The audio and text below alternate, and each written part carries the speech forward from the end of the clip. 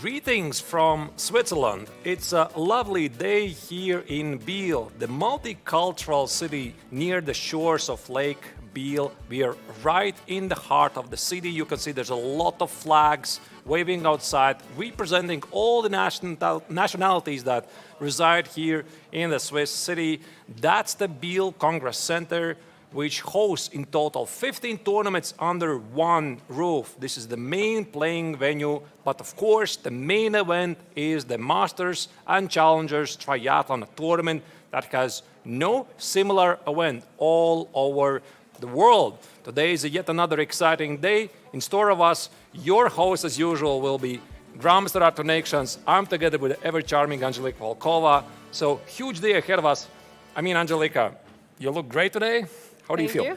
Thank you, Arthur. I feel absolutely amazing to be here with you to follow the action of the Biel Chess Festival, of the Grandmaster Triathlon. We have amazing games so far. We have amazing action. But Arthur, tell me please, what is the Grandmaster Triathlon is about? The Grandmaster Triathlon efficiently is a combination of 3 tournaments. It's not just one, but 3. Classical, Rapid and Blitz. So today we're following round 3 of the classical tournament. There's total 5 rounds. Rapid tournament already is over. The Blitz tournament will follow in several days. But there's a brand new addition to the festival, something that has never been done in the history of Biel Chess Festival. It is the so-called final stage, where the top players in both Masters and Challengers categories, they will play out a decisive classical round robin. Angelika, I mean, this is exciting stuff. We saw a couple of very interesting games. Probably this is really exaggeration because it's not really a couple, it's like a lot of very exciting games. Which of the games probably pops in your mind immediately? I mean, both of the games of Abhimanyu Mishra were truly amazing, but as well in the challengers, Vaishali played so great in the both rounds. She started with the 2 wins. This is absolutely amazing performance by someone who is actually the last in the seat of the challengers. That's for sure something remarkable for me. Now let's go immediately to the standings to check out who is leading the tournament after a couple of rounds in the classical. Also, of course, the rapid tournament is over. So here we see in the Masters, the youngest participant is leading the tournament. The record holder, Abhimanyu Mishra, the youngest Grandmaster in the history of chess, achieving this at age 12, 4 months and 25 days. He has managed to score 2 very impressive victories in the first 2 rounds with the black color. Now he is ahead of the 2-time winner of the triathlon, Liem from Vietnam. Also, Haik is not very far behind. In the meantime, in the challengers, it is the new leader, Salem who is leading the charge with 14 points. He also has started the classical tournament with 2 impressive victories. But I think all eyes, Angelika, are on Vaishali, who has scored 2 major upsets in the first 2 rounds, taking down the top-seeded players. I mean, what do you make of that?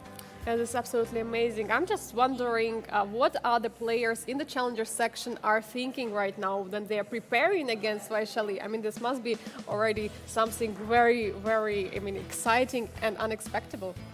Indeed, it was. Also, Mishra, I mean, as I already mentioned, played 2 games to the black color. He was probably dealt pretty bad cards, so to speak, because it's very tough to start this highest event tournament with black colors, and yet he won both of these games. So let's now check out the current pairings for round 3 of the classical tournament. Here you see this is what we have today in the store. The American Sam Shankland faces Liem, the 2-time winner of the event. Haik is slightly disappointed after yesterday's missed draw against Vincent Keymer. Today he faces the leader, Abhimanyu Mishra.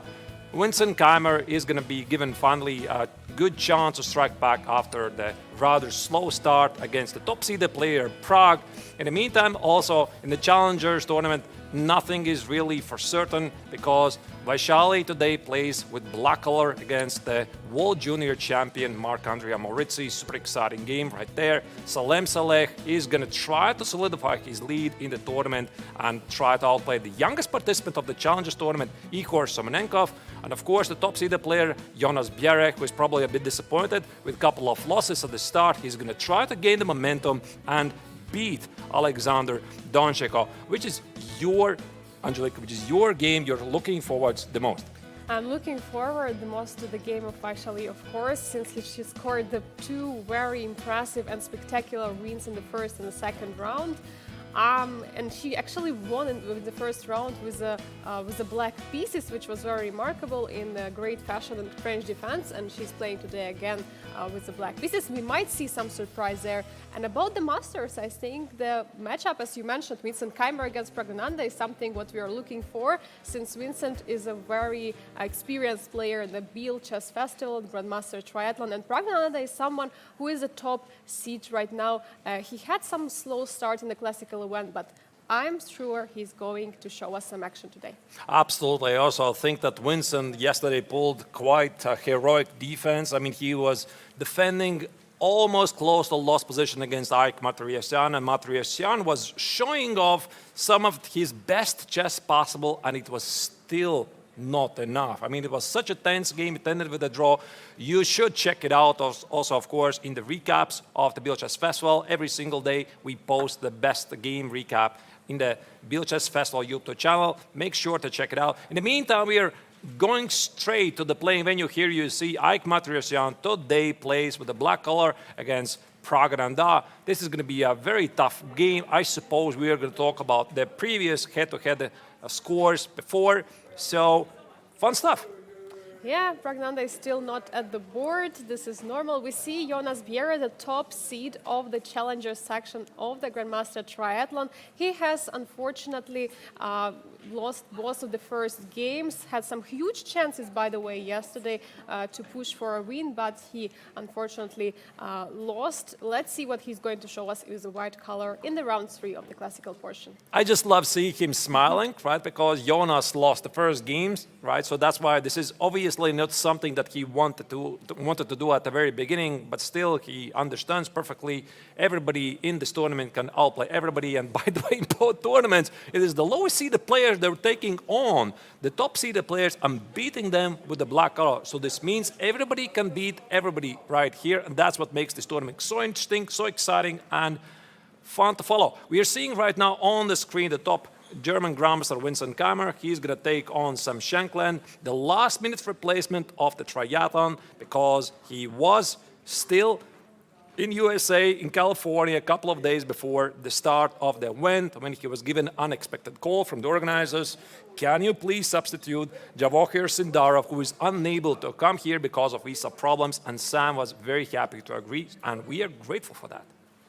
Yeah, we are for sure very grateful, and also let's not forget about the first game and the preparation he pulled out, right? So Sam Shankland managed to get the whole game in the preparation, and we see right now also on the board Salem, who won the first both of the rounds of the classical portion, and he's facing the one of the leaders, Alexander Donchenko. He unfortunately suffered a defeat yesterday by the Indian Grandmaster Vaishali Babu, but we'll see what we're going to have today on their match. What makes it really interesting about this matchup, because Salem Saleh has played in Biel Chess Festival a combined total of 10 times. So if you think this is a record, no sir, because he's playing against Alexander Donchenko, who has played it here 13 times, so that makes it a total 23 times in total. There you go, Donchenko arrives at the board, he's ready to start the game, bringing 2 bottles of water, so this means he's all about business here. Yeah, for sure. So we have the clash of the most experienced player in the Biel Chess Festival at this board, and we'll see which experience is going to win. We see the first moves on the board already has been played in the match of Igor Semenenkov against Vaishali Babu. It's one of the match which we would for sure want to follow closely. We see also in the background that the Masters tournament, MTO, has started. Everything is being played in a big, huge venue, all together with Grandmaster Triathlon. Liem here sitting with the black color, awaiting his opponent. There you go, Abhimanyu Mishra is arriving at the scene. So the tournament started, I think actually precisely a minute ago, so players are getting there exactly at the very start. They cannot be late actually for the round. In the tournament regulations, there is a clause that if you miss the start of the round for something like 10 minutes, then you're forfeited, but of course this is never going to happen. And the first move is played. And the first moves are on the board. We see the d4, knight f6 has been played on the board. Abhimanyu Mishra against Liem. And this is actually one of the, I mean, I cannot say that there is the most exciting match here. I mean, all matches are going to be exciting. But the one which we have here, Abhimanyu Mishra winning both first rounds of the classical portion, and Liem, who has been defeating all the players in the recent 2 editions of the Biel Chess Festival, is for sure going to show us some fireworks. I mean, indeed, the Vietnamese grandmaster has a soft spot in his card for Biel, because he has won this tournament 2 times. So there's something that he really likes about it, right? So he's not very active lately. He plays only a handful of tournaments a year. Mainly, he's working as the head coach in the Webster University. Back in 2021, he replaced the legendary Susan Polgar as the head coach right there. So his main job is, so to speak, train the youngest generation of talents at the university, but from time to time play successfully in the highest level tournaments. So we have here, at the moment Queen's Gambit declined because Black just played d5 and g3, the Catalan. The Catalan is on the board. I mean, well, I guess it was played in the rapid, right, by Abhimanyu Mishra already, so I guess not a huge surprise by Liem. He's replying very fast with a bishop e7 here. By the way, Arturs, what was their results in the rapid and chess 960 tournaments this year? Right, so this is where things get pretty interesting, because prior to Biel, they had never played against each other, which maybe is not really a big surprise because Abhimanyu is only 15 years old and they're not of the same generation. But here in Biel, they played 2 games already, obviously in the Rapid and Chess 960. In the Chess 960, the Vietnamese Grandmaster won with the white color, and also in the Rapid, it was Liem who was pushing with white in a Slav defense, but ultimately the younger opponent managed to escape at the draw. So in total, Liem leads with 1.5 against half a point. They have played 1 game online, which is a rapid game. Maybe it doesn't really matter. Liem won it. So technically, on paper, he is a favorite because he has the better score. But Abhimanyu Mishra is proving nothing really matters in this tournament because he's making his own rules. Arturs, if you were in the place of Liem right now and you know that Abhimanyu Mishra has just beaten one of the top seeds of the tournament, how would you feel yourself? Would you be scared at least a little bit? Yeah, definitely. You know, I would be feeling some stress, and I'm not really sure what was his preparation, what was his tournament strategy before, because usually players have some ideas. You know, I mean, against this guy with this color, I want to try to push for the win. Then maybe with the black color, I will try to be more solid. But now, obviously, something has changed, and the information that the tournament winner of the last 2 years edition, he has that Mishra is in great shape. Yeah, so he knows that. And that's why maybe some of his decisions might be more solid. So instead of going very aggressively forward, he might play it a bit more solid, not to take more risk. And just as we speak, d takes on c4 is essentially Queen's Gambit, except, okay, technically this is still the Catalan. Yeah, so Black, of course, could have taken the pawn on c4 earlier, like a few moves before, like immediately after the c4, but Liem postponed it, and in this case, I think something like Queen c2, Queen a4, I mean, all kinds of moves are there, knight a3, knight d2, trying to capture the pawn immediately are in the picture. Yeah, so d takes on c4 is one of the main moves, so is Queen c2. Essentially here, Black has 2 choices. Black has the idea to play the so-called closed Catalan with moves like c6, knight bd7, then maybe b6 and bishop b7. This is entirely normal. There are a lot of interesting ideas right there. And the other idea is to play d takes on c4.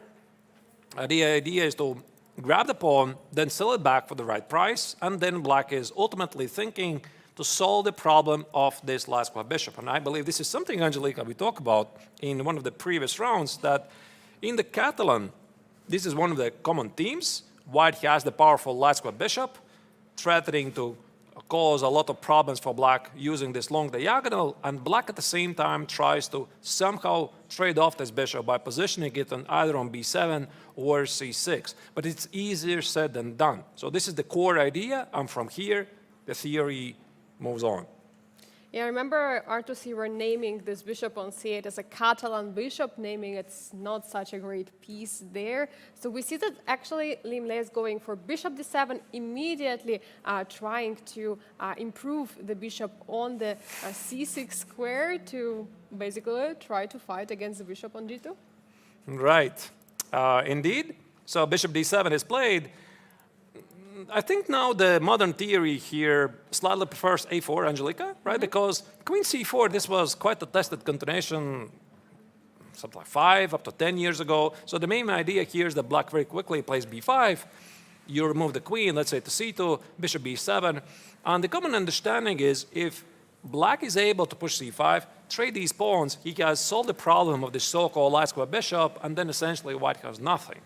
So that's why this move, a4, is more testing, right? So white is not immediately grabbing back the pawn on c4, because if you play b5, I just take it. You see, you cannot take on b5. The rook on a8 is under attack. And that's why black finds another way to solve the problem of this bishop. Knight e5 here is not so great, because I believe after knight e5, bishop c6, black immediately solves all the opening problems. So most likely, queen takes on c4 will be followed, and we just saw it, Mishra played on the board. And bishop c6 should be one of the moves to follow, or b5. No, b5 probably it would not be really an idea.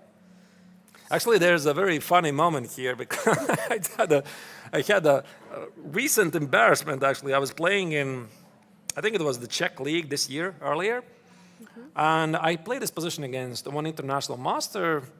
So the main move here is to play bishop f4, bishop g5, right? So this I know, right? So white plays either bishop f4, plays bishop g5, then plays moves like rook d1, etc. And I'm sitting there at the board, and I think, oh, let's start with knight c3. It's a very normal move. You know, you develop the piece, you put the knight on c3, then I think, okay, I'm going to put the bishop at f4, maybe bishop g5, etc. And my opponent starts to think, and I'm thinking, what is he thinking about? And now I realize, wait a second, this is a common mistake, right? You couldn't do that. There's b5. So you can't do that. So the point is, after a takes on b5, a takes on b5, the queen on c4 suddenly is under attack. The rook on a8 is hitting the rook on a1. You can't do that. So that's why after this silly move, knight c3, b5, you can very quickly lose the thread of the game with queen b3, b4. Now the knight goes back, and black simply takes over the game. Then what's the difference between bishop f4? Why after bishop f4, b5 is not a move?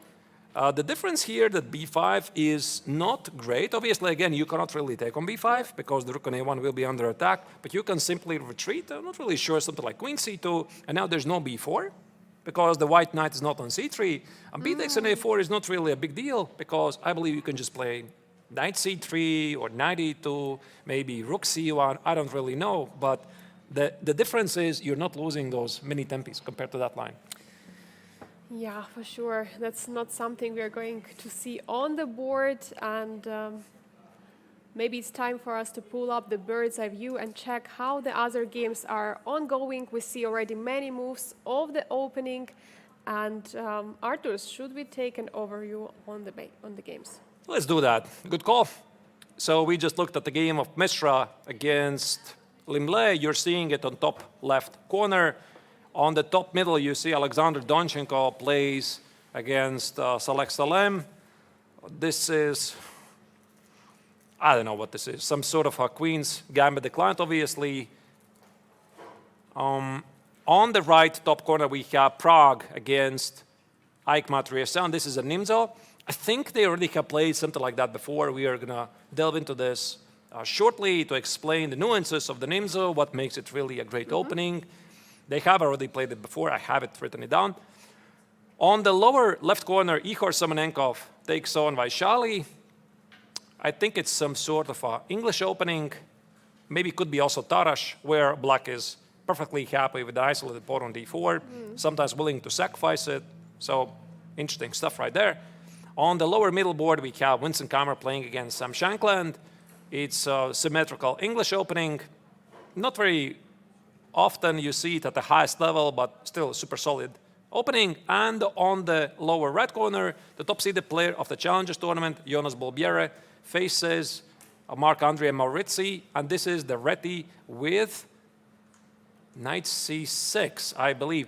Okay, this is also a bit surprised because when I was looking into their previous encounters, the previous time Maurizi played something else, but still exciting stuff. Angelika, your call. Which game do you want to follow? I want to jump in the game of Vaishali. That's what I want to do. I guess we can't really avoid it. Just to figure out what was happening there in the opening. Was it the Tarash as did as you were saying, or was it something else?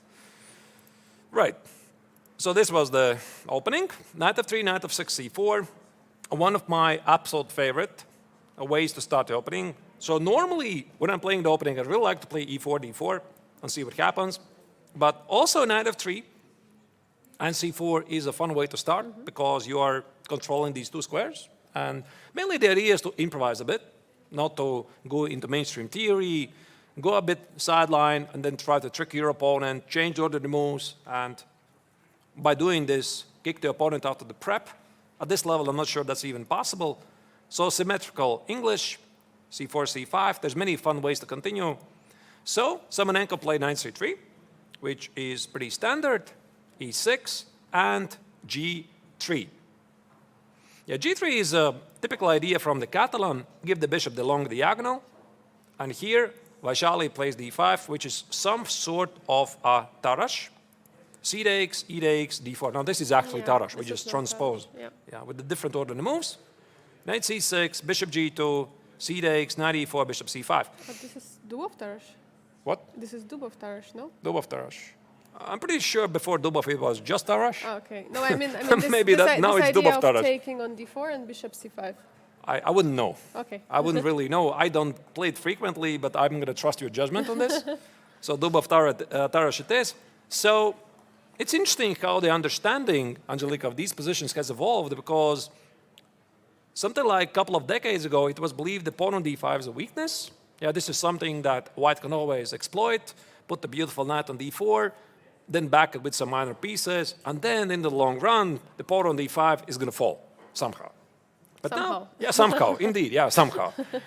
But now people treat openings differently. Even the chess engines say that isolated pawn is not a weakness, it's actually a strength. It's the only central pawn on the board right now in the center. So that's why Vaishali is perfectly happy with this.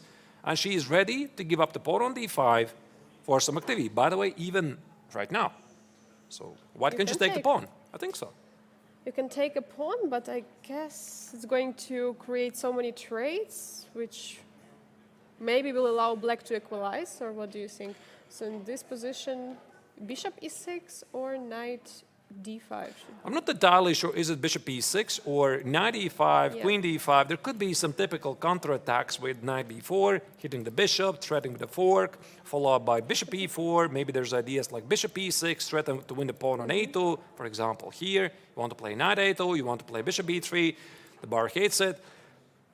There are a lot of interesting dynamic ideas here. So white decided not to take it, which probably is still the opening prep. d4, now black is not happy to give up the pawn, and after knight a4, short castle, bishop g5, this is the position on the board. Rook e8 was just played by Vaishali in this position. So she wants to create some pressure on the e2 pawn so that queen in this position cannot really go anywhere. And potentially something like bishop g4 might be played. Bishop g4 with the pressure on the e2 pawn. Maybe it is going to provoke something like f3, which is, of course, white doesn't want to do. Yeah, rook e1 e4 seems to be really well prepped here. I feel I have to sidestep a bit moment ago. Like here again at this moment, after knight a4, short castle, Vaishali is offering a pawn sacrifice for a second time. Right? So here Semenenko could have taken on b6. It's a legal move. A takes on b6, bishop takes on c6, b takes on c6, and grab the pawn. But again, I mean, when you look at this position, you see there's a lot of weaknesses surrounding the white king. And of course, black is not going to trade queens. Not really sure, is it queen c7 or something else? Maybe bishop f4, queen b7, bishop h3, c5. So black is perfectly happy to give up the pawn to get a lot of dynamics. Yeah, huge initiative for sure for a pawn, huge compensation. And that's why we see that Ukrainian Grandmaster Igor Samolenko is not going for this here. All right, now let's go back to the bird's eye view and select another game. So this is still the opening part. The players are showing their prep, what they have done before. I think from all the participants here, Angelika, in Biel, there's one player who is at a major disadvantage. That obviously is Sam Shankland, because he was the last-minute replacement because of Javohir Sindarov's visa problems. So he didn't really have a lot of time to prepare for these games. Unlike the others, they had months of time to prepare against their opponents. So maybe it's going to make a difference. We'll see. But maybe also the opponents could not really so well prepare against him, and there could be one of the advantages also for him in the games against the players. I'm looking now at the top middle board, Alexander Donchenko against Salem. I see some interesting c4 being played. We see the pawns on c4, d4, c5, and d5. That's something what I also would like to check out. Where else do we have something interesting? Oh, I see an interesting maneuver in Mishra's game against Liem. Rook a6, rook b6. This is something I do not recall. Oh, what is that?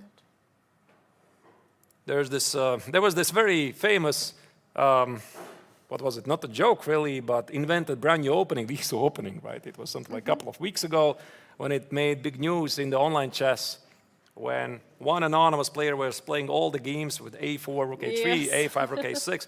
So actually here it looks perfectly legal. So black can do that. So bishop g5 was played, and then suddenly from a6, pawn went to a5. Indeed. So a5, black fixes the weakness on b4. The idea is also to open up the a6 square for the knight. Knight a6, knight b4. Very often the idea is to give up the bishop here on f3 and play something like c6, very solid. But now, knight c3, rook a6. Okay, definitely it has been tested before. I don't believe this is a novelty, but it looks really fun.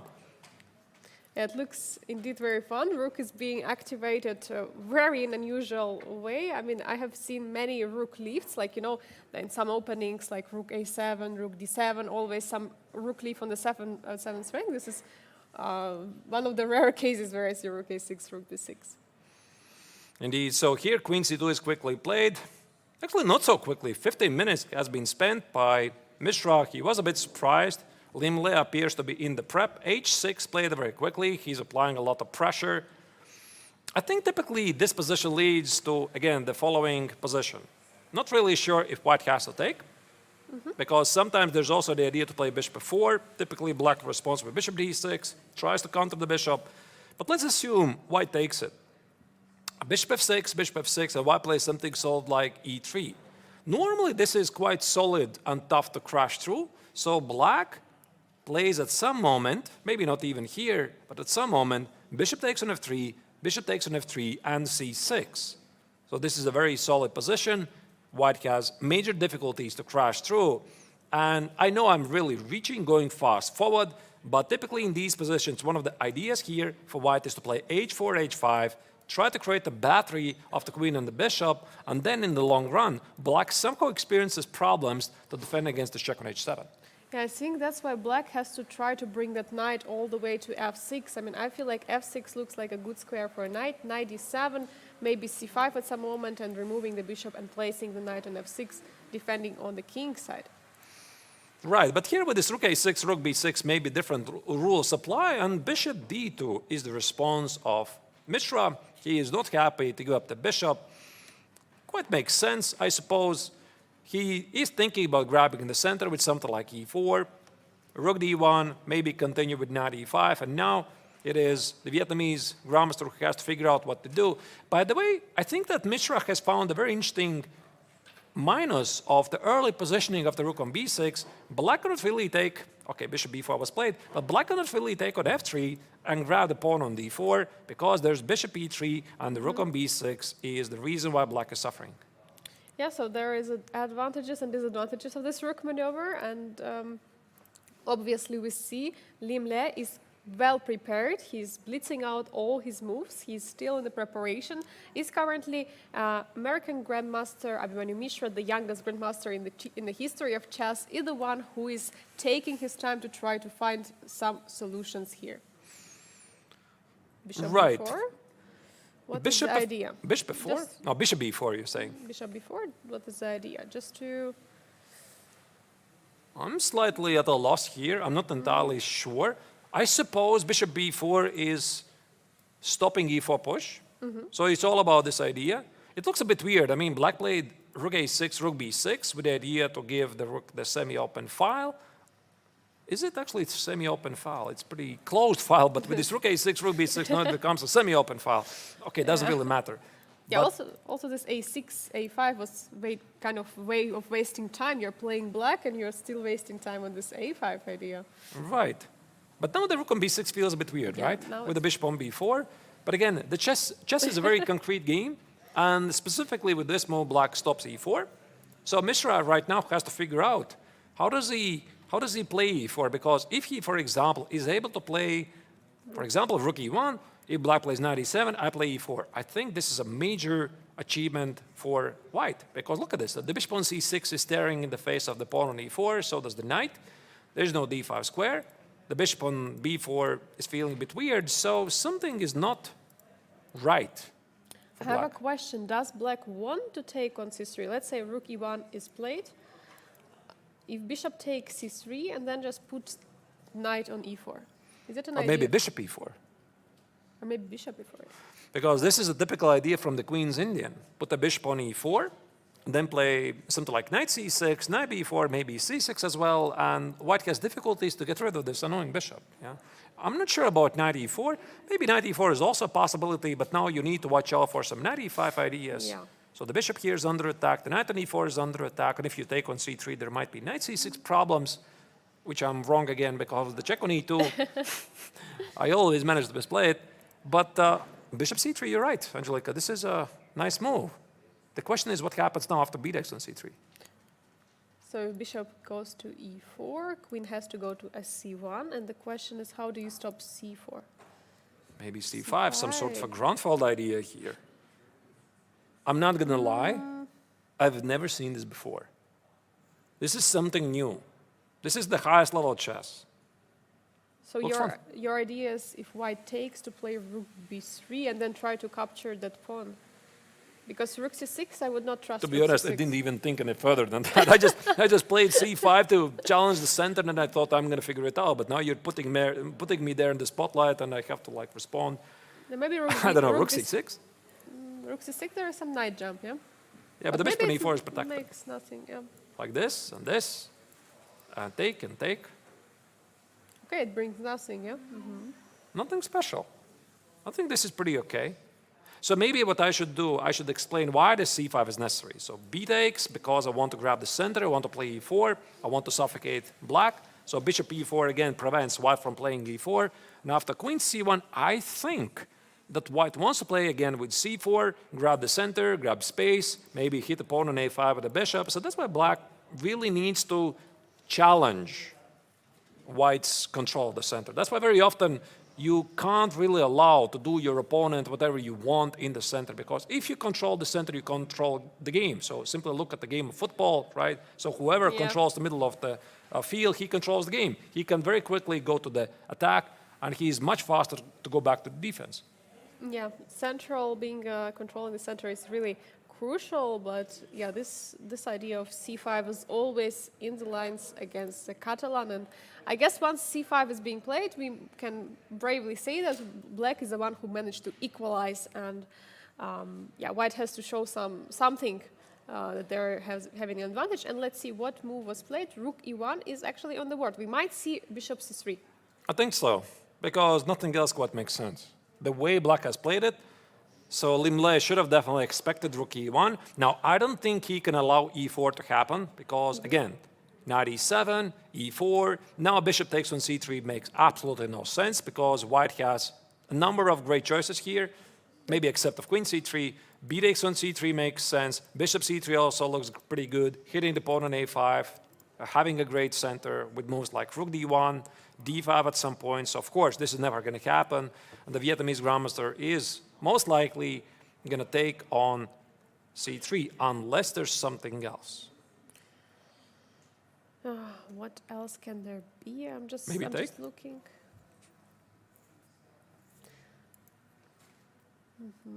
And your idea, you want? You cannot take, yeah? You cannot take. Now I'm wondering if this is good, but this position is a bit dangerous, I think, for Lim Le. Maybe c5. c5 here, yeah, but then it's a bit weird, yeah? Why did you give up your last bishop and now you're opening up the position? Maybe it's a playable thing, could be. It's an interesting idea. But I think also this weakness of the b5 square for the white knight will make black a bit uncomfortable. Yeah, bishop takes on c3 feels more logical than bishop. I think so, yeah. I think so. And now Lim Le is trying to either recall something. I don't think that his prep ends here because rook e1 is a very logical move. So most likely he's just trying to call. Maybe he's also not very happy where the game took him, because one thing is what you see in the opening prep. You like what you see, and then you play it out over the board. Suddenly it looks completely different. So players tend to be very critical of their choices. So let's go back once again to bird's eye view and see other games. And we are going to select the next game to follow. What do we have here? So we already have been following the game in the top left corner. Abhimanyu Mishra against Liem Le. We see in the top middle board Alexander Donchenko against Salem. Very interesting position we have there, where any pawn can take any other. And actually, if I remember, c4 has been played for some time ago. We already checked that, and for now Salem is just thinking. On the top right corner, we see Praggnanandhaa against Haik. Interesting matchup to follow for sure. And we see that there was some trade on...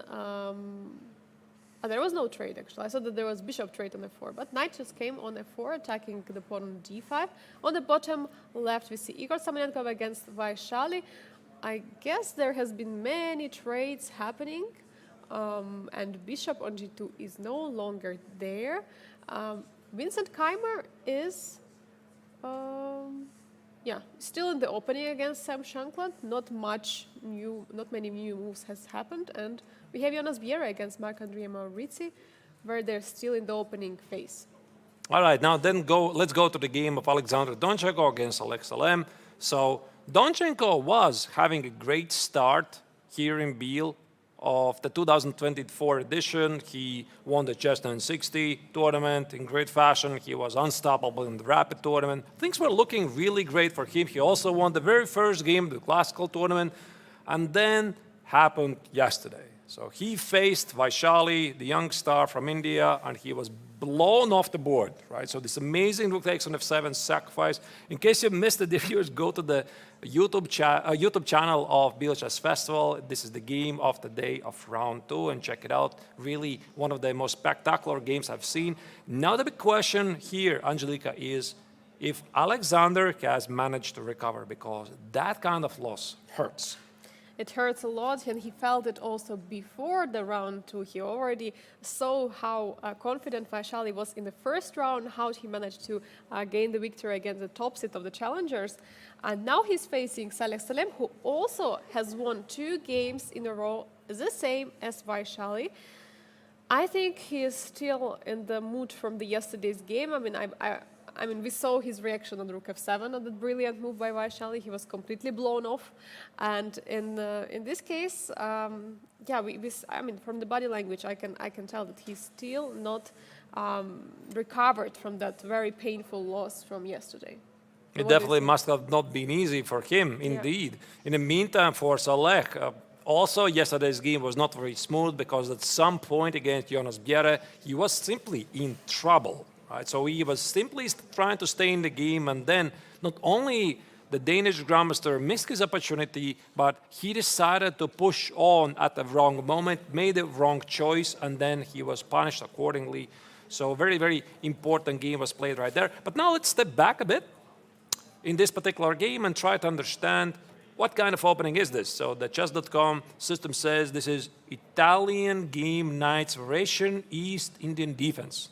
Never heard of this before. Italian game. I don't know what. How can you have Italian It's game from D4? just an improvised line, but okay, it has a name. So d4, knight f6, knight f3, g6. So Salek says, I want to play King's Indian defense. I don't mind it. By the way, we already saw one very spectacular King's Indian defense by Sam Shankland in round 1 when he was playing against Haik Matriasian. Super deep prep, super fun stuff. Make sure to check it out. Knight d2. Yes, this is something I can relate to. Oh, this is, yeah. This is actually what I play with a black color, against knight f3, d5. The same getting with the black color. So you don't like it from black's perspective? I like it. I would play it, but with reverse colors. So I would play this setup with black. So knight f3, d5. Yeah. g3, knight d7. Oh, this is yeah, I understand what you mean. Okay. So you want to play e5, right? So this idea, yes. And then white plays d4 and tries to stop it because Then you knight grab d- the center. yeah. I see. All right, fair point. This move, knight e2, well, one thing I can tell you, it's a very rare move. There's many ways how white can play this out. White can play the classical way, c4, knight c3. White can play g3, bishop g2. White can play the London. Yeah, even the London is possible here, bishop before e3. White can play some sort of a Trumpovsky. There's many ways, but knight e2, essentially the core idea here is that white tries to steer black away from the King's Indian defense because there's like a unanimous respect all over the world against the players who play the King's Indian defense. They're feared. I mean, the history of chess proves that King's Indian defense is a very powerful weapon in the right hands. It was championed by such legendary players as Garry Kasparov, as Robert James Fischer. Also, some time ago, Hikaru Nakamura used to play it. And you see, all of these players are very creative, dynamic, sharp players. And that's why 92 is like, I don't want to do any dangerous here. Let me just play nice and simple positional chess. And if you play bishop g7, I'm going to play e4, and there's no King's Indian defense for you, because this is Pirts. Yeah, this is actually Pierce because the pawn is not on c4 yet, and white didn't spend so much time on pushing those pawns in the center, and setup might be different, something like bishop d3, castle, and they didn't play. No, I'm just showing. Sorry to interrupt you, I'm just showing okay. the idea that e4 didn't happen because Alek responded with e5. So he didn't allow for it to go. Yes, way. he was not happy about it. So he played kind of Grunfeld. Yeah, b3, I think the idea here is that this position could transpose to some sort of a Catalan. For example, if I will be careless, I will play something like e3, bishop g7, bishop e2, castles. Black might be entitled to play something like c5. Mm-hmm. Do you remember what I told you at the beginning of the broadcast? So if here we take on c5, now it might be white who experiences some problems because of this dark square bishop. Right? A very interesting idea from the Catalan, and that's why Donchenko starts with b3 to make sure the bishop lands on b2 as quickly as possible. Yeah, and since he's playing white, he's one tempo ahead, so if he's facing basically the Catalan with an extra tempo, or I don't know, is it Grunfeld you're facing, but yeah, the boss are having the similar setup. I think the main of the idea is to push for a c5 for black. I was thinking also after c5, white can already grab on c5 if the opportunity arises. Knight e4 is played. I suppose here Saleh didn't really want to play c5 immediately because this gives this opportunity for white to grab the pawn. For example, black responds with something like queen a5. White could play maybe short castle, queen takes on c5, c4, and somehow white has a very tiny edge. I'm pretty sure this was Alexander's prep. So he wants to play rook c1, take on d5, and even though there's a complete symmetrical position on the board, I suppose this is what he wanted, and that's the reason why the Emirati grandmaster played knight e4 with the idea to play c5 and don't give this opportunity for white to take on c5 because the bishop on b2 would be under attack. Yeah, the huge problem on b2, and now in some way white has to protect that bishop, but there's actually no way. So is it that moment where c4 was played? Oh, no, it's not yet. Okay, Rook this c1. is a bit weird. Yeah, rook c1. So it's not stopping an idea of c5, completely ignoring it. Right, so rook c1, normally nobody plays like this. before pushing c4 and then rook c1, but rook c1, then c4. But again, chess is a very concrete game. I'm not really sure why Alexander didn't like immediately c4. Could be the same position, doesn't matter. So rook c1, c5, c4, now we reach the same position. And c takes on d4. Here, Saleh immediately releases the tension from the center, and now Donchenko has to come up with an answer. How does he capture back the pawn on d4? Do you take for the pawn? Do you take for the knight? Do you take for the bishop? Do you ignore it? I mean, what do you do here? Yeah, it's actually a very good question, because if you take with the knight, you're still pinning to the bishop on b2, which is not protected. If you take, you are kind of attacking the bishop on f5, but the problem is the spin.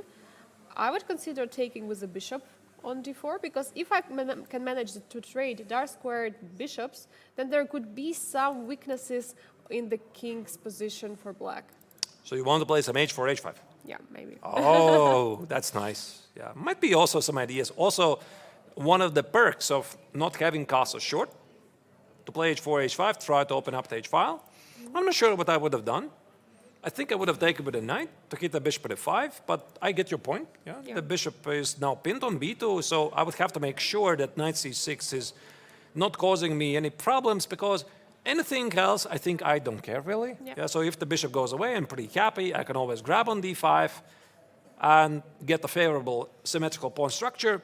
So it's an interesting improvising game, and we have now time to go for yet another game. Not really sure. Let's simply select somebody, for example, Pragg playing against Haik, one of the most awaited matchups of this round. So they have already played quite a number of moves, and it is the Nimzo once again on the board. So again, they're having a Nimzo. They already played it. They already played it. This, I think, if I'm not entirely wrong, is a repeat of their game from year 2022, 2 years ago, when Pragg was playing with white against Martirosyan. I don't remember which tournament was this, but it started exactly the same. So c4, e6, knight c3, bishop b4, e3, short castle, and here, I think there's a minor difference. In that game, Pragg played knight f3, d5, and bishop d2, if I recall. Knight f3, d5, bishop d2, if my memory is not completely wrong. And this time it feels a bit similar. So here Pragg plays bishop d3, c takes, and knight e2, followed by bishop d2 later. Do you have any experience with these lines? Not that much, to be honest. I play different lines. I play normally something connected with e3 and a3, allowing the trade of the bishop. But this looks like at some moment there could be an idea. I mean, I'm looking at the setup. It reminds the Carlsbad, obviously. And in those lines, you want to push for e4. That could be an idea. So how would you explain an average viewer, why do you have to play the Nimzo? Why don't you play knight f3? Why do you have to play the Nimzo? What is it all about? I think it's more ambitious, like you're getting more ambitious setup, because later you can choose if you put knight on f3 or knight going to g to e2, and from e2 it can go to f4 or to g3, and create all kinds of threats. So I think the point is, also e4, you're fighting for the e4, obviously. It depends also which line, because black can immediately play d5 and not allow you to play for e4. But I think one of the most ambitious lines from black is to go with something like b6, c5 in the Nimzo. I think that's more ambitious than d5, because the d5 positions are going to, at some moment, all in some way transpose to some Carlsbad. I like them to play with white, but they're not so ambitious from the black's perspective, I would say. I see. Good point. I think also in the chess world, bishop b4 is most popular response. Bishop b4 immediately challenged the knight on c3, stopping white the idea to play e4. So e3 is the response. This is a bit odd because the bishop on c1 you might think it's pretty locked away, but ever since the discoveries of Michal Botvinnik, he invented a lot of systems in the Nimzo. The idea is that white wants to first grab the center, and then at some point push those pawns forward. So for example, if black is completely unaware what's happening here, he plays something like a short castle, which probably happened in the game. So I'm going to play a3. This bishop on c1 is officially the worst piece on the board. So let's say black plays something normal like d6. I'm going to play f3. Black plays something normal as knight d7. I'm playing e4. And look at that. Now suddenly the game has completely changed. So not only white has a very powerful pawn center, but also this bishop on c1, which was the worst piece on the board. Now it's the best. Yeah, now actually bishop g5 is a huge threat. I mean, I love to play such positions, to be honest. I love to play this position. The only problem for white could be at some moment c4 pawn could be a weakness there, but with a huge center, it's basically huge compensation for white. All right. Bishop d3 was played. C takes on d5. This is a trendy move. Really, there's, again, many continuations here, so let's not go too much into detail. C takes on d5. White takes away black the opportunity to grab the pawn on c4 himself. C takes, knight e2. And one of the ideas why Pragg is pretty happy about this position, because if black at some point plays c5, not only white has the opportunity to play a3, for example, a3 takes, b takes on c3, then at some point play f3, e4, grab the center, and again activate this Doxwell bishop. But there also might be at the right moment, grab the pawn on c5 and establish an outpost on d4, hitting the pawn on d5 as a potential weakness. I would pick the first way to go, actually. A3, yeah. A3. Yeah. I see you're a ninja person. I would love to I go see that. knight Yeah. g3, f3, e4, and let's go. Let's break the center. All right. Rook e8 is played. Bishop d2. b6. Black is reinforcing the idea to play c5. Makes perfect sense. Rook c1. Bishop f8. Yeah, here already black made up his mind not to give up the Doxwell bishop. This is a pretty unique thing because normally black plays bishop b4 and he's perfectly happy to give up the Doxwell bishop on c3. But when the circumstances changed, already here after c takes on d5 and e takes on d5, black says, I'm no longer going to do it. And that's why rook e8 is a typical move to prepare the f8 square as a potential retreat for the Doxwell bishop. And b6, bishop f8 indeed has happened on the board, and immediate c5 by Haik Mathieusen. Knight f4, an interesting move, putting more pressure on the d5 square. It's an interesting actually placement for the queen on f3. I have seen it in some different openings that also knight goes to the e to f4 and queen goes to f3 to put pressure on the d5 pawn. That's actually very interesting, Artur. I really like that Pragg chose this moment to play knight f4. So let's go back here for a moment and try to understand some of the nuances. Why, for example, black doesn't play c5 immediately? Where's the issue? Well, the issue is that maybe your bishop on b4 is not really that well positioned for this position. Because first, what do you do after d takes, b takes, and a3? So is this bishop feeling so well on a5? Maybe there's going to be problems with the pawn on c5. So that's why Haik decides, okay, listen, I'm going to position the bishop at f8, then I'm going to play c5. And now, very often in these positions, black positions the bishop on d6 instead, because it slows down white's idea to play knight f4. And just as Mathieusen positioned this bishop f8, short castle, now Pragg plays knight f4 because the bishop for black is not on d6. These are nuances, but very often they define the game. Yeah, immediately Praggnanandhaa is, so to say, testing, checking the weakness on the d5, putting some pressure, and that's why Haik went with a bishop b7. Queen f3, very surprising placement for the queen, and knight c6. I like it. Yeah, it looks very nice. I like it. I mean, okay, maybe here immediately knight e5 for some reason tactically fails. Not sure why it should fail, to be honest. I just see there's some potential X right here. Yeah, knight b4, there's a bishop b4, yeah? Yeah, knight e4 looks pretty good. Might be some knight f6 checks, queen f6, queen takes on b7, or whatever is this. And then knight goes back somewhere, yeah, knight goes e6. back. White plays bishop c3 and claims some advantage. Okay, this is actually pretty nice. Yeah, two bishops are looking very, very aggressive. I'm not sure how forced is this. I mean, this entire sequence, maybe there's some other moves. Maybe after knight e5, black can just take on d4, for example. Is the knight on d5 feeling really so great? Who knows? There could be some surprising maneuvers like queen f5, hitting with a mate, after g6, go crazy with knight f6, give a fork, etc. That's what makes Ninja defense so exciting. And I'm also thinking, Angelica, here that this queen h3 move is something I would like to play.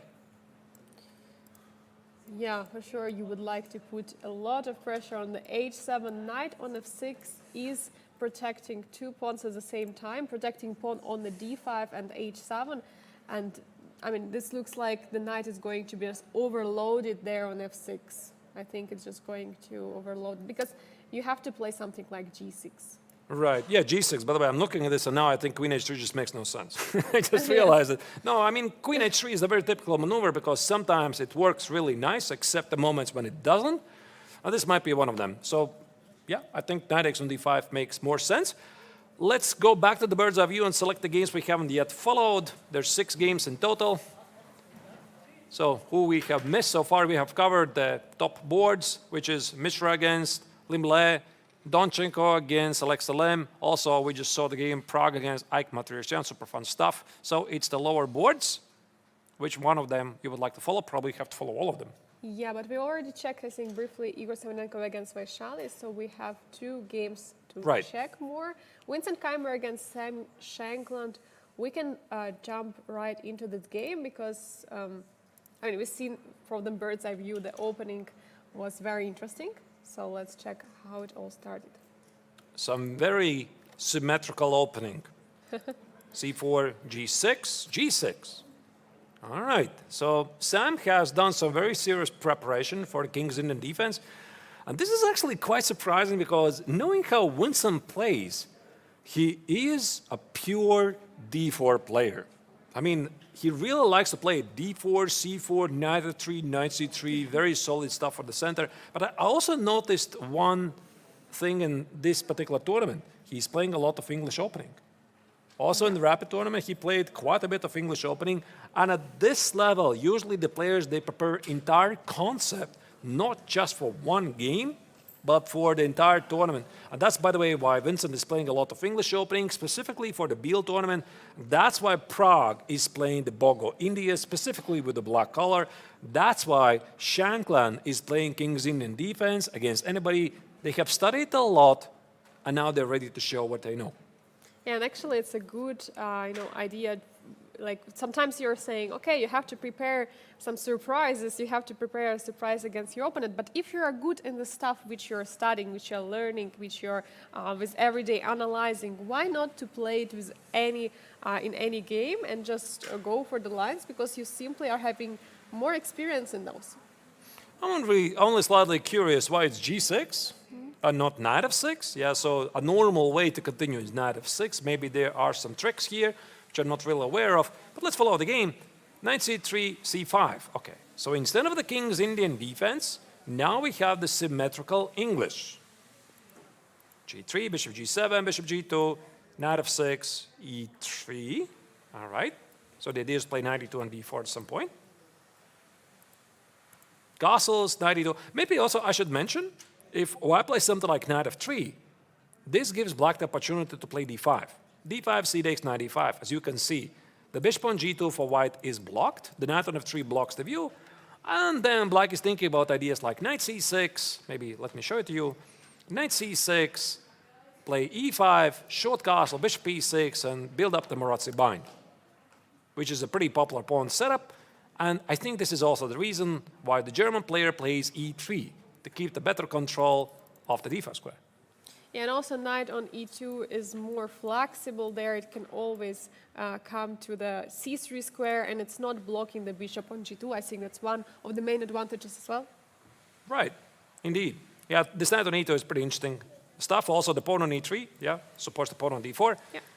Knight c6, short castle e6. So Sam says, you play e3, I can play e6 as well with the same idea. There's no harm in that. And now instead of pushing d4, Vincent plays b3, he delays the move d4. He's looking for the right moment to play it. So here, d5 was played, and now he's thinking. I think that there's a fair chance, Angelica, we might see some sort of an isolated pawn structure on the board, because if you take on d5, and black responds with e takes on d5, I can play d4. And now the question is, can I get my IQP? Takes, takes, and takes. And you're already seeing the answer. No, you cannot.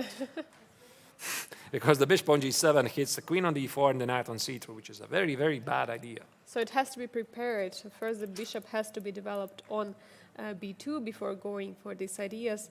But also, hanging pawns could be potentially the ones in those positions. If, for example, after d4 something like b6 is being played, then you can recapture on the c5, and the hanging pawns will be in the question. Right, I mean, there could be moves like bishop a3, hit the pawn, maybe bishop b2, provoke black to play d4, then play knight a4, and black suddenly experiences some problems, so the pawn on c5. So it's a bit unusual. But to be honest, I'm not entirely sure, Angelika, that Winston is going to take on d5. Yeah, so he could play something like bishop b2. Yeah, it looks very logical. You just develop your piece, you postpone the decision on the d5. Of course, you have to be ready for d4. Yeah, that's the move you have to be ready. How are you going to react to it? d4 makes a lot of sense because the bishop on b2 now is again staring at the knight on c3 and the pawn on d4, and there's no news here really. Space advantage in the modern chess, it is one of the most important topics. The humans have understood this concept more than ever from the ever-evolving chess engines. Now we cannot really compete with them. We're using them to learn from them, and if the engines say grabbing space is really great, that's what we do. Yeah, then we just agree. Then we just agree, indeed. Yeah, There's one more game we haven't yet seen, Angelika, which is, I believe, Jonas Bull Bienne against Marc-Andrea Morizzi. Let's jump right there and check what has happened in the opening.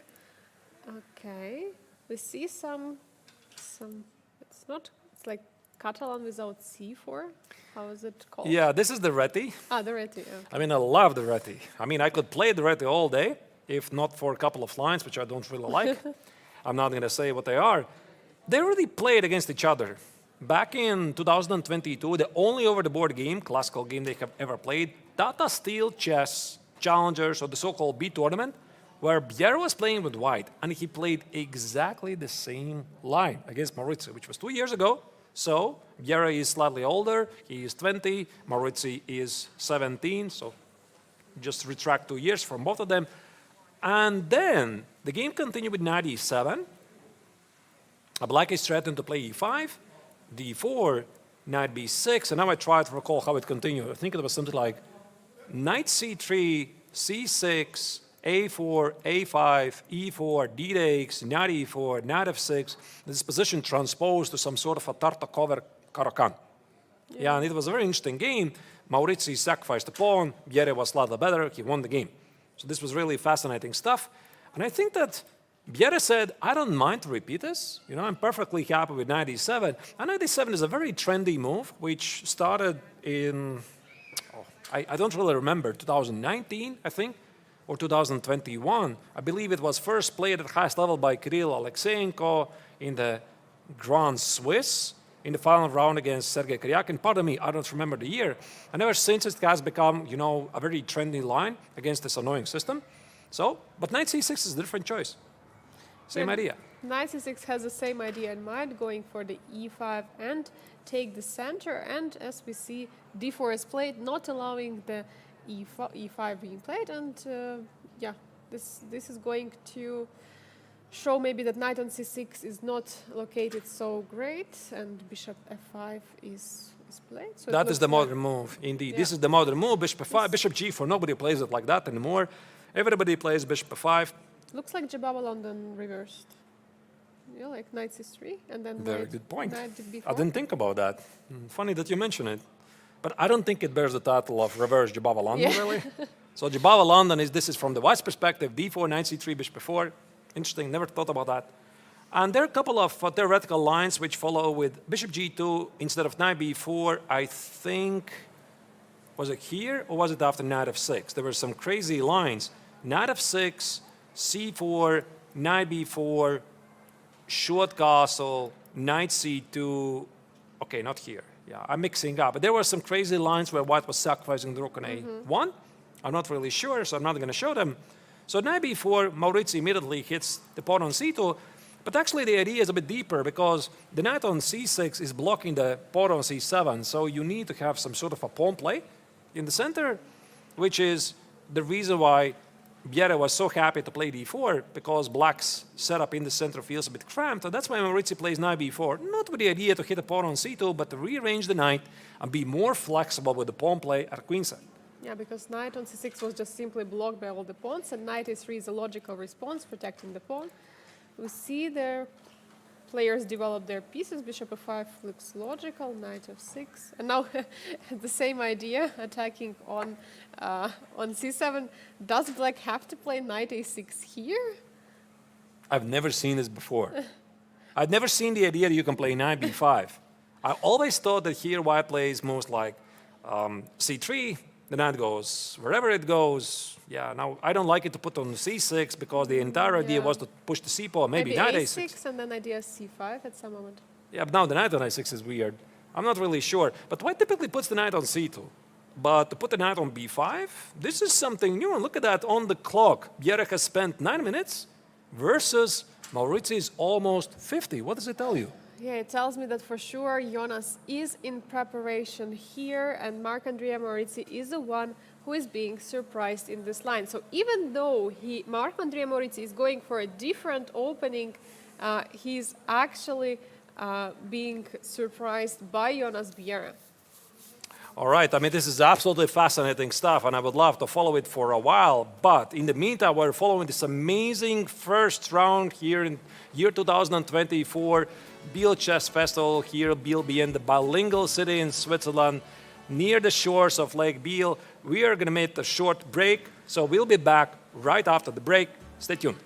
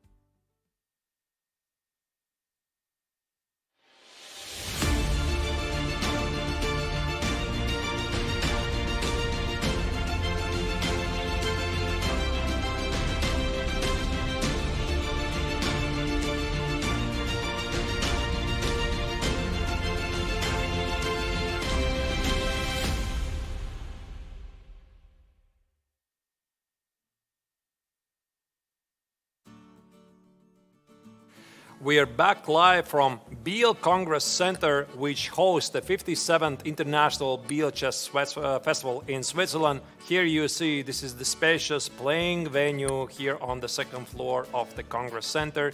The main event, of course, is the triathlon, the unique tournament that has no equal all over the world. This year it's organized for the first time in two rating categories. It's the Masters, it's the Challengers. Also here we have one of the strongest open tournaments in the world, which is the MTO Masters Open Tournament with a lot of great prizes. So, action continues. Round 3. I'm Artur Nekshans, Grandmaster at your disposal. I'm together with the ever-charming Angelika Volkova. It's been a fun round so far. We saw a lot of craziness, a lot of innovations in the opening part. Angelika, which is the game that caught your attention the most? I think all of them are spicy in their own fashion, but I would say I'm looking forward for the game Haik against Praggnanandhaa, because this is a game of the, first of all, both of them were in the first place at the Chess 960 tournament. Both of them one of the top seeds of the tournament. So I'm looking forward to that game for sure. Let's then go. It's a great call indeed. So there's a lot of action ongoing. So first we're going to go to the bird's eye view to establish if something has been missed. So the game in question, Haik with the black color playing against the top seeded player of the Masters tournament, Praggnanandhaa, world number 8. That is on the top right corner. There you go. You see there's been some craziness happening in the center. We're going to delve into that in a moment. What else do we see? Do we see some major changes? Also, Mishra against Liem, the top left corner. Apparently, bishop c3, bishop c3 was played. Yeah, our idea has been implemented in the game. Rook on b6 is now actually on the open file, as we can say, standing there. We see in the middle upper board Alexander Donchenko against Salem. Also some major improvement in the opening for both players. Igor Semenenko against Vaishali on the bottom left corner. We see that there is an extra pawn for white, but is it so clear? Because I see there is a huge initiative for Vaishali in that game. Vincent Keymer against Haik against Sam Shankland. They're still in the opening. They're still deciding in which way to go. I think Vincent is still taking his time. And Jonas Biel against Marc-Andrea Maurizi. There is still knight on b5 and knight on b4 in the opening. How often do you see knight on b4 and knight on b5 in the opening? The answer is pretty much never. That's what makes this tournament so exciting. The players come up with very interesting opening ideas. But I think first we have to go back to the game of Pragg against Martirosyan. The top 8 player, one of the players who has no issues of beating the greatest player of all time, Magnus Carlsen. He did it just recently, June. He has done it several times in online tournaments, rapid time control, and he's here in Biel, willing to win the tournament. For him, the start of the round was a bit rough. He suffered also a loss in round 1 against Mishra, but he's a fighter, he's in comeback. And yesterday he played actually a pretty short draw against Liem. I think maybe it was important for him psychologically to, we can say, stop the bleeding after the first round loss. And now, with more energy, since the game lasted not so long as Haik's game, he is ready for an action in the round number 3. And I was a big fan of how Haik played yesterday. He played this amazing game against Vincent Keymer. That was a fantastic duel.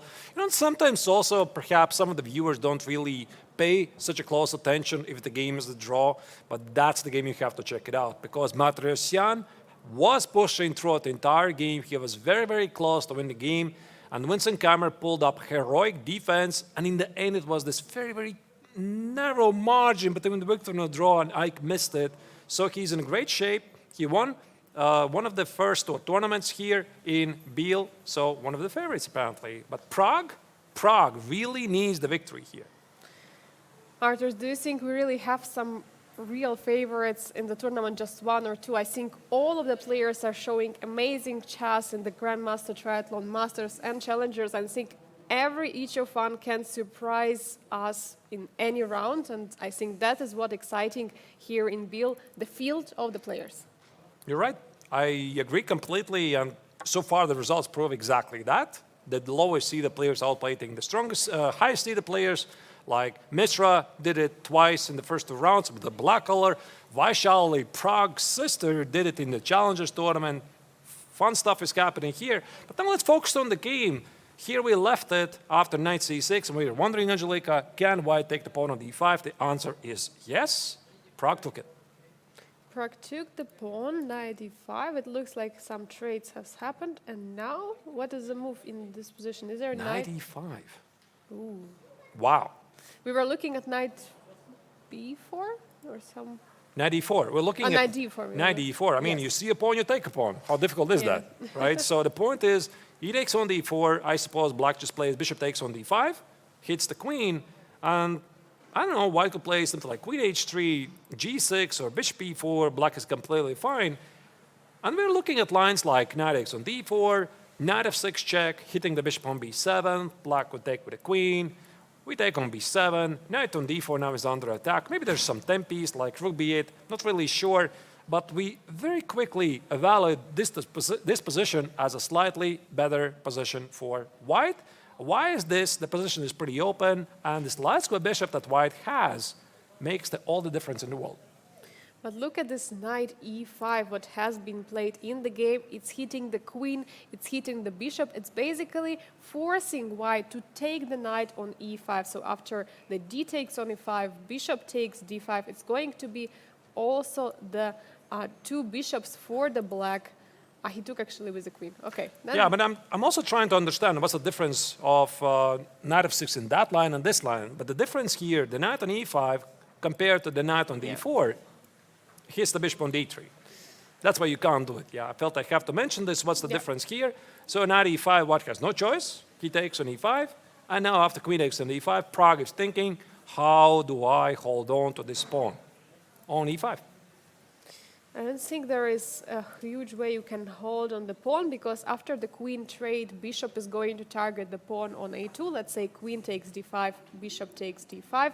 And now we're attacking not only pawn on e5, but also a pawn on a2 at the same time. And it's so difficult to defend both of the pawns. But I don't know, is f4 something here which can maybe introduce some pawn majority on the king side? But aren't you afraid of those 3 against 1 on the queen side as well? I was more thinking about bishop c3, but essentially the same idea. You're right. I mean, it's the same idea, either f4 or bishop c3, hold on to the pawn on e5, right? So, okay, let's say f4, bishop takes on c3, and I play bishop c3, because I'm a bit afraid not to give up the bishops for free at the d file. And now the question is, who is better? Is it white? Because white has the 2-pawn majority at the king side. White can play moves like f4, e4, f5, g4, g5, h4, h5, be very creative. And at the same time, of course, you have to understand that black is not going to sit and do nothing. He's going to do exactly the same that you're trying to do to you at once at the queen side. It's a big question, which majority is stronger? I mean, to me, on the first look, I see that 3 against 1 look like 2 potential passers on the queen side, while because of the double pawns for white, it's not so easy to see the way those pawns to promote. The other move, what else can you play in this position if not taking the queen? Because bishop and the queen are now targeted. Can you play queen e2? No, you cannot play queen e2. You just found a very fast way to end the game, Angelique. You couldn't do that, but I like that you brought it up very, very quickly. You noticed that it's not working. You cannot do that. Yeah, but the queen on f3 and the bishop on d3 is under attack. The only other alternative of taking the queen on e5 is playing e4, but this I don't like it, because black has done nothing wrong. Like queen takes on e5, bishop c3, maybe bishop e4 already is a possibility, but even queen e6, black is perfectly solid. The pawn on e4 is a target. I cannot imagine Pragg doing this. So instead, I think queen takes on d5 is going to happen, and after bishop takes on d5, Pragg has to make a very big decision. Does he want to be ambitious in this game and potentially risk to lose the game and play f4, maybe win, maybe lose, play for the 3 potential results? Or be cautious, call it a day, accept that the opening part was not a success, protect the pawn on a2, and get a pretty simple but equal position. What do you do? Yeah, but even here, 3 against 2 looks more in favor of black. I mean, I would prefer to have this position with black because the 4 against 3, you know, we have this on the king side where the king are located, and the 3 against 2 are more of a, more remote pawns from the king perspective. So it could be something potentially dangerous for some endgame. I suppose it's just equal, but it could go either way. We can agree on this. Not really sure. I think in general, Pragg is just unhappy. Does he look like a very happy person right now? He doesn't look very happy. And I was wondering before the start of the classical tournament, is he tired? Because this is what he said in one of the post-game interviews, that he was pretty tired after the chess 960 tournament. They had 7 rounds. And he's been pretty busy lately, playing in a number of tournaments. So maybe he doesn't really have a lot of energy. That's the life of a chess professional. Indeed, that's the life. You're coming from tournament to tournament, but such event as here in Biel Grandmaster Triathlon, which includes 3 different stages of the tournament, chess 960 is a pretty tiring event in itself. Even though it has 2 days of the rest for the players, overall it's massive and it's very difficult, you know, to keep all this, you know, energy throughout the event. And we see that Praggnanandhaa fails to have some energy. But it's never tiring for the commentators. You know, we have the best seats here in the hall. We always enjoy this. I mean, every single time these players keep producing us a lot of facts, a lot of stuff to do the commentary on. And so we're just having a blast here and enjoying this while doing the commentary. Yeah, we enjoy it a lot because we have a lot of material. Yeah, we have a lot of exciting games from the start of the tournament, even though some people might say classical chess, something boring. We are going to see a lot of draws, but no, we are not seeing many draws, to be honest. So far, only 3 draws have been played. 1 draw in the round number 1 and 2 draws in the round number 2. So yeah. Not many draws have been played. Yeah, yesterday we had actually a tough time to choose the game of the day because obviously Vaishali played this immortal rook takes on f7 sacrifice. We even brought up our own producer's big game that he played at age 16 featuring exactly the same motive of destroying your opponent's defenses. But there's also the other game that I wanted to show, Matriasyan against Vincent Keymer, very, very beautiful game. Also Mishra with black, winning a study-like endgame in Sam Shankland, and it happens every round. This stuff just keeps coming. I think it just proves again the great formula that the tournament organizers have discovered. Triathlon is something you don't see anywhere in the world. A combination of 3 tournaments, classical, rapid, and blitz, also chess 960. Maybe they're going to find a possibility to include blindfold chess. Yeah, it's an absolutely special event. I mean, mentioned by many players who had come to the studio to the post-mortal interview that this is the event the players have been participating in the open tournament and were looking to participate in the challengers. Like Vaishali said, she has been following the tournament for last years, and she was always wanting to participate, and she was the lucky one to get to the first innovative edition when we have both Masters and Challengers under the same roof at the Biel Chess Festival. Yeah, here we can see Pragg contemplating about his choices full screen. All right, what's done is done. The opening is not a success. So what do? Do you call today or do you press on? Do you protect the pawn on e5 or accept this game is getting to a draw? And just to remind you, dear viewers, the tournament system, the format encourages the players to play on because for a victory in the classical tournament, you get awarded by 4 points. Here you see it's on the screen, 4 points for the win, only 1.5 for a draw. So do the math yourself. You make 2 draws, you get 3 points. You win a game and lose a game, you get 4 points. So in the long run, of course, it makes sense to press on. The time control is the one that is used in the World Championship match, 2 hours for 40, 1 hour after that. If it's still not enough for the players, and usually it's not enough for the players because they always find reasons to continue to play on after move 60, there's extra 50 minutes added after that. But the fun part is the increment we're so used to, it's added only after move 61. What does it mean? It means that the players might get into the time trouble if they spend a lot of time on the first moves in the opening or in the middle game. And we have seen a lot of games having players under 1 or 2 minutes approaching the move number 40, which was also not so easy to decide what to play. Especially, I recall, as always, Vincent Keymer was having a tough time in the time trouble. Yesterday also Abhimanyu Mishra was the one who had a time trouble on the clock. So players have to be really careful and cautious not to get into the time trouble out of the opening. I think it's also a good idea for us to move on and select yet another game. And right now, Angelica, I'm looking at the game of Mishra against Liem. Couple of moves can be made, and I think we can make our assessment of the position, what has changed. So they're not exactly the moves we really were expecting, because if we go back a couple of moves, here after rook f2 e1, this is what we checked. Here the tournament leader tried to push e4. Bishop c3, as we were also discussing the main idea, how you stop e4. There is no other way. Yeah, that is a very big move, of course, a very responsible move, because if white plays e4, white takes the center, white has the beautiful bishops, white is doing great. So that's why here the Vietnamese grandmaster played bishop e4. The engine marks this as the only move. But now after queen a2, it is not actually c5. I'm not really sure if actually c5 was really a great move. I just spammed it out. I thought it's pretty great to give some counterattack against the center. Black instead played knight c6. And I just love the next move that the young American played here. So you would think that you have to develop your pieces right here, right? So we're looking at this position, and you're asking yourself, oh, my rook at a1 is not doing anything.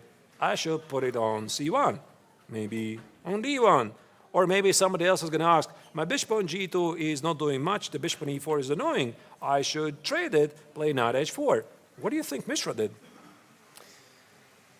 I don't know, but I'm looking at this bishop c1, bishop a3 idea. Oh, you're very good. Yeah, you Really? immediately, yes. I just love this move, because with bishop c1, Mishra immediately improves the bishop. Because for somebody, maybe it feels odd, because is this not the starting square of the bishop? Is white not retracting the pieces back to the starting squares? Well, yes and no. Because the bishop here on c1 now is getting to the a3 diagonal, and this is a really nice diagonal. So giving the bishop a new role, white might get more information where to position his other pieces later. This is actually a very interesting moment. You know, how do you actually, how would you identify the developing move? I mean, you don't say developing move is the move when you're moving the piece from the starting position. It is the move which is improving the piece, and in this case, bringing the piece to the starting position is actually improving the bishop here. And by the way, I'm having some update from the chat poll, which was taking place about this game, and there was a question about the outcome. Arturs, what do you think? Who was chat rooting for the most or predicting to win in this game? In this particular game? In this particular game. Probably Mishra. No? No. Surprisingly, Liem is 49 points. Chat was predicting that he's going to win with 34 points Abhimanyu and only 17% for the draw. So I guess we're going to see some decisive game according to predictions from the chat. Probably all of his students from Webster University voted, and all the fans from Vietnam. No, I'm kidding, of course. I mean, Liem is the two-time winner of the triathlon. He did it twice in the past 2 years. A feat that was only accomplished before the triathlon was introduced. There was just a round-robin tournament before. Maxim Shelograf did it 4 times in the past years. We also had one of the arguably greatest players in the history of chess, former world champion Magnus Carlsen, playing here in Biel. We would love to have him back again at some point. We'll see. But in the modern history, Liem is making very, very important result. Yeah, for sure, a very important result. Again, we would like to repeat that Abhimanyu Mishra has won in the last 2 rounds, scoring 2 very big upsets as the lowest seed in the Masters tournament. Liem is someone who has huge experience already here in Biel, winning 2 previous editions. Who is going to make it in this game? All right, if you're Liem, you're seeing bishop c1. How do you feel about that? I feel that I have some troubles on the dark squares, a3, f8. I mean, I would have to move probably queen somewhere on d7 maybe, and then bring the rook to d8. I don't know. I would do something with that rook. Yeah. Yeah, I don't like this from Black's perspective. Although, by the way, see, the bar is saying that this is equal. I respectfully disagree. I think this position is pretty dangerous for Black because one of the core ideas when it comes to the openings is to understand where lies your pawn play, right? So, for example, we look at this position from White's perspective, and we are thinking, where's White's pawn play? Well, I think it's pretty obvious. So, White is going to position the bishop on a3 to activate the Dax with bishop, maybe play e3 to secure the center, and play c4. So we have established a very nice center. We have two bishops. For the time being, we can ignore the bishop on e4 and then see what happens. Yeah, so bishop d5, by the way, in the meantime, while I was thinking about these very deep ideas was played by the Vietnamese grandmaster, in the meantime, you think about Black. Where is Black's pawn play? So where is it? I mean, there's no more c5. The pawn on c7 is blocked. The knight on c6 feels weird. And e5, yeah, it could be e5, but does it not open the position for those bishops? I mean, you would like to somehow make this break with the pawn, but the problem is two bishops for white. I mean, I would be really scared to go for something like e5 because it's opening the diagonal from e3 to the a7, from a3 to f8 is another diagonal for the both bishops. I think what Black should do is at some moment, at right moment, try to trade the bishops on g2 and bishop on d5. This is also a silent draw for one of the themes in the Catalan, because here Mishra is perfectly entitled to play queen c2. He can play queen c2, Black could play bishop e4, White could play queen a2, Black could play bishop d5. They could do it forever, but of course there's a limit how many times you can do it. I believe actually FIDE rules clearly state if you do it 3 times, you stop the clock. I mean, you can stop the clock. You call the arbiter and says, hey arbiter, there's a triathlon repetition, this game is a draw.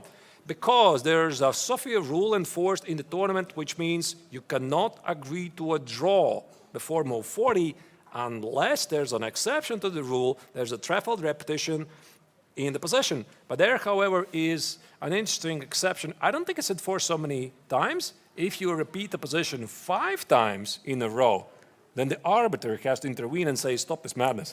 Yeah, it's actually a good point, you know, so that players cannot get with those repetition to the move number 40 or 60 or whatever it is. But yeah, arbiter can say, okay, it's a draw. Let's go home. But I mean, to me, it feels like Abhimanyu will not repeat it. What do you think, Artur? I don't think so. Why would he? Because he had a great start. He had 2 victories with the black color, so he's feeling basically invincible right now. Just to refresh your memory, in the first round, Mishra confidently beat the top-seeded player Pragg with the black color, coolly defending against his piece sacrifice. In the second round, he was showing not a very typical patience against much more experienced colleague from USA, Sam Shankland. So Shankland was pressing on, maneuvering here and there. Mishra was just waiting. Do your worst. And it was Shankland who overpressed, despite the fact that he was more experienced than his younger colleague. So right now I think that Mishra feels really well. And quite recently he participated in the World Junior Championships under 20. He was not very successful. He was the top-seeded player, lost a bunch of rating points. He had to withdraw from the tournament. And right now he is here to show this was just an accident. He plays really fantastic chess, and he's making big waves here. Yeah, he's for sure not going to withdraw from the Biel Chess Festival. Such amazing start with so many upsets. Absolutely incredible play by the youngest grandmaster in the history of chess. And yeah, I mean, you have to play with a queen in this position. But let's try to predict what would be the next move, because queen c2 feels like the normal response, and maybe after bishop e4 there is something else. Maybe also queen d2. There's a number of ways how to decline it. Okay, he plays queen c2, and after bishop e4, maybe he could play something else. Maybe queen d2. Queen d2 or queen d1, yeah. Also, a very favorite strategy for many players is to repeat the position a couple of times, because when you look at the clock, it's 1 hour and 7 minutes, so Abhimanyu is technically, what is it? I'm not very good at math. 70 minutes. Yeah. 70 minutes behind on the clock against his more experienced opponent. I would be really surprised he would agree to a draw here.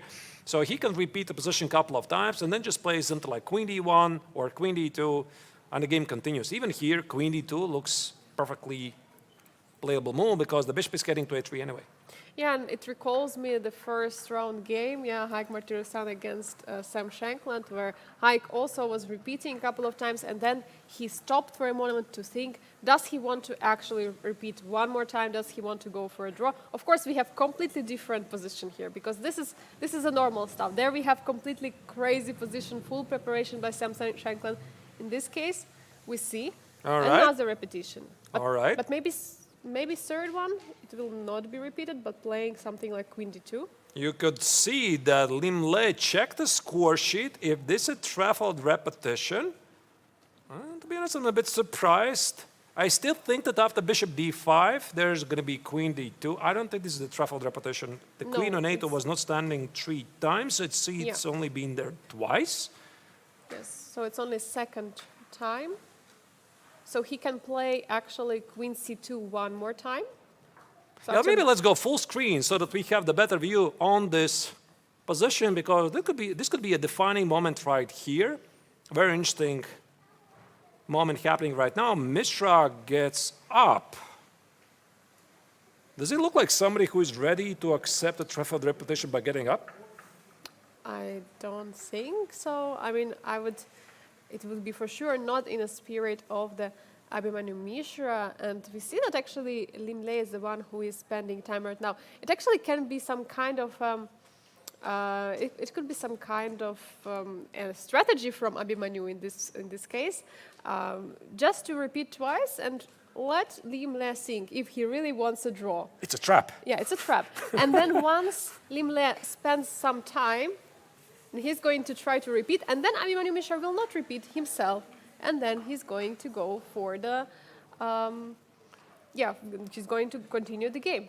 I think this is what he wants. I might be wrong. So if Lim Le is ready to repeat his position with bishop d5, I think that Mishra wants to gain the psychological edge. So he repeats the position a couple of times. He accomplishes 2 things. First, he gets closer to the next threshold where you get extra 1 hour on the clock, which is move 40. Second, you give your opponent sort of information, I'm kind of ready to accept the draw. And then your opponent spends there quite a bit of while, getting ready to the draw. Okay, fine, I agree. And then you say no. And sometimes these things, they really make you play worse. So this might be what we are seeing here. So let's just follow this game. You can see bishop d5 is not immediately the response of Lim Le. He's thinking, what happens? Am I ready to repeat the position? I think he's ready to repeat because he should be slightly worse. The question is, does he really believe if Mishra is going to repeat the position and play queen c2? And I think in mind of Lim Le and bossed by the players also Abhimanyu Mishra is the scoring system of the tournament. That for the draw they're going to get 1.5 points, and the players are considering, should I push for a win here? Maybe I could score a decent amount of points, 4 points, because 2 draws are going to be rewarded as 3 points altogether. Dear chat, who are following us live, write your thoughts. What do you think? What's going to happen here? Is this game going to end in a draw? I'm going to be really surprised if this indeed is going to happen. Do you think differently? Say your thoughts. We are really curious to hear them. Yeah, and as for the points, we see that Abhimanyu Mishra has 12 points, currently leading the Grandmaster Triathlon Master section, while Lim Le is just 1.5 points behind him. So this is actually very important game for the rankings, even though we have still a few rounds to be played and blitz tournament later. Now, it would be quite something. It is Lim Le who declines the repetition, because he doesn't really have to do that. He doesn't really have to play bishop d5. He could also play something like rook e8. So we are witnessing the mind games at the highest level right here. Yes. Nothing else. So bishop d5, Lim Le was perfectly happy to play it. Maybe also he was the one who was probing with this move to get some information out of the opponent. I'm not sure he really got it. But I would say to score a draw against such a beast as Abhimanyu Mishra, it's already an achievement with the black pieces, considering how he played last two games. I mean, this was absolutely exciting. And if we recall, Liem actually had some troubles against Vincent Keymer and won only by mistake by a German #1 player. He's not there yet. He's not sure. He's not really sure if he wants to draw. That's what he has to figure it out. He's also not sure if he plays bishop d5, if indeed Mishra is going to agree to this. Mishra goes back to the board. He's waiting for bishop d5 to appear. I think he already has made up his mind. Artus, what would you have done in this position? Would you repeat with a bishop d5, and would you repeat with white, with queen c2, queen a2? I don't know. I think it really depends on how I feel in that particular day, because the tournament regulations, they kind of encourage the players to fight on. Every draw is only 1.5 points, victory is 4. But then again, you're playing with black. You're playing against the tournament leader. The position is probably slightly worse. I could easily imagine, of course, Liem also being perfectly happy to draw. For Mishra, I think he should play on. I would agree completely with you. I think that Liem is the one who is going to repeat with the bishop d5, but Abhimanyu, I mean, I am not so sure. I would not have repeated on in his place right now. All right, this pause is taking too long, obviously. I thought already by now Liem should have made the move. He is not yet ready to do it. So let's go back to the bird's eye view and see what else is happening. So we are following the top right corner. There's the Pragg's game again. Haik, Mishra, and the queens are off the board. Pragg still has to make the decision. Does he want to keep the pawn on e5 and try to unbalance the game, or call it a day and basically agree to a simple equal position? On the up middle board, we see Donchenko's game against Salem Saleh. I think the German player has a small edge. We are going to go to that game shortly. The game in question, Mishra against Liem is the top left corner. There's no more changes here. The Vietnamese grandmaster is thinking about whether to play bishop d5 or not. Lower left corner, Semenenkov plays against Vaishali. The position is as dry as it gets, and I think we are just going to see. Is it dry? I mean, just noticed there's an extra pawn. White has an extra pawn, oh. Yeah.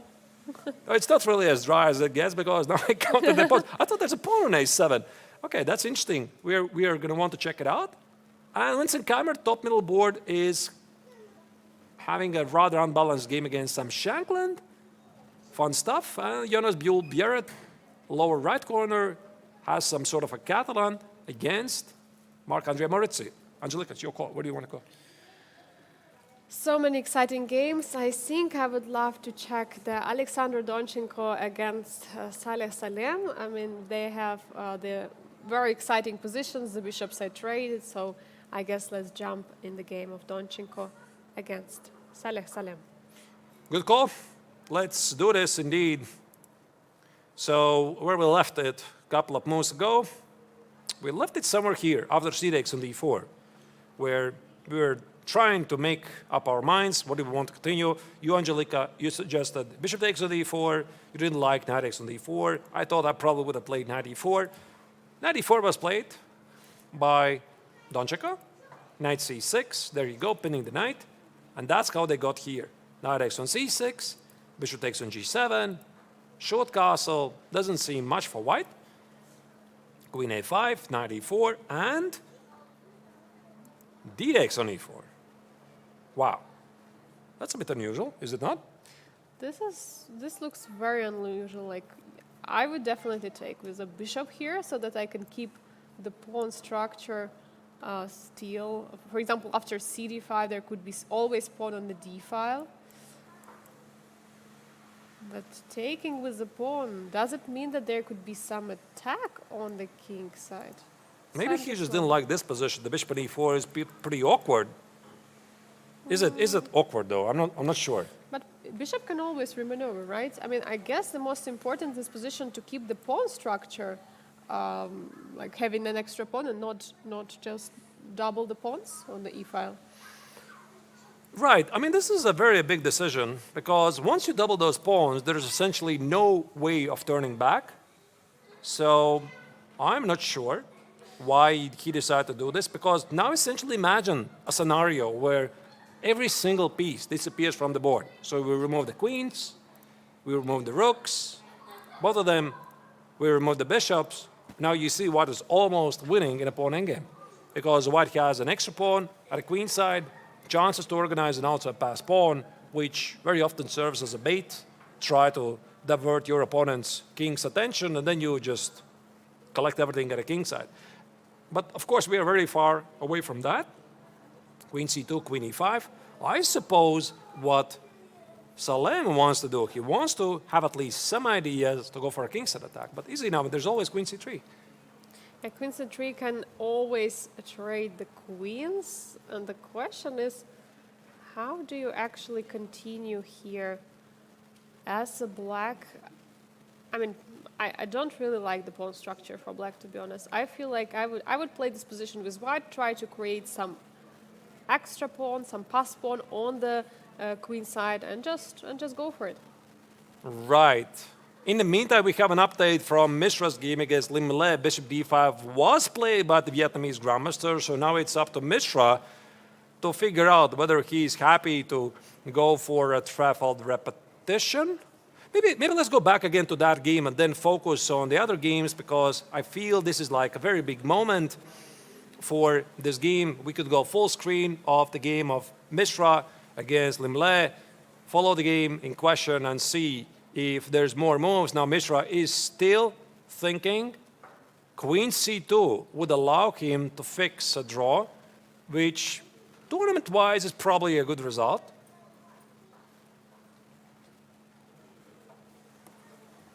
But we'll see.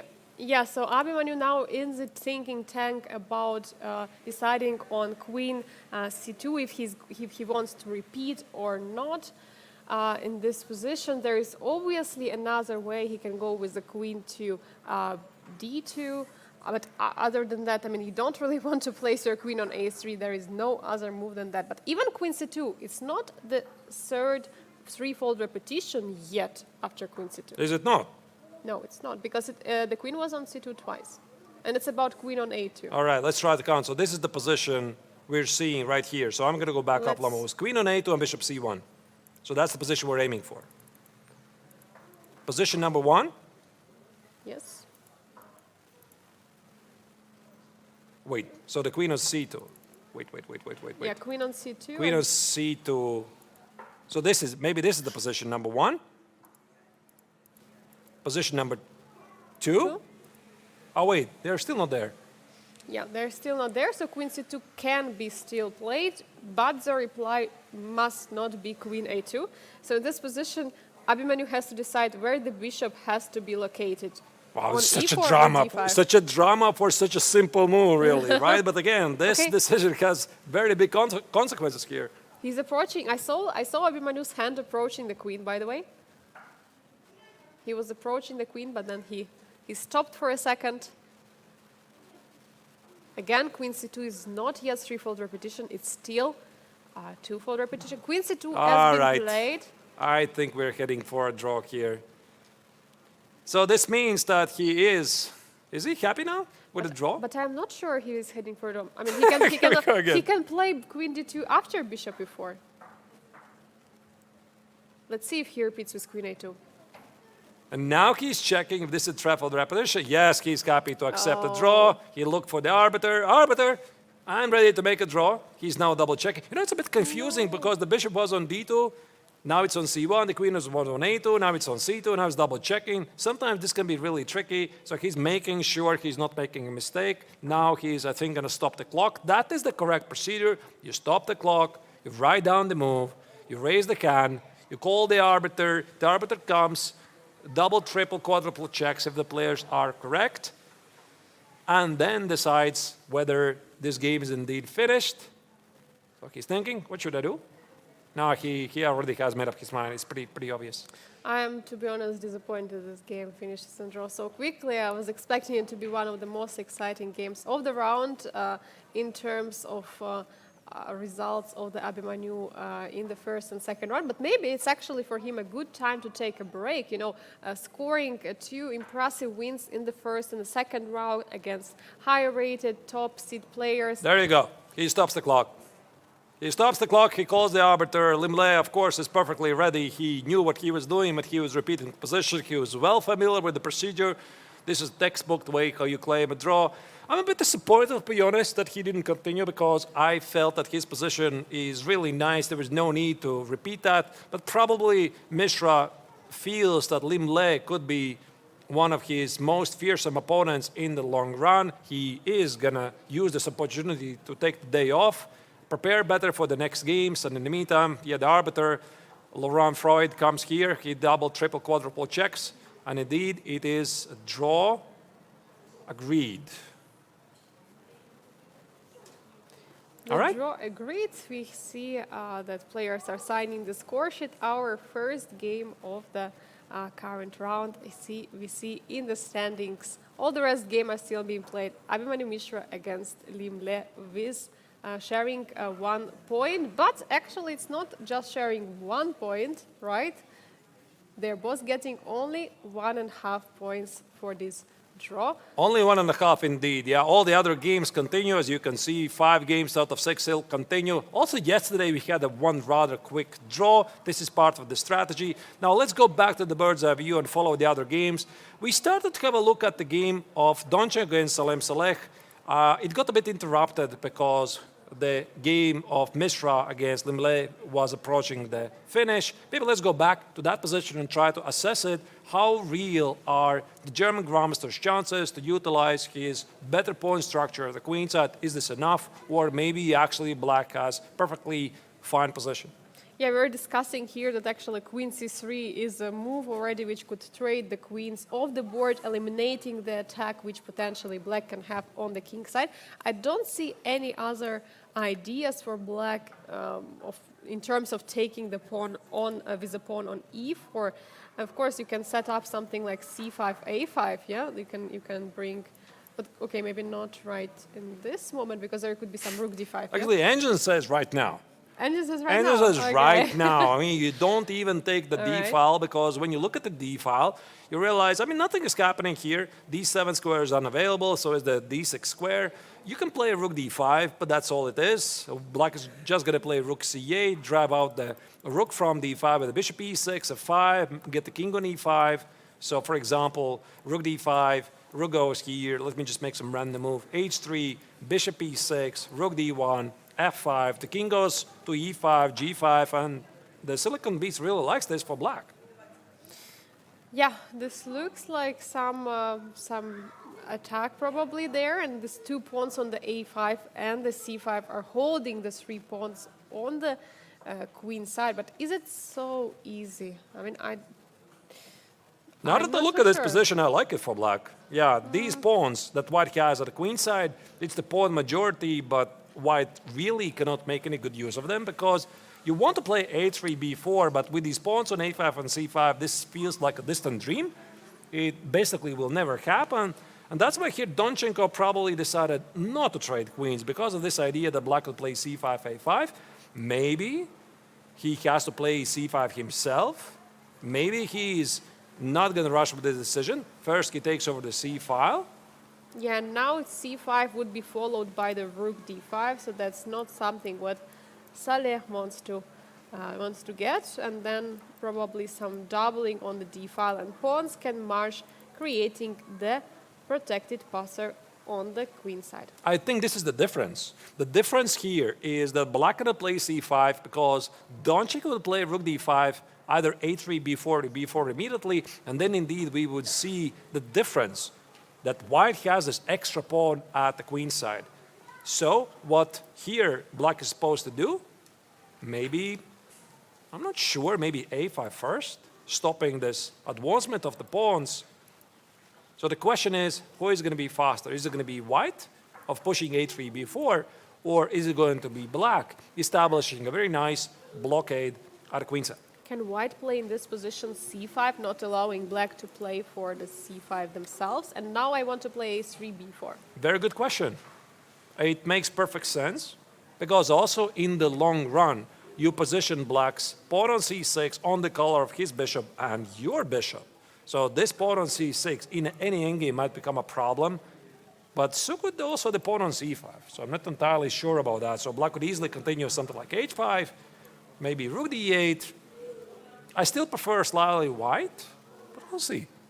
Yeah, me too. I also prefer slightly white, but there might be something on the king side. And we know that Salem is a very creative player, and he might find some very interesting plans for this game. An update from Pragg's game against Haik, and Pragg decided not to risk it. Maybe let's go very quickly to observe what's happening there, because I believe this game is ending, it's going to a peaceful outcome. So right here after d takes on e5, queen d5, bishop takes on d5, Pragg here spent a great deal of time choosing between having a two-pawn advantage at the king side, which involves either bishop c3 or 4, but also risk potentially to lose the game. So he decided to play peacefully. He was not really happy apparently with the choice. Rook e5, bishop c3, and now we have 2 pawns for white versus 3 at the queen side, 4 pawns against 3 at the king side, 2 bishops each, 2 rooks each, no weaknesses for both sides, so that probably means the position is dead equal. It looks everything is pretty much balanced at this position. The only thing is that there are 3 pawns on the queen side for 2 pawns for white, and there are 4 pawns for white against 3 pawns from black. So that could still be something what players could use, but I mean, let's be realistic. There are not really big chances there for, I mean, if the both sides are playing precise. Let's go to Vaishali's game against Igor Semenenko, because when we were looking at this game from the bird's eye view a couple of times, I said, nothing is happening there, there it is. Wait a second, he's missing a pawn, right? Black is missing a pawn. So we are following now the game of Vaishali with black color, the surprise winner of the first 2 rounds. She faces Igor Semenenko, the youngest participant of the Challengers tournament. Here white has the extra pawn.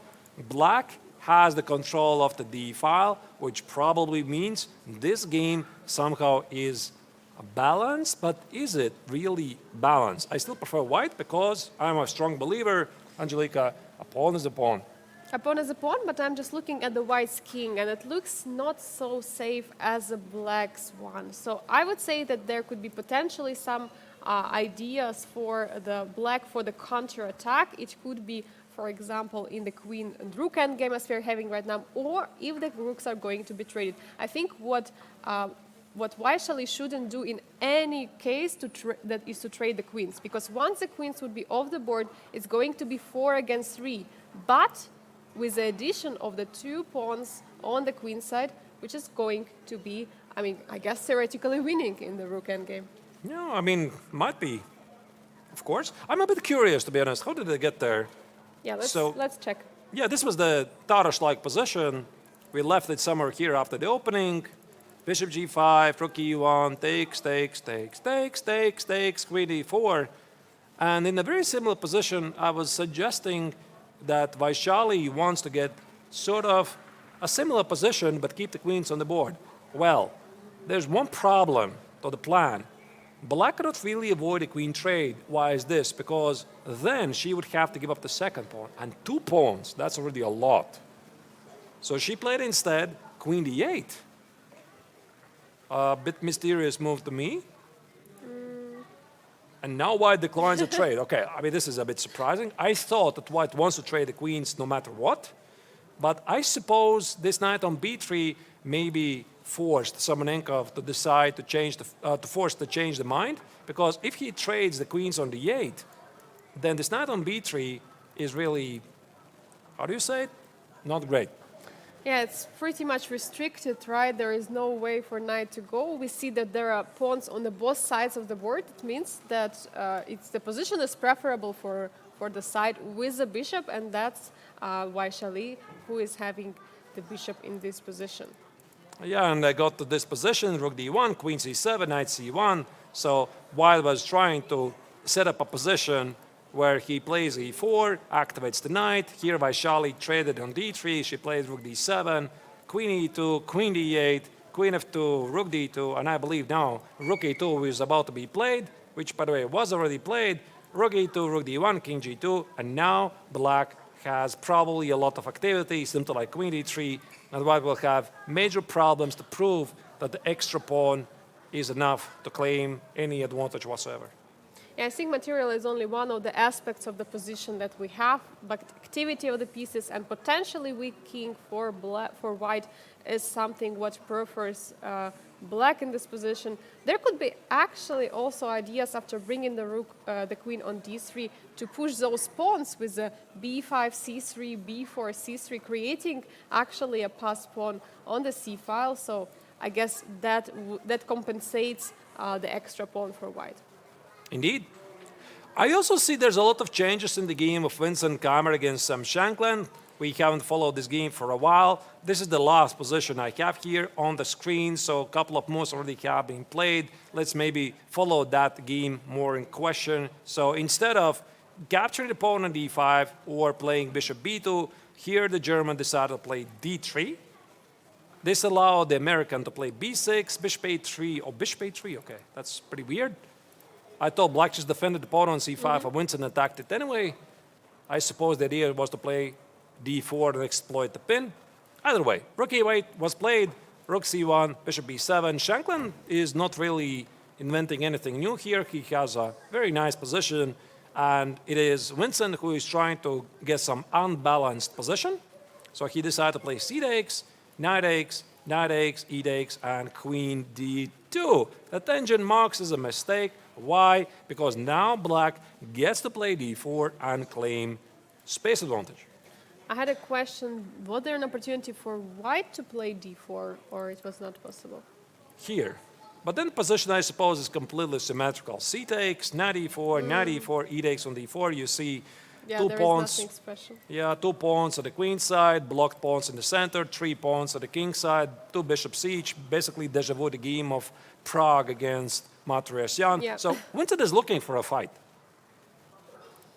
And Shankland says, you got it, you got your fight. And he plays d4, e4. And now here I believe black has a very nice pawn majority at the queen side. Black plans to expand there. White in the meantime plans to do something at the king side, something like f4, e5, g4, knight g3, etc. Really interesting. So these are the last moves played in the position. Bishop c1 and f5. Wow. Okay, this looks very interesting. Like you're playing f3. I thought you don't really want to play this move. Like f3 is blocking your bishop there on g2. I think that Vincent was surprised by this move f5 because he's like, wait a second, I'm supposed to play at the king side, not you, right? Because I have to play moves like h3, f4, e5. Why h3 is necessary? Because if you play f4, for example, here instead of the bishop c1, you play f4, black plays knight g4, anchors the knight on e3, and you just cannot get rid of this unwelcome guest. So that's why h3 or bishop c1 seems to be necessary. And I think that he was mostly expecting black to play at the queen side, like you're supposed to play at the queen side, like a4, queen d7, queen b5, attack these pawns, try to do some damage, maybe bishop a6, hit the pawn on d3, and suddenly there comes out of the blue sky, f5. The idea is that after e takes on f5, is it knight f3 or bishop g2? I'm not really sure. Maybe knight f3 actually. Knight f3, bishop takes, and then there are some huge weaknesses for the white on the light squares. I'm blundering. Oh, yeah, there is a knight problem. No, I just wanted to show the idea. Of course, g takes on a5 is perfectly possible. I just tried to find a sneaky way to get the mate. But there is knight f4 protecting. Yes, yes, so I'm going to improve it. Yes. I'm going to improve it. There's the This mate on looks the board. super nice, yeah. So that's the reason why Vincent was not even looking in this direction. He decided to play f3, defend the pawn, but now his position is looking really awful. I think, Angelika, you probably agree that you will play this with black, or you still like white? Yeah, I would for sure take black here. I mean, to me, it feels like that black is is kind of the one who is playing white with such a huge space in the center. Knight on e5. I mean, all the active pieces, and it looks like white is the one who is being very passive. All the pieces are located on the first two ranks. It's very difficult to suggest a move here after the f5. Maybe f3 is something which was a must by Vincent. Maybe he wants to slowly play something like a3 and to play f4 in the next move.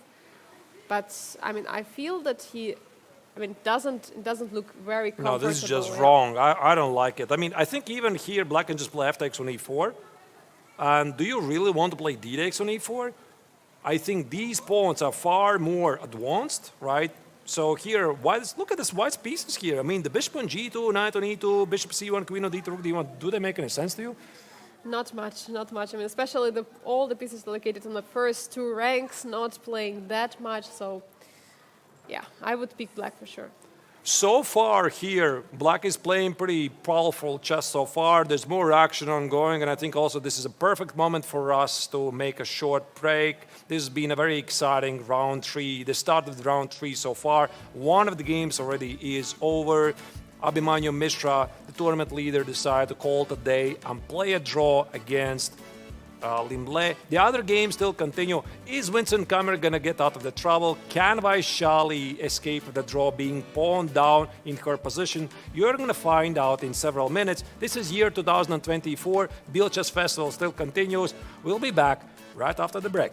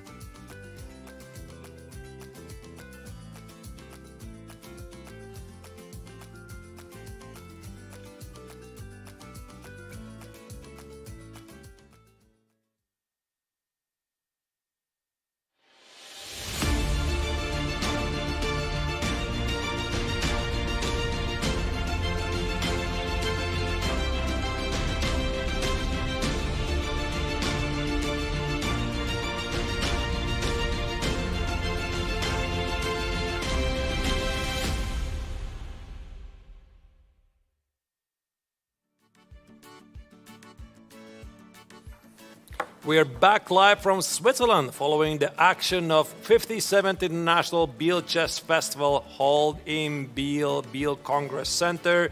The two main events here are the triathlons, unique tournament you've never seen all over the world. Both masters and challengers fighting out in 3 tournaments, classical, rapid and blitz. I'm Marturs, this is Angelika. Let's go straight back in the action. Angelika, which game would you like to go to see? I mean, all games are for sure very exciting. I would love to see how the action is ongoing in the game Jonas Biel against Marc-Andrea Morizzi. It's a game we have not followed closely recently.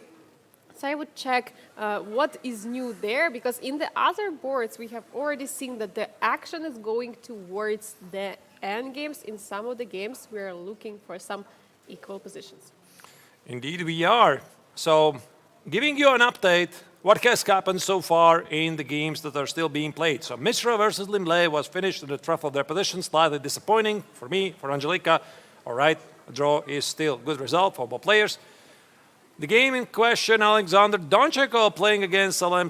He is the upper middle board. Seems to be about balanced, although I slightly prefer white. The idea to create an extra pawn at the queen side, I find it to be pretty appealing. On the upper right corner, we have Pragg playing against Haik. The game still continues. It's about balance. I think here Praggnanandhaa has found a way to apply at least some pressure at the queen side.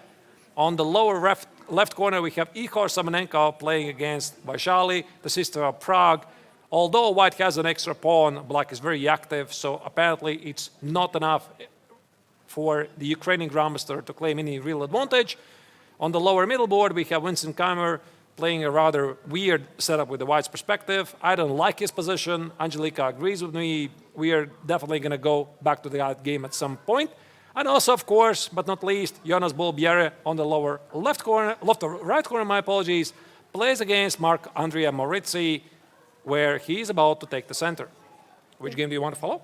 Yeah, I would like to go into this game, Jonas Biel against Marc-Andrea Morizzi. It's a game we have not get an update for some time. And if I remember, there were I see that some massive trades been traded. This is a game where we had these 2 knights, right? Knight was on b4 and knight was on b5, and that's, I think, how we left this position over here. Right. Both of the players are threatening with some forks. So, okay, technically black is not threatening with a fork because the king is gone from the center. I mean, white is, but the pawns are under attack. So knight x on c2 doesn't make any sense because white is threatening to deliver on c7 a big, juicy check. Bishop takes on c2 also looks pretty suspicious because white could play queen c1, black needs to defend from this fork threat, then play a3, the knight is gone, and then black would simply lose the piece. This is the reason why it didn't happen. Instead, a couple of moves have been played. Short castle, ignoring the attack on the pawn on c7, a3, knight a6, c4. Bienne attempted to organize some pawn play at the queen side. D takes on c4, queen's gambit accepted some sort of aversion. Knight e5, opening up the bishop on g2, also hitting the pawn on c4. Bishop e4, takes, knight c4, and this is how we got to the particular pawn structure. Yeah, and here the main point, I think, from the black's perspective, they would like to push the c5 because the pawn, if is going to stay somewhere on c6, and black is going to be very passive. So c5, you want to trade that central pawns because in this position, white has 2 central pawns, while black is having only one on e6. All right, but he did not play c5, which is still definitely an idea. He played queen e5, hitting 2 knights. Ooh. Double attack. Double attack, indeed. I have a question. Is this a fork? Do queens deliver forks? Yes, is this actually a thing? It's is a it? fork. It's a fork. Is it a fork? Yes. I always thought that if somebody could deliver the fork, it has to be the knight. The fork can be delivered also by pawn, by the bishop, by the knight. So basically, but by the king is also possible fork. Not very common. That's pretty interesting. Okay, it doesn't, of course, really matter. I mean, it's a double attack. That's all that matters. And this prompted white to find the only move, queen b3, bishop g5, bishop g5, knight g5. Watch out for the mate in one threat, knight h3. Don't miss that. And here, f3. Wait. Are you not now losing the pawn on d4 with c6? Which is, by the way, played on the board. c6 has been played. Knight on b5 is in trouble. It's the only piece which is protecting the pawn on d4. How do you protect both the knight and the pawn on d4? Do you see a way? Wait, what is happening? I'm a bit surprised.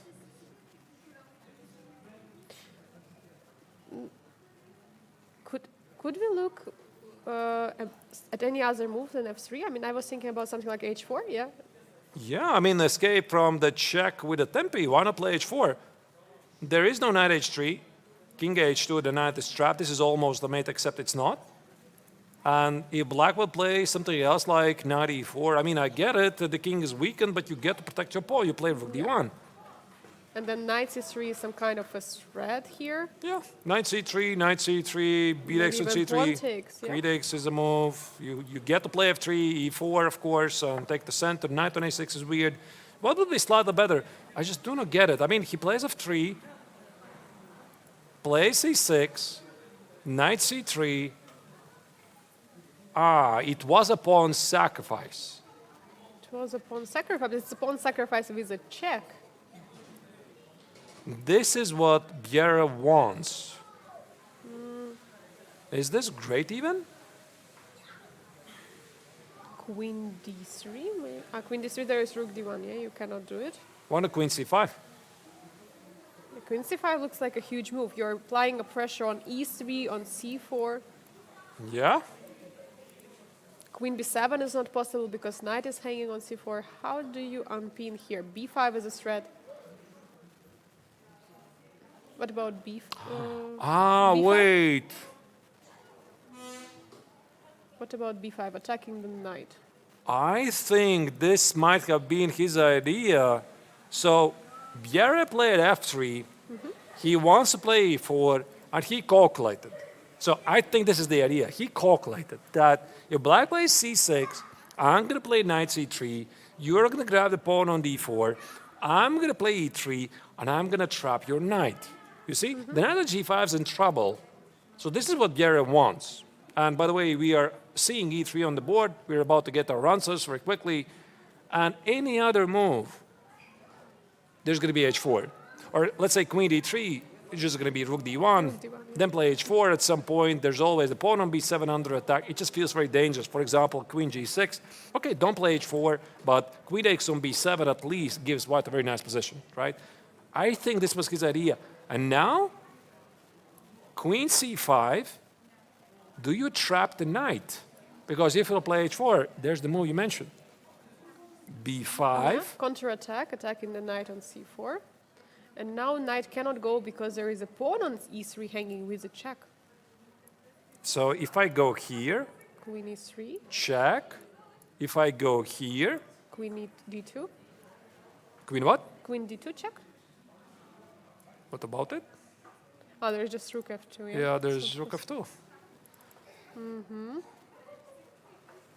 Oh, there is knight c5. No, Maybe this knight is under attack in some lines, like queen b6. Queen b6 and the knight is trapped. So the both knights are getting trapped. Oh, wait. First take on f3. Of course, take on f3 and then play queen b6.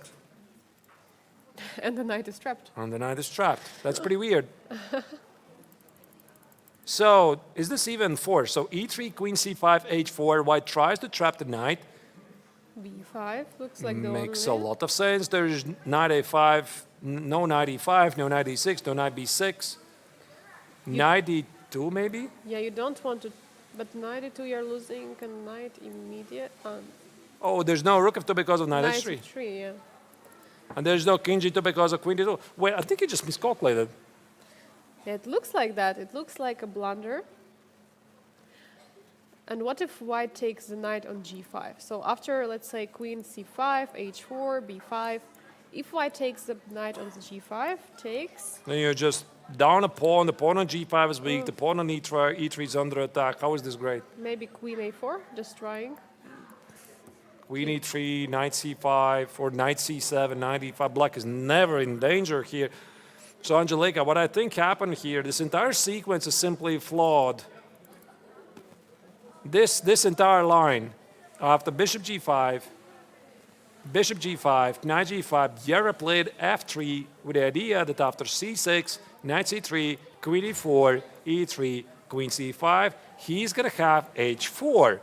He probably saw b5. I suppose he saw b5, and then he thought after knight a5, queen e3, king g2, the knight is still trapped, but maybe he missed this sequence that his own knight on a5 is under attack. It's of course very difficult to mix to miss such ideas, especially like we're already talking how many moves in advance since the f3 was played. So it's already many moves in advance, and it's astonishing that Marc-Andrea Maurizi saw it, or did he see it? I mean, he's still taking time right now, but feels like queen c5 is the only move. Yeah, so apparently Jonas is just not in a good shape so far in this tournament. I mean, we're wondering how he is going to play because he is one of the best talents in Western Europe under age 20. He just finished his high school, so he was very busy by doing the exams and everything to move on with his life. And right now he said to me before the start of the tournament, he doesn't yet plan to get enrolled in any university. He just wants to play some chess. He hasn't played for a while, but he has had a rough time here because he lost the first two games. And again, now he's in trouble. So he's clearly suffering here, not in the rhythm he wants it to be. Yeah, he's suffering a lot, and now he's blundering also. The move queen c5 is on the board, by the way, and I guess that's the moment when Jonas realizes my opponent is playing simply too fast. Did I miss something? And I think he realizes at this particular moment that he has made a huge mistake. Okay, maybe there's some other moves. Actually, by the way, I just realized maybe it's not only h4, maybe it's f4 as well. Maybe it's not so bad. I just realized f4 accomplishes the same thing, right? So you play f4. There's no knight e4 because the knight on c3 protects the e4 square. There's no knight h3, obviously, makes no sense. So still the same b5. Ah, wait. Yeah, but then the problem is that the knight gets out to e4. Yeah, Yeah, but now I go to e5. Yeah, but after queen takes e3, knight e4. There might be some rook e1 ideas. Queen d2, rook d2. There is knight c5. It feels like a blunder. I think he calculated something along the lines of this. Okay, maybe not h4, maybe f4. So once again, b5, knight e5. Queen takes e3 looks logical. Check. By the way, one thing I have to mention. This is not a threat. Yeah, actually, you're right. We don't have to rush. Yeah, so of course queen e3 is a move, but there might be some other moves as well. There's another idea, knight e7, delivering a fork. So somewhere here, at least according to the bar, apparently Jonas miscalculated. I don't really like it, but let's not completely write down his chances, but he's missing stuff. So Jonas has to up his game at the moment. So he's the top seeded player. Maybe there was a bit too much pressure before the tournament. You know, you haven't really played for a while. You come in as a top seeded player in the Challengers tournament. You have a rough start. It's tough. It's tough to gather the thoughts after that. While he's trying to figure out what to do, let's go back to the bird's eye view and see what else is happening in the other games and pick the next game to follow. Yes, we see we have already first game finished some time ago. Mishra drew against Liem. All other games are still ongoing. We just looked at the game Jonas Bielle against Marc-Andrea Maurizi in the bottom left, right corner. At the bottom left corner, we have the game Igor Samoylenko against Vaishali, who is pushing the pawns on the queen side. Even though she's actually down a pawn, her pieces are super active. Maybe let's go to that game, right? Yes, let's go. All right. So a couple of moves have been played earlier in the game. Vaishali sacrificed the pawn for activity. This is a very common thing to do at professional chess. All that matters is the piece activity. Black has it. Beautiful queen on d3, the rook on d1. Now she just advanced her queenside pawns, and if white is not going to do anything, black is simply going to play c4, b4, c3, c2, and put another queen on the board. So Samoylenko has to do something. The question is, what can he do? Can I try to trade queens? Like rook c2 and queen e2? Oh, I'm blundering a pawn. My yeah, bad. the pawn is hanging on e4. It's so difficult to hold the position together for white so that they're having an extra pawn. Queen f3 would be great, if not for a very basic tactic. Oh, rook g1. Right. So beautiful. You take it, the queen is lost, king f2, rook f1, takes it, say goodbye to the queen. Oh no, my queen, as Eric Rosa would say. He's, by the way, also playing here in Biel, one of the most popular chess streamers, playing in MTO. Would love to have him here at some moment for an interview. He was here with us last year, trying to achieve one of his GM norms. Okay, if not queen f3, then what?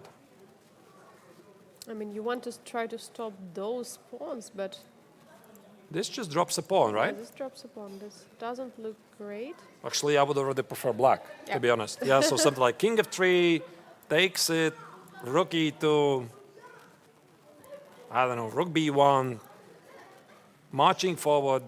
This doesn't seem to be the solution. Okay, what about, Rook e3? Rook or e3? rook well, this kind of opens up the possibilities of rook d2, no? Yeah, but black cannot do it yet. By the way, a move has been played. King h3. Ooh. That's actually a very interesting idea. So now there could be queen e3 in the question. Yeah, so he wants to play queen e3 so that there's no more check on d2. So for example, here we compare this line. So if Samanenko would play queen e3, takes, rook d2 check, the king on g2 is a target and white loses the pawn. So most likely Samanenko tries to improve this line. He plays king h3 and now he implies that queen a3 might be on the board. What about c4? Black just ignores. White's Black idea? just ignores queen e3. So you want after queen e3, you want to trade the queens and then play rook d2? Actually, Or I what's think your I idea? can just even take it to play rook d2. And now b3. Just a draw. Takes, this here. okay. I Well- don't think black can play rook a4. It's very passive. But, wait, you have to. Yeah, otherwise. I thought you could play rook e2, but rook c4, the pawn is gone. Here, here, here, here. Okay, you have 4 against 3, but there is an extra pawn for black. Maybe f6. Takes, here, here, here, here. And somehow this is a draw. Somehow. Yeah, maybe here, here, here, here. Do you like my analysis? I love it. It's a draw. Okay, that's very deep, but it just feels that this is going to be pretty peaceful. So Samanenko play king h3 to avoid this. I think this game is getting simply to a draw. So once again, c4. I don't think that white can continue this game. b4, c3 looks pretty serious. What about a3? a3. I want to play queen e3 now. So my idea is after queen e3, so we have the same position, but after b3, we still keep the pawns, at least for one pawn or on the queen side. Fair point. And if I play, You want to play c3. I don't know if I want to play. Do I want to play c3? And then rook e3, is it possible? Rook e3, you give me. Oh, there Some can be crazy some ideas. Yes.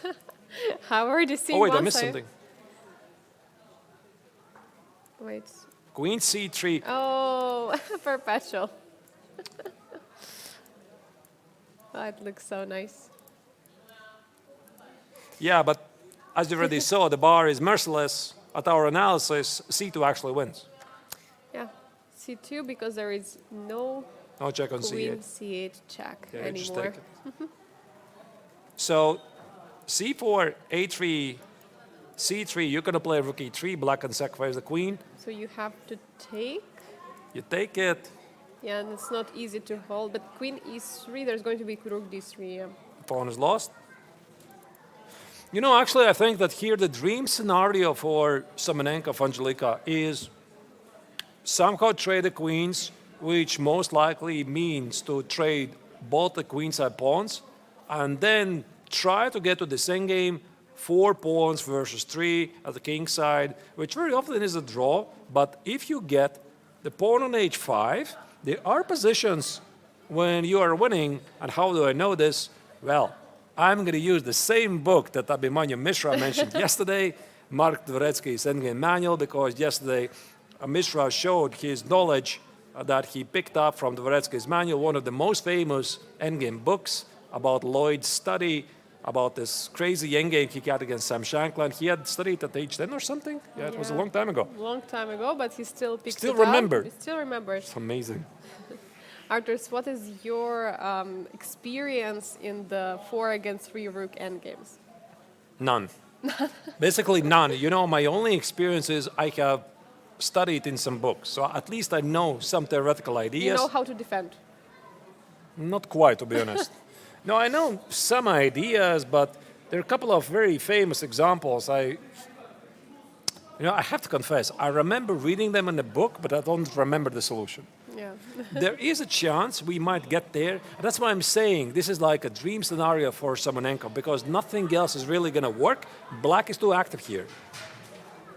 Yeah, black's pieces are so much active, and it's not easy to find a way for white. But okay, Igor is trying still, and I think Vaishali has still to keep the initiative. Maybe it's a time we choose another game to spectate. How is your knowledge, by the way, in these 4 versus 3? You just asked me this question, Yes. I'm going to fire it back. I have actually an experience. I played, okay, maybe not against such a strong player, but against 1900. And I actually managed to win. So at some moment, my opponent, he was holding a very good defense, but at some moment he just simply messed up with the king, because it's also very difficult to defend. It's very difficult to know, like as you said yesterday, like just do nothing. It was very difficult to do nothing. At some moment he just made a mistake and it was all over. So I managed to score a win. So he was doing something. Yeah, he was doing something, All right. but not defending. All right, you got it. Let's select another game. I don't know, I'm randomly selecting somebody. Maybe Donchenko against Salem select. A couple of moves have been played. So it's a pretty interesting battle where the Emirati Grandmaster decided to double himself his own pawns. Normally, this is what you don't do. I think it was, where was this? I'm trying to pinpoint this moment here, right here. So the position feels to be rather dry.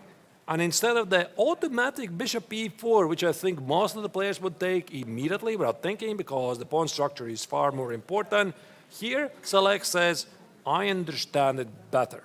You know, this pawn on e4 may be a double pawn, but it gives me some pretty valuable space advantage. So the game continued with queen c2, queen e5, rook d1, bishop e6. Engine doesn't like it. Rook d4 is a missed opportunity because of b4. This is what we talked about, establishing pawn majority at the queen side. Now c5, queen c3, g3, queen f6, and this is the position. So we see that there is a bishop on d5, which is kind of addition to the pawn structure for black. Yeah, it looks very nice, and also it's hitting the pawns on the b3, a2, somehow keeping eye on those pawns and not allowing white to improve their position on the queen side. Okay, I have a question to Angelique. What is going to be your response? You're sitting there with white. You are Alexander Donchenko. If you see, I want to play, just an idea, I'm not really sure about the move order.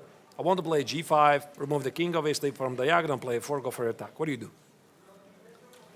I mean, first of all, I would calm down because whenever it's about an attack on the king side, yes, it would scare me. Of course, it's some attack on the king side, especially looking now at the position of the king. There are not many pieces there.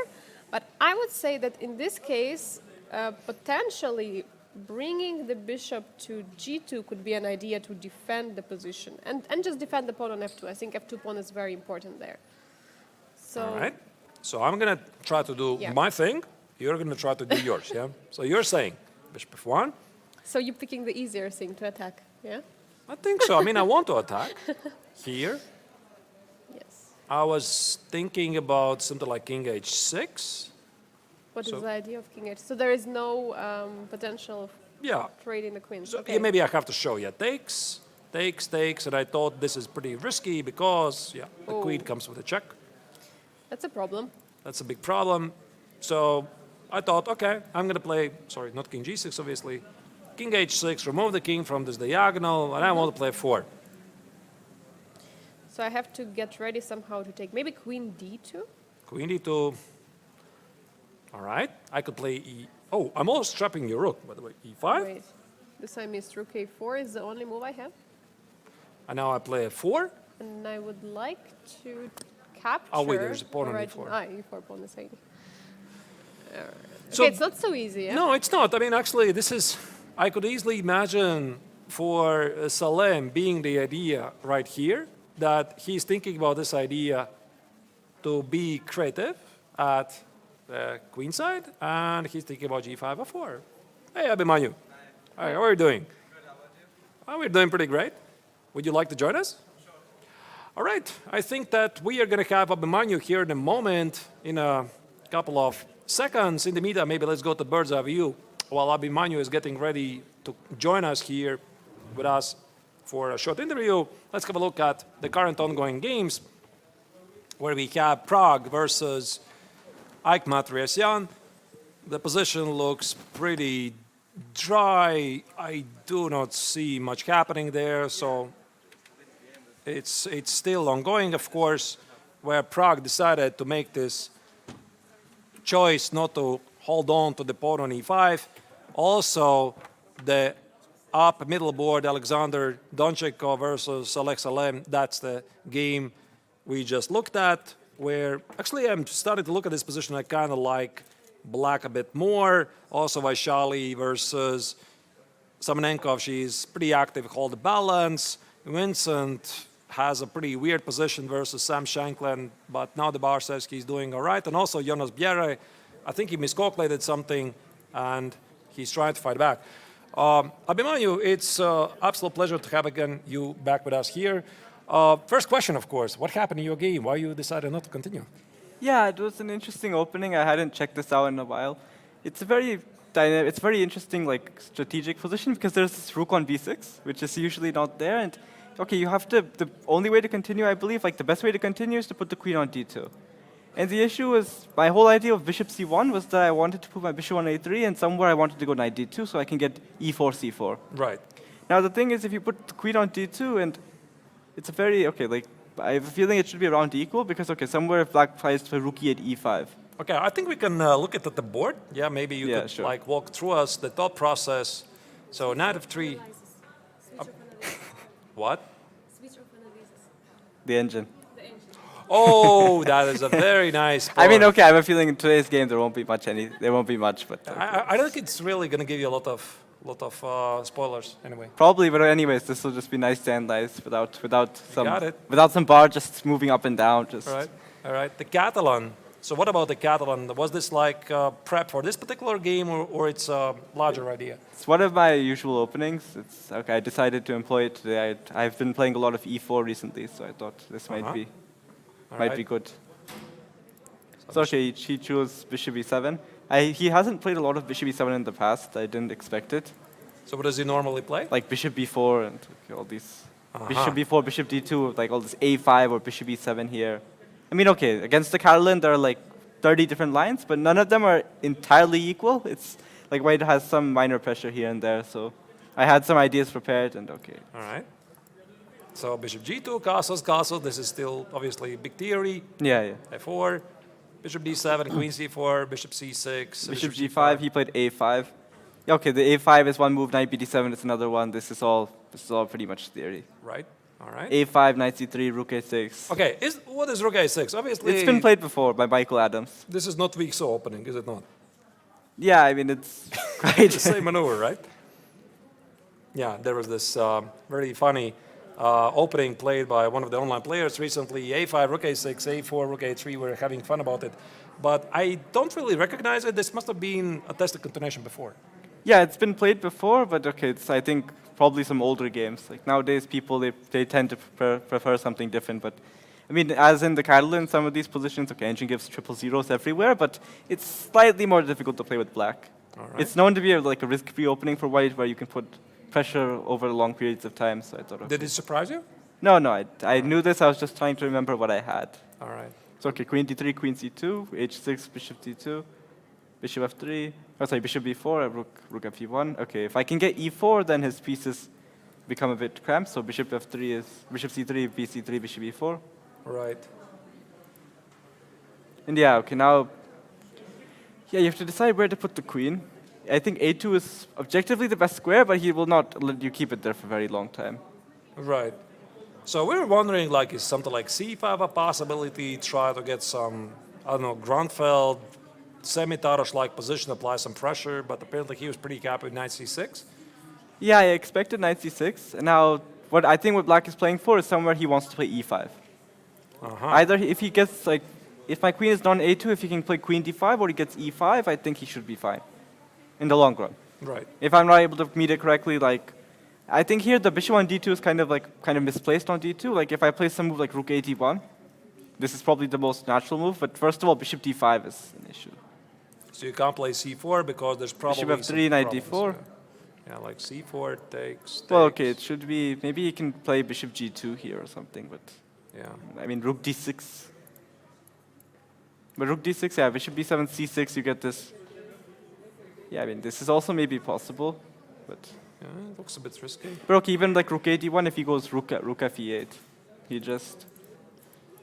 doesn't really commit. And then, okay, the issue is I don't really have a plan here. Right. All right, so you play bishop c1, you decide to improve your bishop. He Yeah, played because- bishop d5. Okay, what happened here? Yeah, here there's basically two candidate moves, queen c2 and queen d2. Now the thing is, okay, queen d2, if black goes like queen d2, because I think if you don't want to repeat, probably you should keep the bishop on d5, not e4, because with the bishop on e4, you give black all these options of going queen d5. Ah, here, right? Like if I go, let's say, bishop d5, queen c2, bishop e4, and if I choose to play here, like queen d2 or queen d1, he goes queen d5. And now this pressure becomes very annoying, and you can go rook d8, e5. And I'm not sure why I'm better here. So Right. Right. So if you want to continue, then it should be. I should go queen Should be a2, here. bishop d5, and queen d2. So what was the reason why you decided not to? Let's say like black goes to move like rook e8. All right. Yeah, we were analyzing this for a while, and I still think, okay, white doesn't really have much objective advantage. Like, let's say queen c8. So he's just preparing for e5. Uh-huh. But actually, now the thing is, okay, if queen c2, he goes back bishop e4. And, okay, you have, Some queen c1 maybe. but okay, e5. Ah, e5, yeah. Now, if e3, he has queen f5. Well, you have knight h4, but, yeah. Something like this, yeah. Yeah, something like this. All right. Actually, yeah, we're following this live full screen. We're trying to understand whether there's some mind games, like you were trying to repeat the position a couple of times, trick the opponent into the thought process that draw might actually happen and then decline at the final moment. When was the moment when you decided, okay, draw is good? Yeah, I was calculating some lines, and when I felt like objectively white doesn't have much, I was okay with the draw. There were some very interesting lines instead of bishop d5, where black can start with knight d5. Now, knight d5, I was planning to play bishop a3. Now, okay, if you go rook e8, I go rook ac1. This, I think, is a bit better for white, because I want knight d2 next. And now, every time you go e5, I can meet with e3 comfortably. Right. All right. So, okay, instead of rook e8, like knight takes bishop a3, knight takes e3. yeah, oh, it's just okay, yeah, knight d5, bishop a3. Now knight c3. Now, okay, you have to go queen c4, because if you go queen d2, he has knight b1. Wow. And knight takes a3. That's a very unusual move. Yeah, that's a fork on d2, and actually black just collects the bishop on a3. Wow, okay. Yeah, so queen let's say c4. queen c4. Now, okay, in this position, I think black was going bishop takes f3. Now, if you go bishop takes f3, queen takes d4, queen takes d4, knight takes d4, bishop takes f8, king takes f8, I think this should be overall at least fine for black. All right. Because, okay, his knights are really active. He has 2 pawns. And I think even I have some risk here. But after bishop takes f3, I think the best continuation is queen takes e3. Now, bishop takes g2, bishop takes f8. Oh, f8, yeah. Yeah, no, okay, you have to win the exchange, otherwise you're Right. just down a pawn. Bishop d5, bishop c5, rook b3, queen c2, b6. Sorry, not queen c2, because now b6 d4 hang. So queen d2 I think is stronger. Like b6, bishop a3, and you get this like really absurd position. Now you're threatening e4, so queen f6 I think is quite logical. Yeah. What about f5? No. Yeah, f5 I considered, but one thing is if I play bishop b2, bishop c3, I can kind of lock in this rook. So queen f6, let's say bishop b2. Now the thing is, if white ever goes f3, you have rook takes f3. Ooh. It's like okay, let's say queen f5 here just to demonstrate this. So which move do you want me to make? Like let's say queen f5. No. Like queen f5 for black, just to stop. Yeah, I just need to make a move, I suppose. Okay, let's say rook c1. Oh, wait, black's the move. It's black to move, yeah. So let's say queen f5. Now here, if you go f3, there's rook takes f3, and okay, maybe this is not just enough for a draw, but. Did you calculate this during the game, or this was in post-mortem analysis? Yeah, no, I saw some ideas like this, but the thing is, white is not necessarily forced to play f3. Like you can go bishop b2, bishop c3. Right. So here, bishop b2, like queen bishop f5. b2, queen f5, just bishop c3. Yeah. Okay, you lock this rook in, and then you go f3, and okay, objectively, I don't think black has enough. But of course, I think you need to see the majority of these lines just to make sure that white doesn't have any issues. All right. So are you satisfied with the result, or still there's the feeling that you should have fought on or chosen a different continuation, or draw is good? Yeah, I think here, okay, draw was fine. He's such a strong player, and yeah, I think in terms of like the standings, draw is also should be fine. Can we use your advice right now, because you are still leading the tournament, only the commentator here? We could maybe have a glimpse at what's going on in other games, sure. Both tournaments. You could just give you a quick assessment. What do you think is happening there? Sure. I promise there's no engine evaluation. Sounds good. All right. Oh, wait, I think there's a bar. But it's okay. I mean, okay, I'll just Bar's good, yeah? All right. So let's start with the top middle board. Alexander Donchenko versus Alex Salem. What do you think? Yeah, this is a very unusual position. Like I remember, I saw the opening, and Donchenko played this quite a quiet line. This e3, b3, bishop b2, knight d2, c4.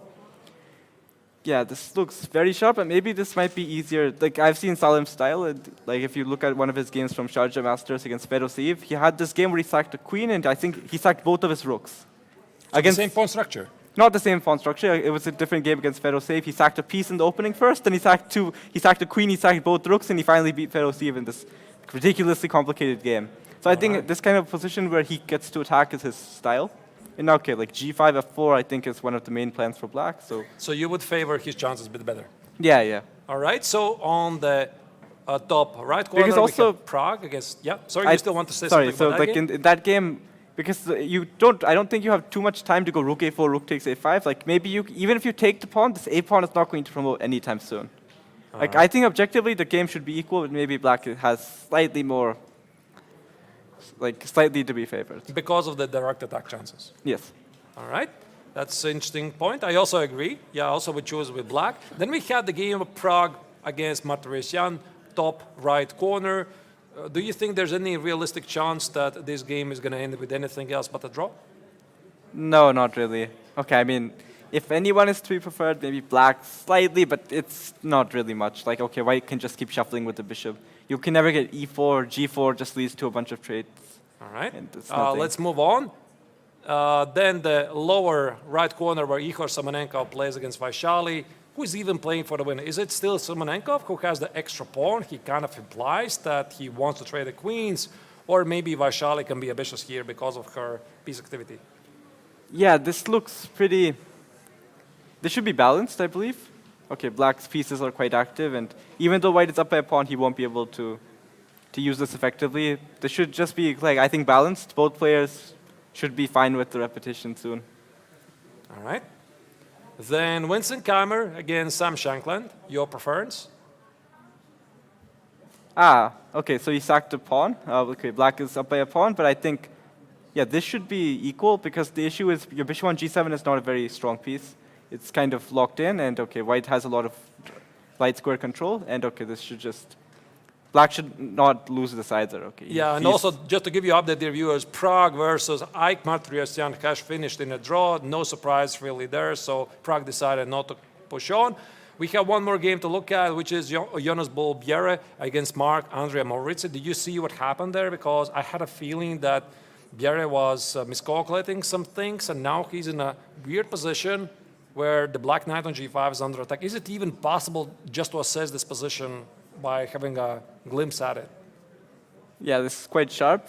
Okay, if white is able to take the piece and then consolidate, he might be slightly preferred, but black already has 2 pawns, I think, and okay, maybe rook a d8 is a logical move, and okay, he'll have a third pawn, and it looks quite complicated, but maybe, okay, black should be, I think black should be definitely fine here. This knight on a5 is also a bit misplaced. Right. Yeah, very interesting game. Bienne has been suffering a bit in the start of the tournament, which shows once again how unpredictable is this. If I may, I would like to ask you a couple of questions from the chat, Sure. which is, the Pumpkin the Cat is asking you, how does the chess life balance work for a teen chess prodigy? Yeah, the thing is, it's of course it's a very big question about how much time you devote to chess. I spend around 8 to 10 hours on chess every day. Oh my goodness. And I mean, luckily I go to an online school, and the thing is, they're very flexible. Like that's how I was able to like play some tournaments. That okay, I can go play my tournaments, and after I come back, I watch the recordings, I submit my work, and luckily that's good. Otherwise, I would have to go to school every single day, and spending 8 to 10 hours in school is, unfortunately, if I want to succeed in chess, if I want to become a world-class player, I won't be able to do. Right. I mean, obviously, you want to become the world Of course, champion. I want to become the world champion. All right. That's of course, I didn't really doubt it. There's another question by Symphonic 9. How much blitz experience you have since no games you have apparently in the database since 2017? Are you playing online a lot? I don't play too much blitz. I played one title, I played the title Tuesday a couple weeks ago. I had a winning position against Nialsari in final round. If I had won that, I would have tied for second. But unfortunately, okay, I messed that game up and I lost. And I don't even remember where I finished. I finished very low. But the thing is, I don't really play much blitz overall. I like playing classical, and I like solving positions from, let's say, other players' games. Are you doing puzzles? Yeah, I do a lot of puzzles. What's your rating on chess.com? Chess.com, I don't really do many Which chess? puzzles. Chess Tempo. Chess Tempo. All right. Okay, that's a pretty interesting choice. Yeah, I know it's pretty popular. All right, Abhimanyu, I'm not going to keep you for any longer. Thank you for joining us. I'm going to wish you best of luck in the upcoming rounds. You're leading the tournament. Do you believe you have a chance to win it all? Yeah, if I keep playing this way, I don't see a reason why I'm not a contender. Nice response. I wish you best of luck. Thank you, Abhimanyu, for joining me. Thank you. In the meantime, dear viewers, we're going to go to results checkout to give you an update what is happening.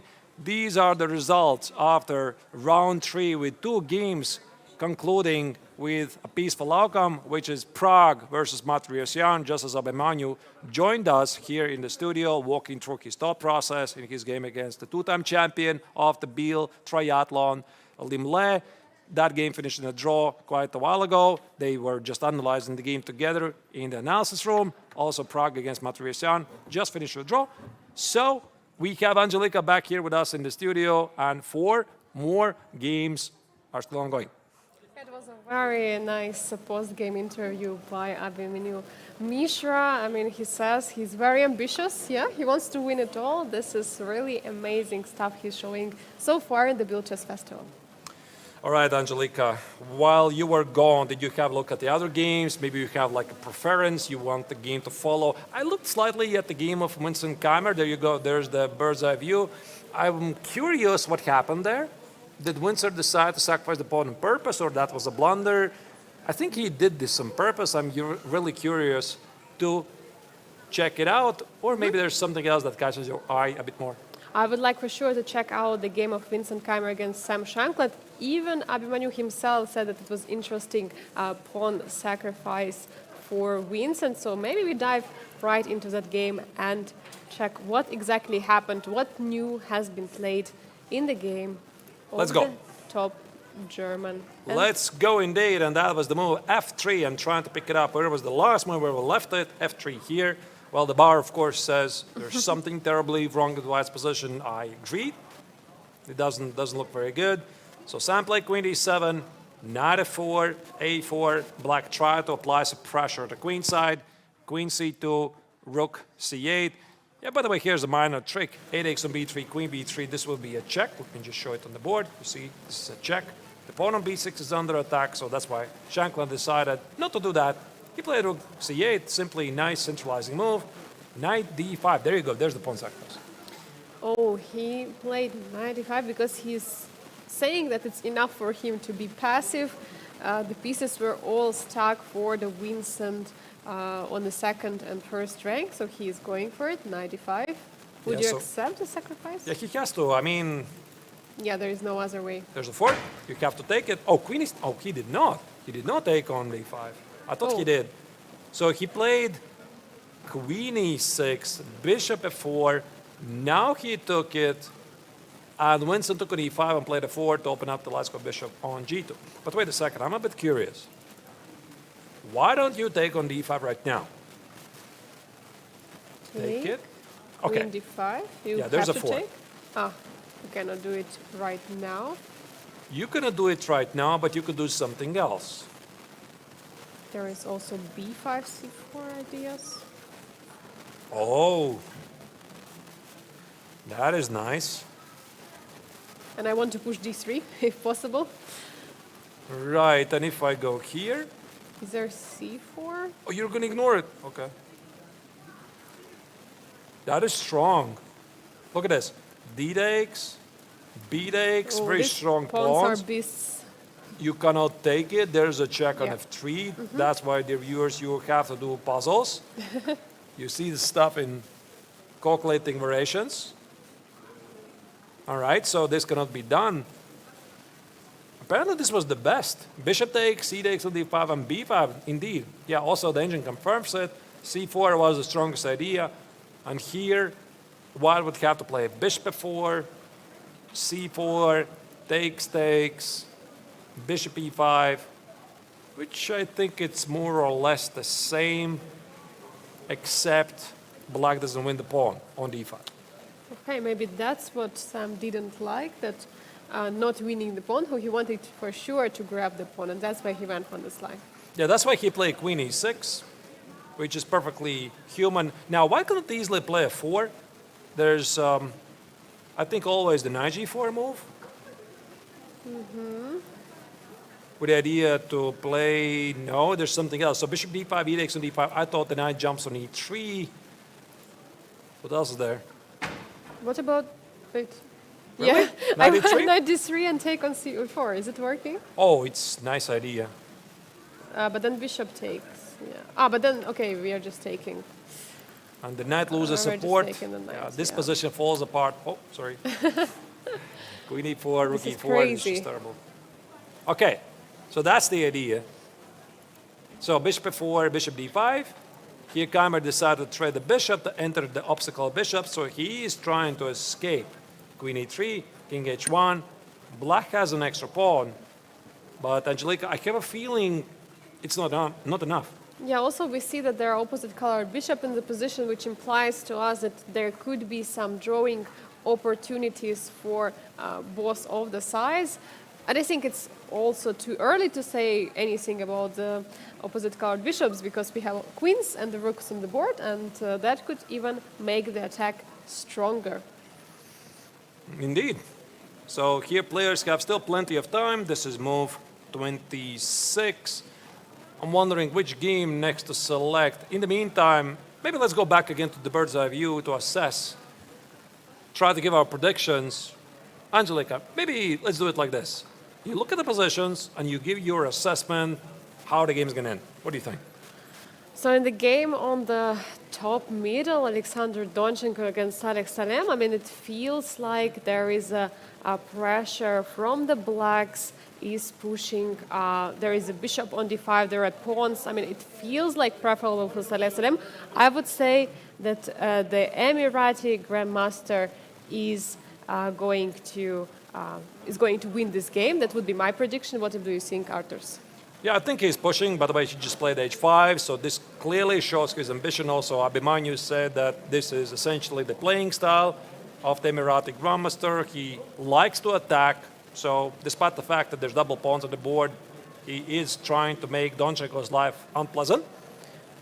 Igor Samonenkov against Vaishali on the bottom left corner. There is still an extra point for Igor Samonenkov, but I would say it's going to finish as a draw because the pieces of Vaishali are super active.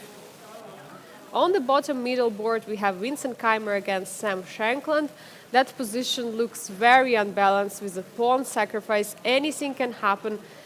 I don't know. It feels to me the position of black is better. Also, black is having a pawn. But I would probably say it's going to finish in a Wait, draw. Angelica, look at the position of Vincent Bienne against Marc-Andrea Maurizzi. What is the black rook doing on d2? There's the black queen on e3, black rook on d2, giving checks. This looks really spicy stuff. I think that's the game we are definitely going to go check after a break. I mean, it's very interesting stuff. So, dear viewers, the round 3 of the triathlon of year 2024 Biel Chess Festival is only heating up. We'll be back right after the break to follow what is happening in that game. Stay tuned.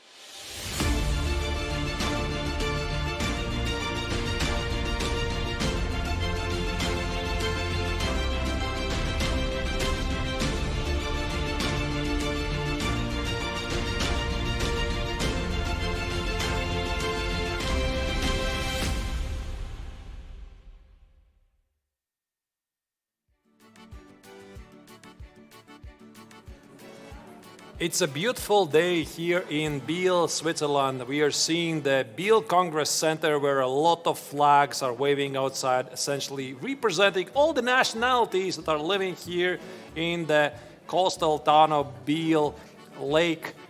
So we are right now going to head in the Congress Center to have a very nice view of the playing venue. This is the game in question.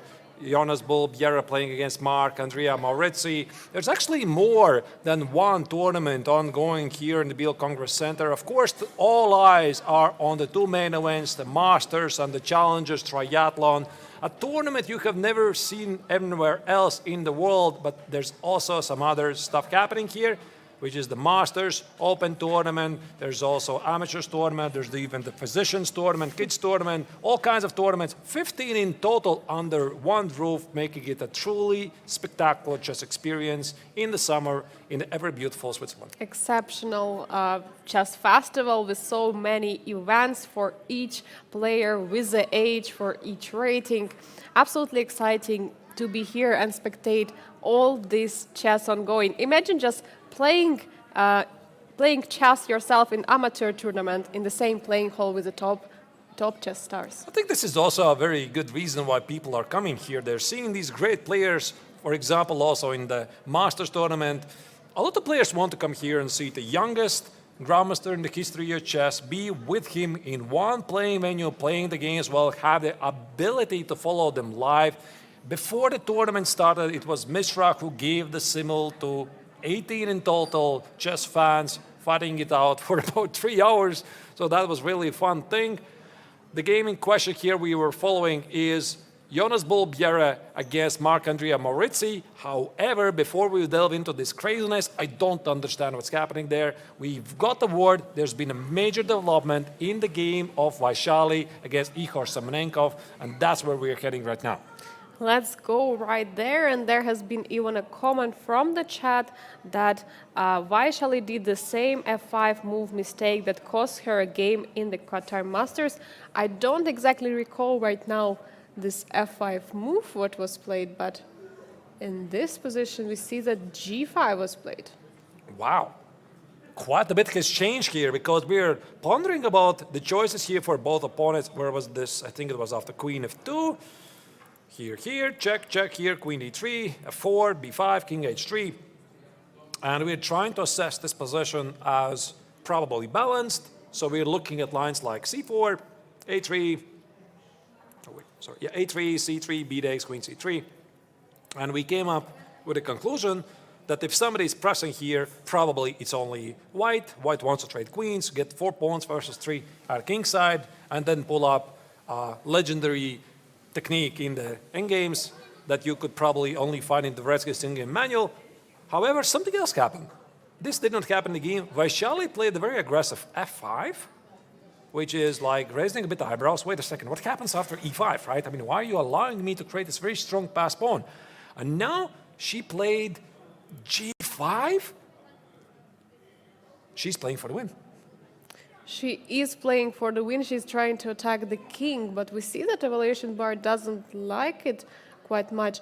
But Arturs, I have a question to you. Let's move 2 moves before. So instead of F5, it feels to me like the normal setup of the pawns would be to play something like H5, G6, and to have pawn on F7.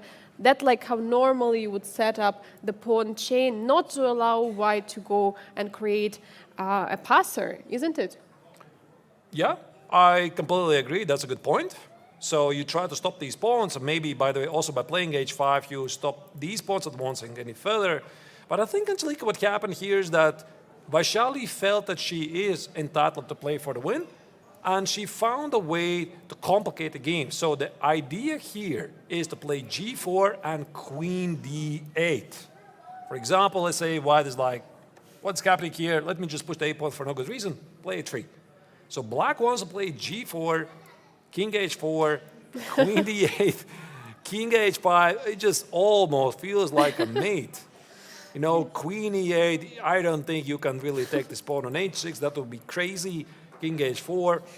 And it just feels super dangerous, but at least black has the draw. So this is Vaishali's idea. That's why she did this. Actually, I don't think she did this to checkmate. She just did this to force the draw.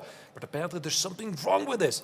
And now, after g5, can Sabalenka just push forward the e-pawn? Because now, Angelica, I'm seeing this. After g4, king h4, and queen d8 check, don't you have e7? My thoughts exactly. E6 looks like a great move. You are not threatening this g4, queen d8 idea as Vaishali probably would plan. And now what to do? Because the pawn is simply marching all the way to e7. It's just way too far. How do you stop the pawn? You play queen e8, but then you're simply getting the losing position. Your pawns are being all falling apart. Your white is having millions of checks, and I mean, the e7 pawn is almost being promoted. So what is, after e6, even the alternative? So after e6, white's idea is really simple. Push forward. What do? I mean, g takes on e4 makes no sense, because this e-pawn is going to simply roll forward.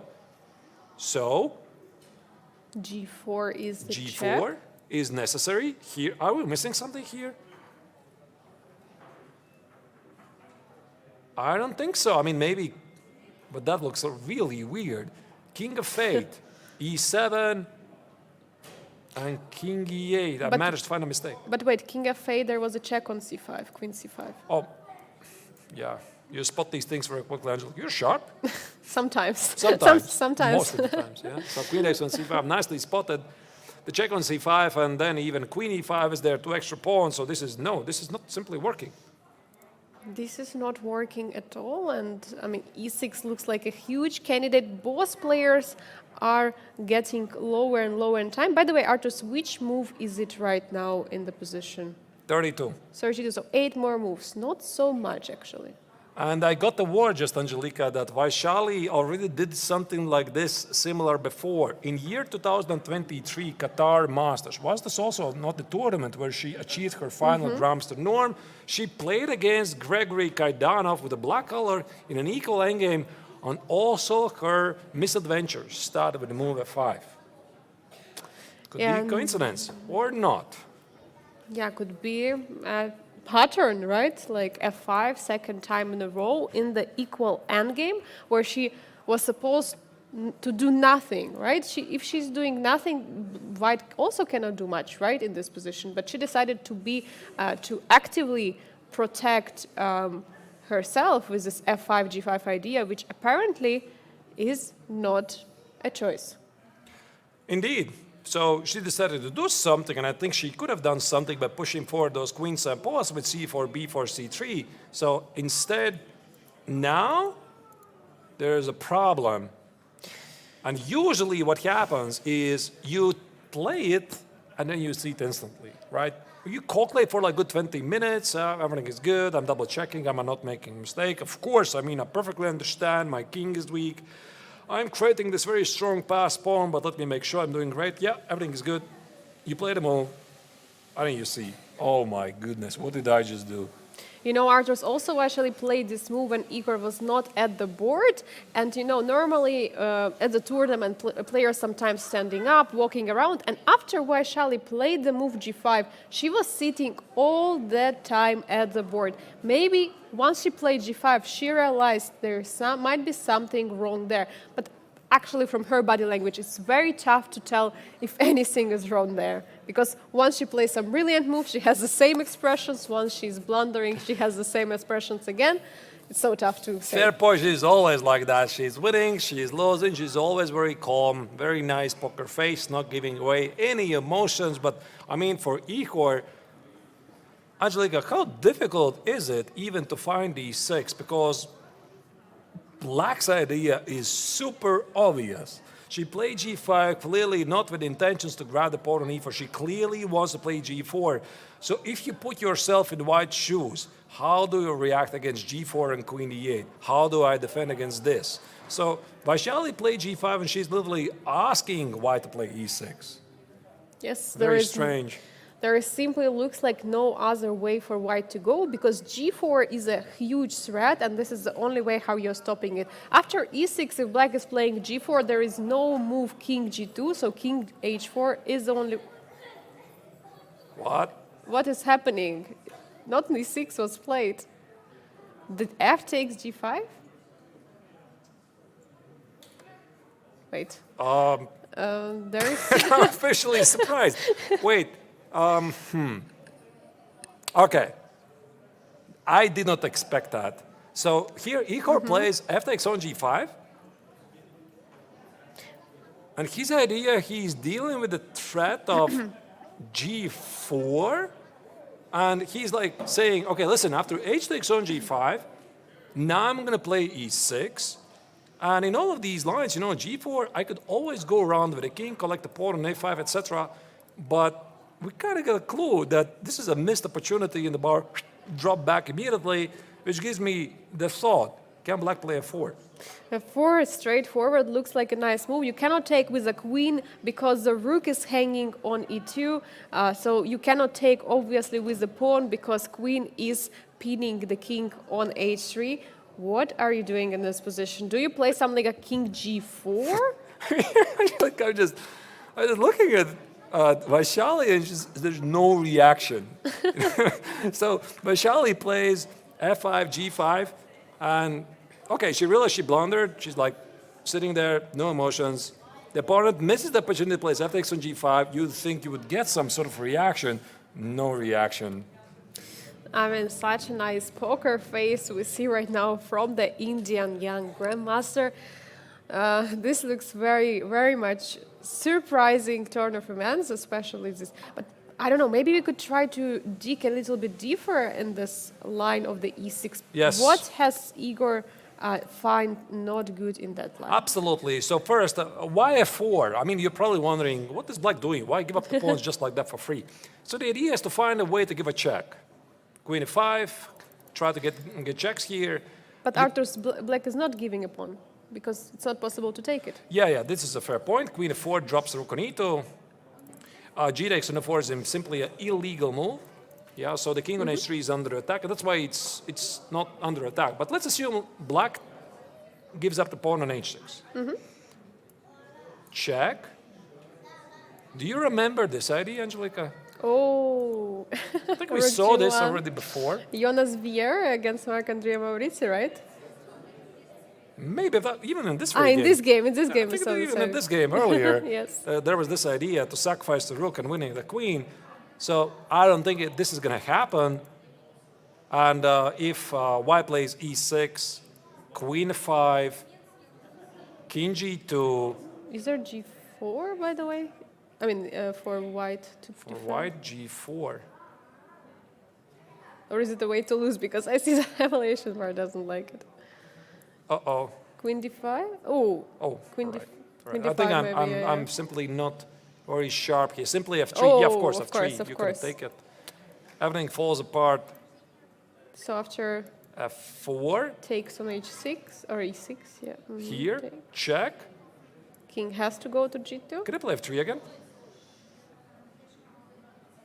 How is this not losing? Check. Here. Because of the active e pawn. Really? Because the e pawn is too much advanced. And there is also h pawn. You have to play king f8 here, no? How to stop king the f8, you drop the queen. Oh, yeah. You could do that. Okay, then how do you stop the pawn? Here. e7, queen e8, and then you just take on h6. What is this? How is this winning for white? I mean, you cannot do anything. Wow. Crazy. Rook is dominating with all those extra pawns. This is crazy. We asked for this because in the break we were discussing with Angelika.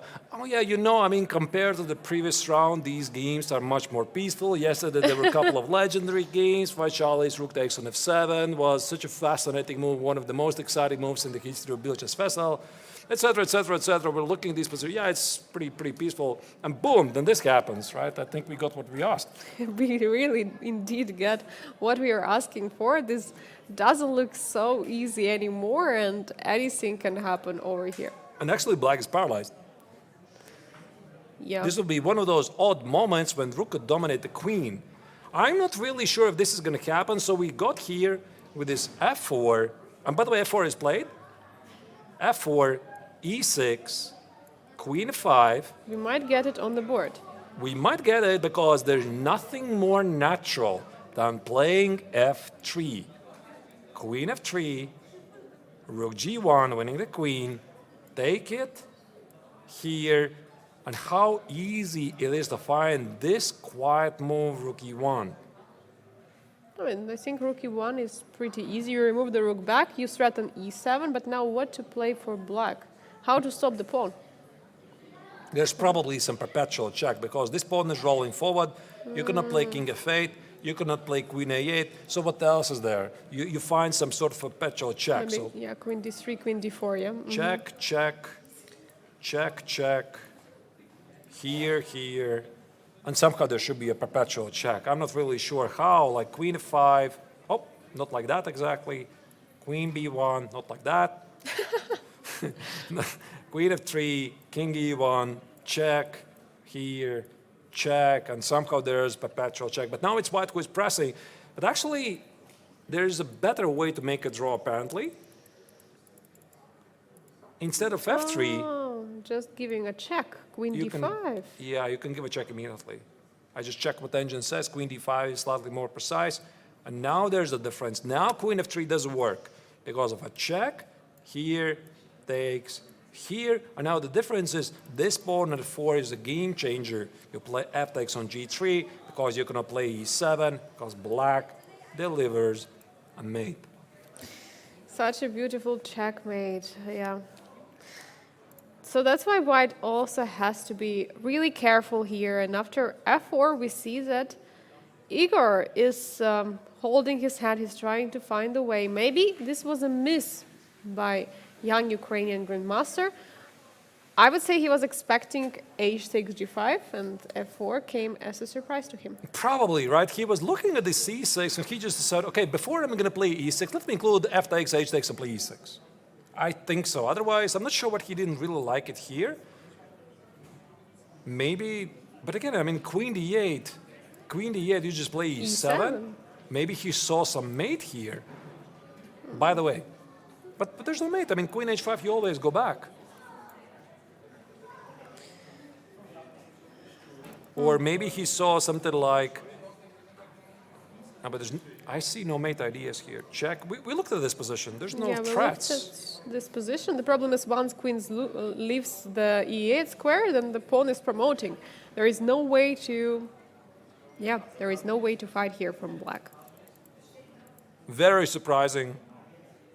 So Vaishali made a huge mistake by playing a 5g5, essentially handing the game on the platter for her young opponent, and he missed it. He played f takes on g5. Now after f4, now he is under a very serious pressure because by now he should realize that suddenly black has a lot of tactical possibilities. One thing their view is you should be very careful in those moments when you have just made the very first mistake, because there's a very famous two-mistake rule.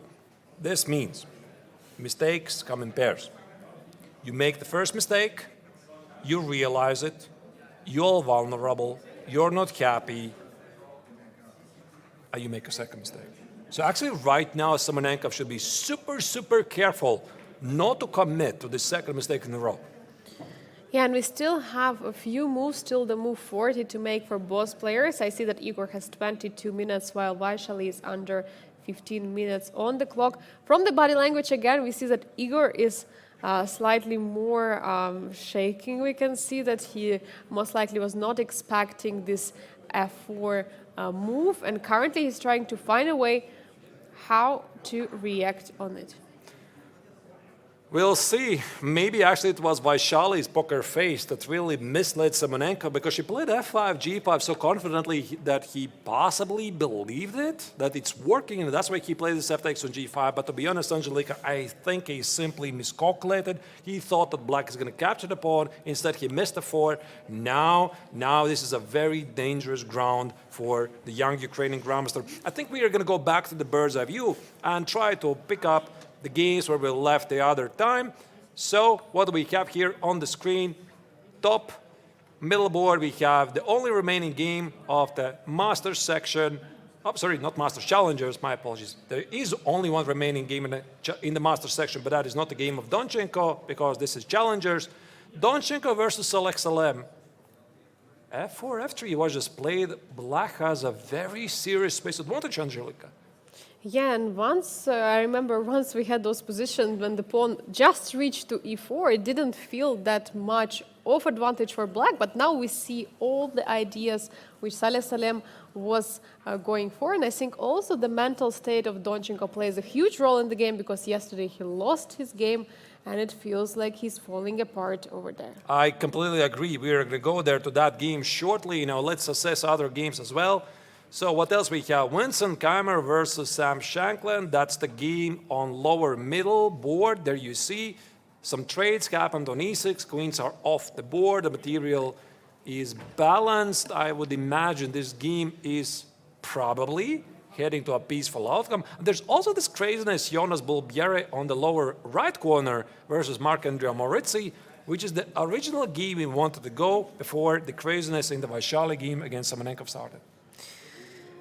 Yeah, we might go there because there were so many moves we missed. I mean, there was this idea of the h4, which we were discussing earlier. I think we go there from the start and see what happened. Let's go here. Where was this? All of this craziness, that's happened at f3. f3, c6, knight c3, queen d4, e3, queen c5. We left it here, and we were wondering if Bienne miscalculated, because he thought he's going to play either h4 or f4, try to trap the knight, but he possibly missed some b5 lines. So this is what happened. a4 was played by Bienne instead. So see, he decided not to bother the knight. I think now after a simple h6 or f6, black simply has an extra pawn. Knight c7 was instead played by Marc-Andrea. The idea is that after b5, ab, the knight was hanging on a6. Right. And now he plays b5. Yeah. So now the problem was when knight was on a6, it was targeted by the rook. So that was the problem. Yeah, but why would you do that, to be honest? Why would you... It's a bit strange choice. All right, what's done is done. Yeah, let's maybe not focus. Why did he do this? I thought just play f6 to give the escape route for the knight. You're up a pawn. There's no queen b7 threat. The knight is under attack. But for some reason, Marc-Andrea was focused on the idea of pushing b5. And yeah, you're right, Angelica, picking up what you said. b5, 8x on b5, the knight on a6 is under attack. Yeah. So maybe he was just more focused on that, not on the knight from g5. All right, so h4 was played, b5 was played, a takes, c takes, knight a5. A lot of great moves for white are incoming. King g2, these are the only moves. Rook d8, a piece sacrifice, h takes on g5, there's rook d2 check. So knight d1 was played. Wow. That's a move you can easily miss from afar. I suppose after rook f2, this is what Moritz missed. He wanted to play rook f2, and he thought he's going to play knight f3, rook f3, and rook d2. Oh. Yeah, and rook is lost. So he probably missed from afar knight e1. It's very difficult to spot this. The queen on b3 is somehow defended by the knight on a5. So check, rook f2. Queen e1 apparently is a mistake. He should have continued rook f2, knight f2, and... What here now? Queen e2. No, but wait, knight is hanging. Okay, this is very difficult to understand. Knight e5 engine says, and after h takes on g5, queen e2. Wow. And you want to play knight e3. Okay, this is not easy at all. Yeah, you have to have quite a bit of imagination to pick this up. So this didn't happen. Marc-Andrea Moritz is human being confirmed. He played queen e1, queen e3, another great move by Bienne. Now knight f3 incomes, queen f3, knight e5, rook d2, queen f2. Just fast forwarding to the position, Bienne has an extra piece for 3 pawns. Queen c2, queen d4, queen e2, and this is the position we have right now on the board. Yeah, and we see that black is the one who is missing one horsey, one knight is missing from black, but it is white who is having the weak king? I'm sorry to interrupt you, Angelika. There's a major development in the game of Igor Semenenkov against Vaishali. We should head to that game right now because unfortunately I called it the second mistake in a row happened. I was praying this is not going to happen, and it did. Because after f4, Igor decided to play G takes on h6. The second Wow. mistake in a row, he's just falling apart. Instead of pushing e6 from the beginning, Ukrainian grandmaster is playing second mistake in a row. I mean, Arturs, you predicted it. It's your fault. No, don't do that. I feel very responsible for that. So the point is now king g2, now it's going to be the idea of f3 check, queen f3, rook g1. Yeah, you take it, queen is lost. This pawn is not rolling forward very far. Maybe the difference here compared to this position we looked at, this pawn should have been on e6, not on e5. I think there's something like king. No, I missed the rook. I missed the queen Yeah, again. that's... There's probably a reason why this is losing. So we are going to look into that in a moment. And if the king goes forward after queen f5, king h4, where's the problem? Oh, it's f3 and rook d4. Oh, rook d4 is... And after g4? Still rook d4. Ah, there is no way to protect, because if you're protecting, then the rook is falling and the pawn is promoting. You know, Angelika, I have a question. So you see this position. Can somebody explain me, how do you get to this position from here? This is I don't unbelievable. understand. This is very, very creative stuff, right? So these players are really playing some fascinating chess, even though they are mistakes, they're human beings. And somehow from this very peaceful endgame, they go to this absolute madness at the very end of this line. Where was this already? I already lost it. About here. This is an absolute madness, and we see on the board queen f5 has been played, checking the king. Now Igor has to go for king g4, I right? guess- Okay, king g2. He has plenty time on the clock. He has 17 minutes. There's no need to rush. I think he was just so shocked by this turn of events that he was believing Vaishali completely that g5 is a threat. He felt that he is under attack. For some reason, e6 escaped his attention, or he thought he's going to include f takes on g5, and after h takes on g5, play e6 or whatever. He missed the 4, and this was such a heavy blow to him that he committed, unfortunately, to the second mistake in a row, which is g takes on h6, because now queen f5, black has a killing attack, and unfortunately, you can even feel the pain of looking at Igor's body language on the board. And you know, Arturs, I'm just thinking that most likely you're right. He just trusted Vaishali, who has just beaten 2 top seeds of the Challengers tournament. So after this g5 move, he could not even believe that it was a blunder. And he just trusted Vaishali with that move, and he decided, okay, I can take. I cannot push this pawn to e6. All right, Angelika, your suggestion, you're a coach, so you're teaching your student. You just made the first mistake. It's really tough. You're very unhappy. What you're going to say to the student, what you should do, or in other hand, what you shouldn't do in that situation. Yeah, I think also what I'm using myself, I'm trying just to forget what happened before. Even if I had an advantage, I just have to forget about it and just to focus on the current position, because chess is a very concrete game. It's a move-by-move game. And if in one move we're just blundered, let's say something, we cannot turn back to the position we had 1 or 2 moves before. We should not regret at all, and we just have to continue from that position, because sometimes these regrets, which are still keeping in your head, are stopping you from making best moves. Very nice answer indeed. So this unfortunately did not happen. The game must have been part of the hallucination, also unhappiness, and now there's a massive problem. I'm not really sure what Igor missed.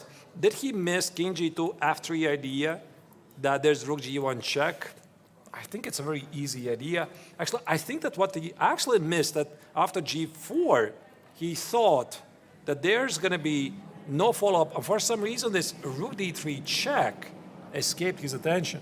Because if there's no rook d3 check, I think white's position is feeling pretty safe, right? I mean, how safe is it? I'm not really sure, right? So you're kind of protected. You can always go forward.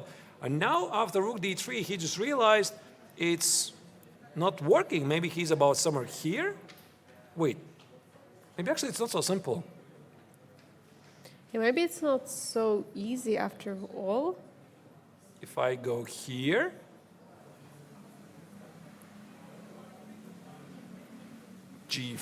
nah, you don't play g5, and I'm going to go back, queen f5, there's going to be mate on h3. Yeah, so how do you protect? Can you play king g5? I mean, king h5 doesn't work because of rook h3, so king g5. So rook h3 makes perfect sense to attach more pieces to the attack, but how about giving also the monarch to have a say in the game and play king h7? Wow, and you're threatening now queen h6, almost a checkmate. I mean, it's not checkmate yet, but it's a checkmate in 2, actually. It's checkmate in 2, queen h6, queen g6. Not yet a mate, by the way. Ah, actually not. So the king escapes, but this feels so dangerous. Of course, we're clearly influenced by the bar, but I mean, this g takes on h6 was not a good move. So we're looking right at this position that it could have been very unpredictable what would have happened after e6. e6, the correct move, queen f5, king g2, and here after f3, white could actually sacrifice the queen. This is a very difficult sequence of the moves. Rook e1, and now black actually has to escape with a perpetual check, queen d3, queen d4, queen d5, etc., because this pawn is a beast. And g4 is on the board. Igor is playing this move. And now rook d3 is what we expect, right? Rook d3 is the move. I mean, it's very logical. Rook is coming up. Maybe there's also queen g5, a move to consider. Queen g5 or queen f?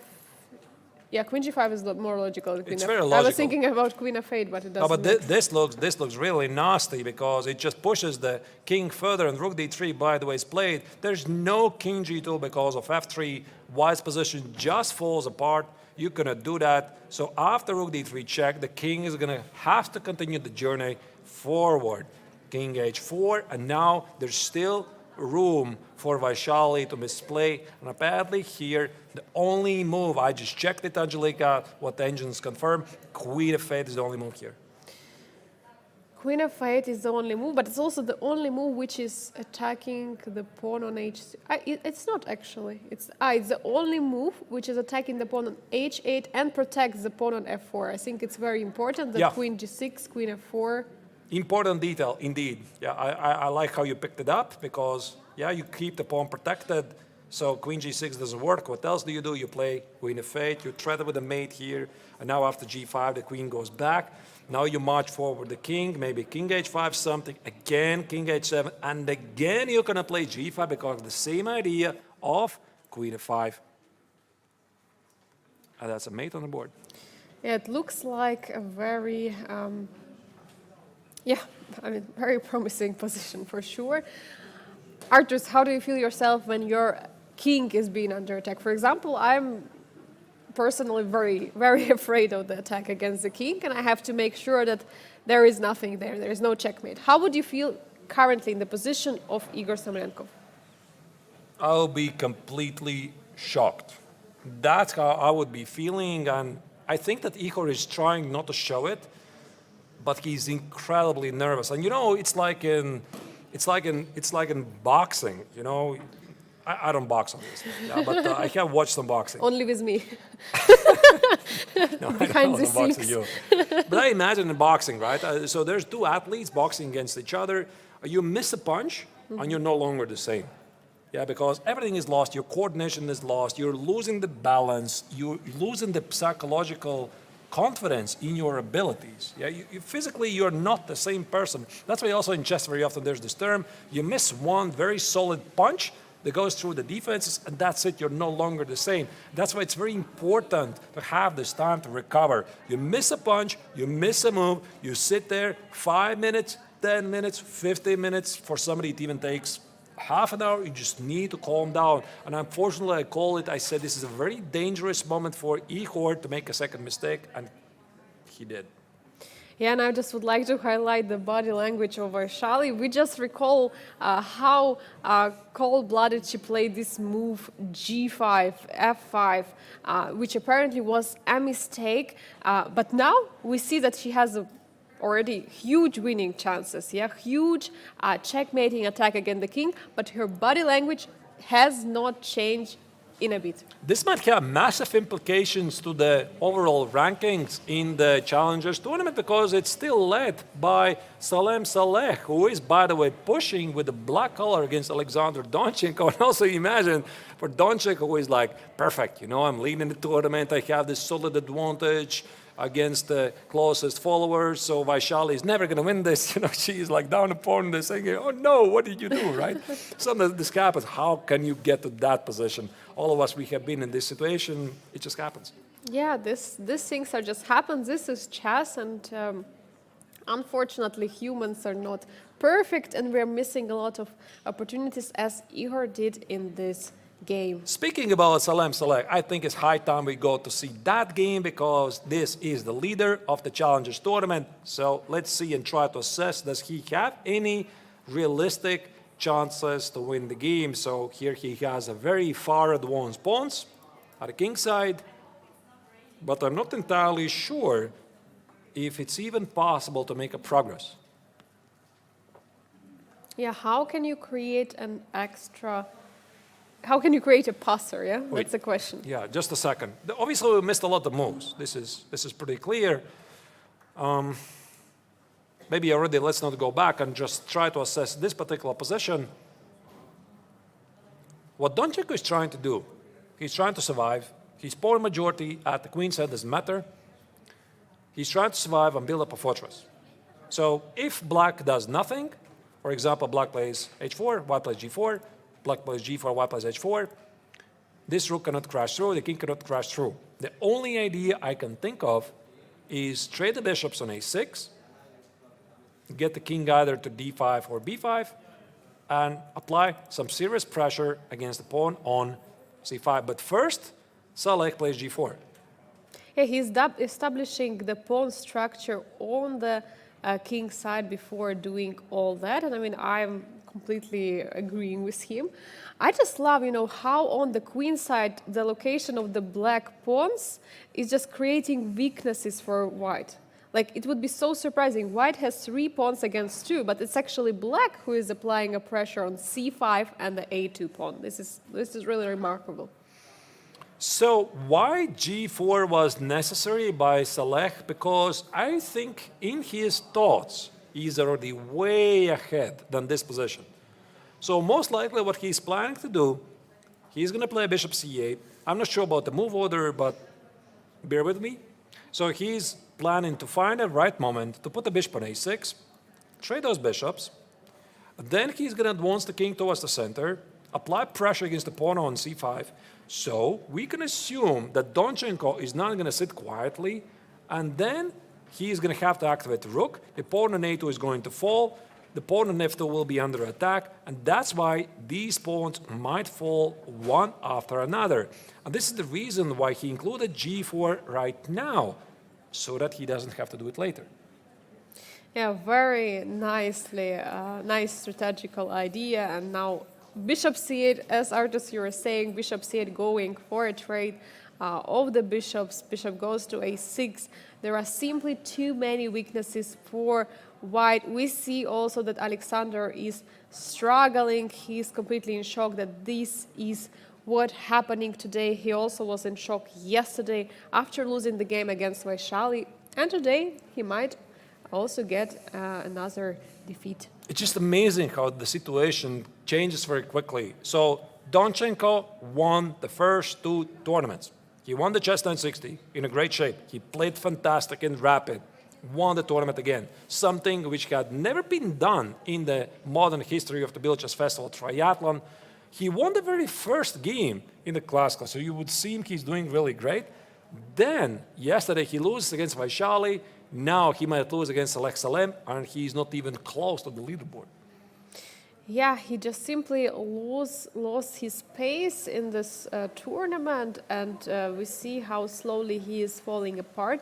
But I think it's a very important moment for the German Grandmaster to say, okay, what happened has happened, and we have to go forward.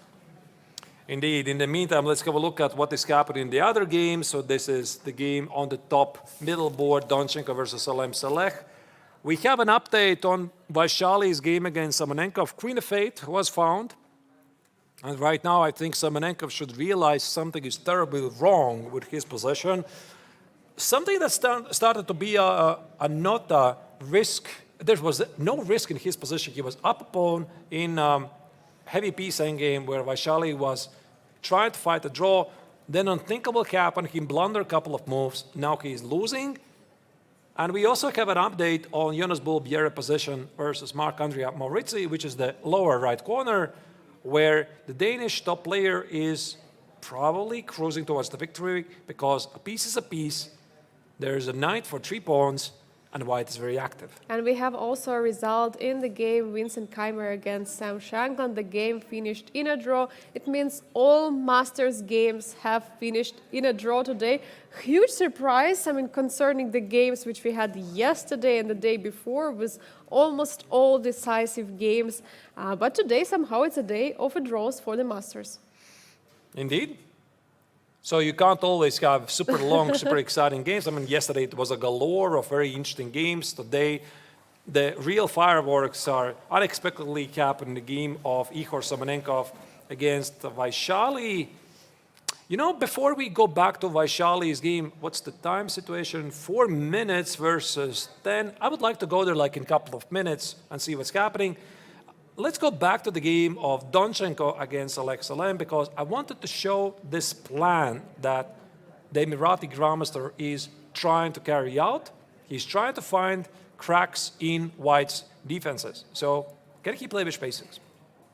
Yeah, bishop a6 looks like a very logical move. You want to trade the bishops and bring your king all the way to d5. You cannot do it, but you can apply pressure on the c5 pawn. Right. But maybe before playing king e6, you have to play rook a5, you know, so that after... I'm sorry? Takes. Yeah. King f1. And here maybe at first play rook a5. So my idea is not to allow rook to come to d2. Now king e6. Maybe actually white is in time. And now king d5. Maybe it's actually not so bad. Is it a draw? It's just a fortress. It's just a fortress. It's not possible to push forward. So this c pawn will do nothing. All right, maybe it is still a fortress after all. So bishop a6, rook a6, and all white needs to do, run with the king here, don't mind giving up the pawn, and it's just a fortress. So once again, here, just ignore whatever black is doing. Just ignore. Here. Let me just show you the final position. Takes it here. I'm not going to make any progress. c5, c4. I'm not going to take it. You can play c3 if you want. I'm not going to do nothing. And as you can see, black has this extra pawn, but there's no way to crash through.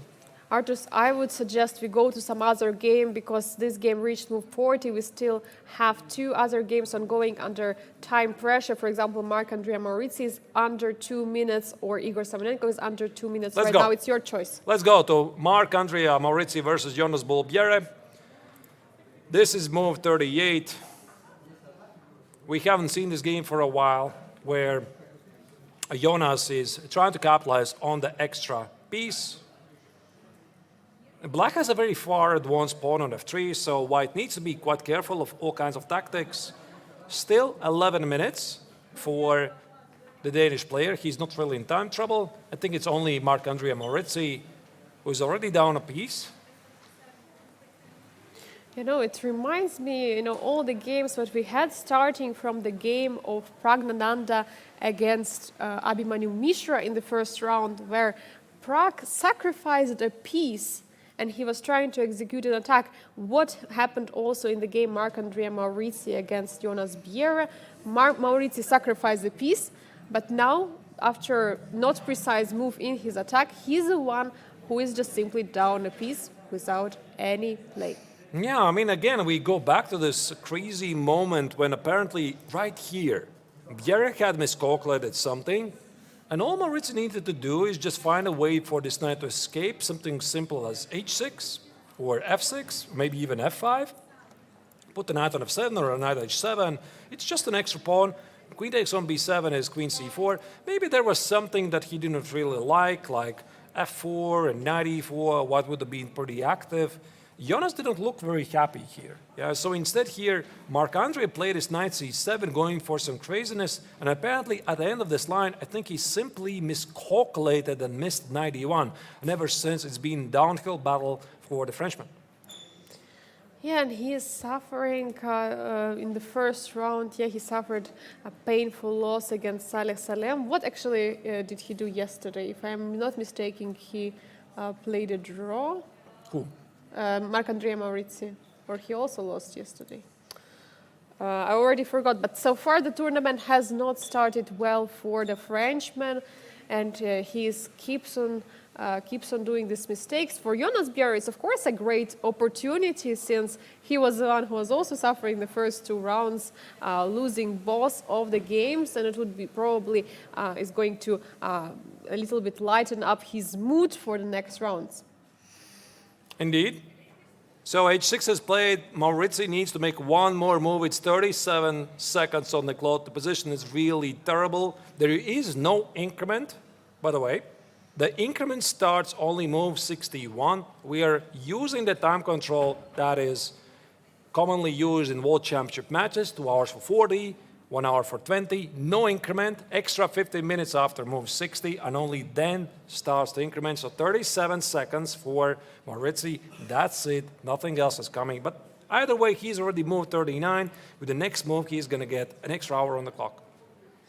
Yeah, and Jonas is still taking his time here. I mean, of course, he has 10 minutes on the clock.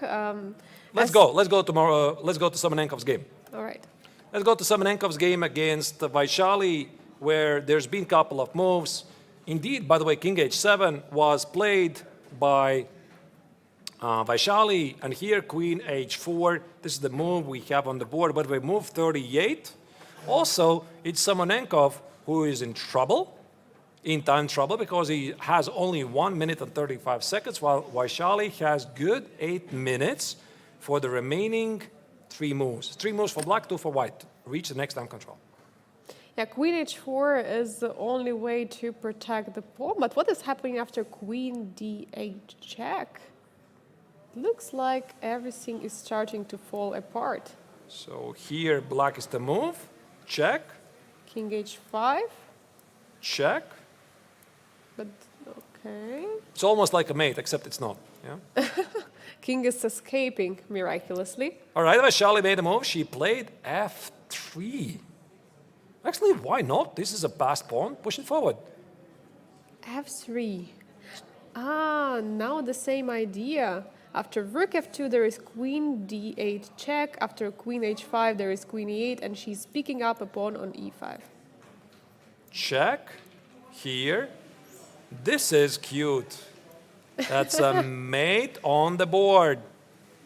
And we are seeing it right now being played. Sorry, there was queen e7. Queen even e7 better, is a bit better. faster. Queen e7, king h5, queen e8. Here, Vaishali is about to pick up her 3rd straight victory in a row. So there you go. Queen e8 is on the board. Huge miss for Semenenkov. This is going to be a heartbreak for him, but at the same time, of course, also a very painful but important lesson how to deal with those problems. He realized king g5 is met on board. He resigns, and this is going to mean that Vaishali now leapfrogs to 17 points in the triathlon of the Challengers tournament. Absolutely spectacular performance by the Vaishali Ramesh Babu, the Indian Grandmaster. She is started as the last seed of the Challengers, but now scoring 3 out of 3 wins in the classical portion. And I believe she is current leader of the Challengers. Indeed she is, because Salem might not be winning his own game against Alexander Donchenko. And here we see the current results.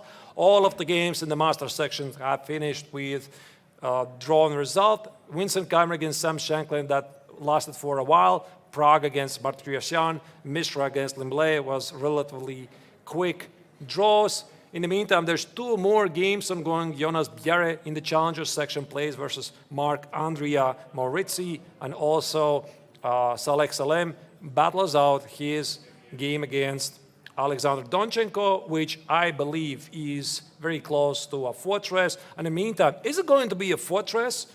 Is Jonas Bull Bjerre going to be able to finally fight back after his first 2 losses in the Challengers tournament? You're going to have to find it out after the break, because we'll be back in several minutes. This is year 2024 in Biel Chess Festival, 57th in total. Stay tuned, don't go anywhere, be back after the break.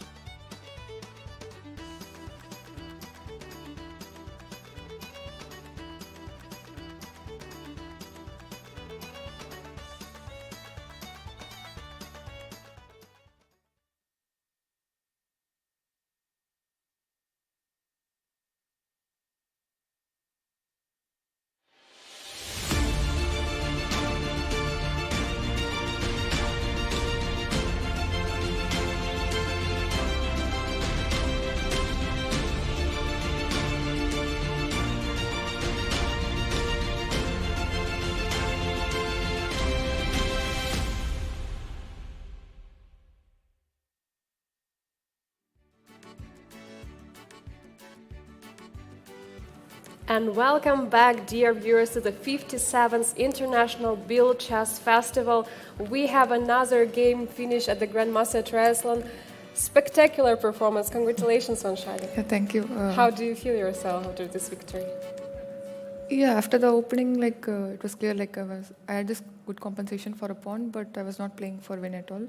I was fine with the draw, and I got this chance to play f5 g5. I spent a lot of time. It looked very tricky for white. I think towards the end it was very forcing that I had to find this old sequence. I think I was already winning there. I'm not sure, maybe this e5 was already bad. It was not clear for me at all where white went wrong. But what are your emotions after the game? After you win, you score another victory of the classical portion. Yeah, I'm very happy. Completely unexpected, and especially the opening turned out today, I did not expect at all. Also, I had some fun, calculating some interesting lines. So, yeah, I really enjoyed playing today. Okay, maybe let's dive into the game, and maybe you can share with us how far was your preparation going in this game. Have you expected this opening? No, I didn't expect him to go for this line. So until move 18 or 19, I've already played one game in Qatar Masters last year. I spent some time early on in the opening. I had few other options, whether to change or just to go. Follow that game. You mean here? No. After that, instead of rook e8, h6 is one of the moves. I just spent some time. Your One of the main h6, moves. yeah. I had a game in rook e8. I knew that game I didn't have much of a trouble in the opening, so anyway I decided to repeat the same line. I think my opponent was expecting this same, and until 19 or 20 we played kind of fast, we reached there. Yes, around here, yes? Yeah. Queen c7. I think in the other game, I think my opponent went a3 in the Qatar game last year, which he changed to knight c1. h3 or knight c1? Yeah, knight c1 was happened in the game today.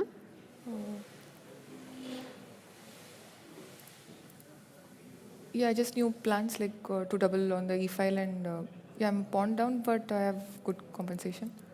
So you brought the rook to the d file. You wanted to trade one pair of rooks. Yeah, black's one of the main ideas to get the d file. Yes, so that's what happened. And here you have simply the d file and huge initiative for the pawn. Yeah, now my rook and queen also got very active. I was hoping that you would maybe repeat with few moves back. Maybe rook e1, rook e2. Ah, yes. After this, Yeah, and the game finishes. Okay, he didn't repeat. He went for king g2. Probably his dream scenario was to trade the queen somehow, or the pawns on the queen side, king side, and somehow to play this 4 against 3. Your mic is out. We want to hear everything you want to say. Why is it out? Can you get it out? I'm sorry, dear viewers, we have some technical issues here, which is going to be solved in a moment. It's low battery.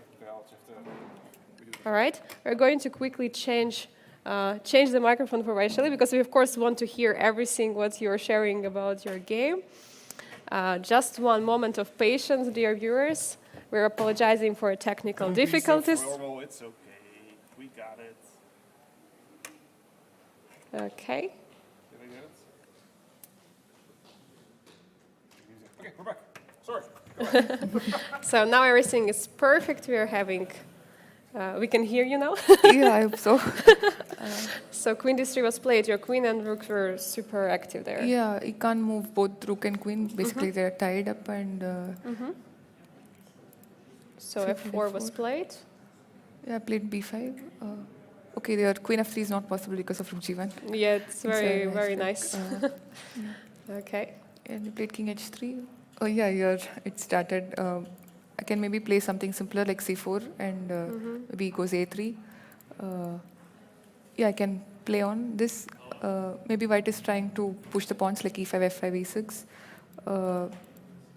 Then I spent some time. I saw f5, which I played. I think I spent some half an hour or something, and yeah, there were some really cool lines, so I went G5. Yeah. Yeah. Suddenly, okay, this Yes, is completely computer doesn't unexpected. approve, but Yeah. So suddenly, like now, White King looks in danger. I'm threatening to play G4, and he can't go back. so with let's the say he king. plays something like A3. Surprisingly, it's still equal. I don't know. I thought it will be some sort of a mate. Okay, so were you expecting him to play E6 in this Yeah, I position? saw E6, G4, King H4, Queen D6. I'm stopping E7. Like if E7, Queen F6, King H5, King H7. And, oh, So he no, cannot no, push. Queen F7. Yeah, Queen F6, King H5, Queen F7. But I don't King know what King H5. H5. Okay, I saw King H7. Okay, computer knows it all. Computer Of knows course, it we all. saw the computer. Yeah, this Queen C5. I mean, it's just too Incredible brilliant. move. Yeah. And White is And promoting. White King is safe. Promoting on E8 and also G6 is controlled. H2 is also controlled. I cannot play Rook H1 or threaten mate. But okay, it's so tough to see, yeah, right? it's Queen- very pretty actually. So FG is one of the Probably most it is the only win for White, right? yeah, if not, I guess if not E6, but Yeah. then FG and F4. I mean, like from the body expressions, we realized he probably missed this move F4 because he was not expecting. He immediately started to sing after this move. Yeah, he spent some time. I was also looking at G5 for some time, like earlier when I played F5. But now he gets E6, G4, King H4. And I'm unable to get my queen to the queen to you're give not check, able. yeah? Like Queen D6, I think what? F5 is hanging here, that's the main point. Yes, that's a huge problem. And yeah, I'm unable to coordinate queen and rook. Then I saw F4, which was very interesting. I knew I'm risking a lot. I mean, if it's not working, then I'm lost. But yeah, I It's spent a lot of time. Yeah, I made sure I'm not losing. At least I had some repetition or something. I was just. Yeah, so he played this GH6, which apparently was a huge mistake. I guess he has to go with something like E6. E6, Queen F5, Yeah, and here I think we were looking at King G2. F3. And here actually it was very pretty line. So he gives up a queen. Oh, and Rook E1. Yes. Yeah, But okay, I it's- somewhere was that's, somewhere here because King F8 is not possible because of Rook F1. I'm unable to stop the Yes. one. Yeah. So it's some very very beautiful nice lines. tactics in your game. So G takes H6. Apparently, okay, computer already disapproves, but it still looks very dangerous. Yeah, the king, king on H3 is almost checkmated. Queen F5. G4, Rook D3. Like everything came by force. Everything. I think came Queen back. F8 was important to play, right? Yeah, it was Yeah. only move Yeah, because you cannot attack attack the the pawn. pawn Yeah, without giving them the F4 pawn. Yeah. I have to support F4, which is very important. King G5. King And H7 and can't, also apparently the only move. yeah. Now we can't take on F4 because of Queen H6, Queen G6, which is a pretty mate. Yes. And the king is Yeah, is it's checkmated. amazing. So nice. He's trying to defend, but yeah, you found this way to distract the rook Yes. so that you can check. Yeah, it's a nice mate in the end. Yes, and it would be a checkmate in the next move. Yeah. Very beautiful game. Thank you so much, Vaishali, for showing the game. So 3 out of 3. What are your emotions? Like, you were not expecting it. You already told to us. How are you feeling now? Yeah, I'm very happy. I'm also especially enjoying the games. Like there are some very fun lines I'm calculating, and okay, I'm surprised to see this Queen C5 option, which is so beautiful. Like this old F5 G5 idea doesn't work because of this line. It's amazing to see, and yeah, I'm very happy. You know, we're choosing, after each day the best game which was played, and your game was so far the best game in the first and the second round with your stunning Rook F7 idea. Your chess is just spectacular, just from everyone. Thank you so much. Yeah, thank you very much. Thank you so much, Vaishali, for your time. Wish you best of luck for tomorrow. I guess we might see you for an interview tomorrow as well. But Thank you. I we'll hope to see. join. Thank you. And let's go to the results of the number 3. We see that we have all the draws played in the Masters portion of the Grandmaster Triathlon. Vincent Keymer against Sam Shank finished in a draw. We have also Pragg against Haik, another draw. Abhimanyu Mishra also was drawn by Liem. In the challenges, we have so far only one game finished. It was Vaishali's win against Igor Samunenkov, and 2 games are still ongoing. And meanwhile, I have with me Arthur's back in the studio. It was absolutely spectacular performance by Vaishali. It was indeed. Actually, this craziness that she showed, this queen takes one c5 idea. Wow. You know, I have no other words. We are only looking at queen d8, but this queen d6 stuff, that is like beyond any imagination. And that also, I think, explains how she missed it. So fascinating stuff. We saw it live here from Biel. But more games are ongoing. Let's first check. We already checked the results. So let's maybe go to the bird's eye view to observe what is happening in the remaining 2 boards. 2 games are ongoing. Alexander Donchenko plays against Salem. I tried to make it work for black that the Emirati player might be playing the game for the win. However, this is a fortress, so I don't think we are going to see a decisive result in this game. Most likely it will finish briefly in a draw, so we have only one more game after that, which is the lower right corner. Jonas Bolbiere plays against Marc-Andrea Maurizi. They are safely in the second time control. A lot of time, White simply enjoys an extra piece. White simply enjoys, while Marc-Andrea Maurizi is struggling to fight for the draw. Here, I mean, there still could be some opportunities, right? Maybe you jump into that game and try to find what is the defensive technique by the French Grandmaster. Well, it might be difficult to find something that is simply not there, but you're right, you're right. So here b4 was just played by Maurizi.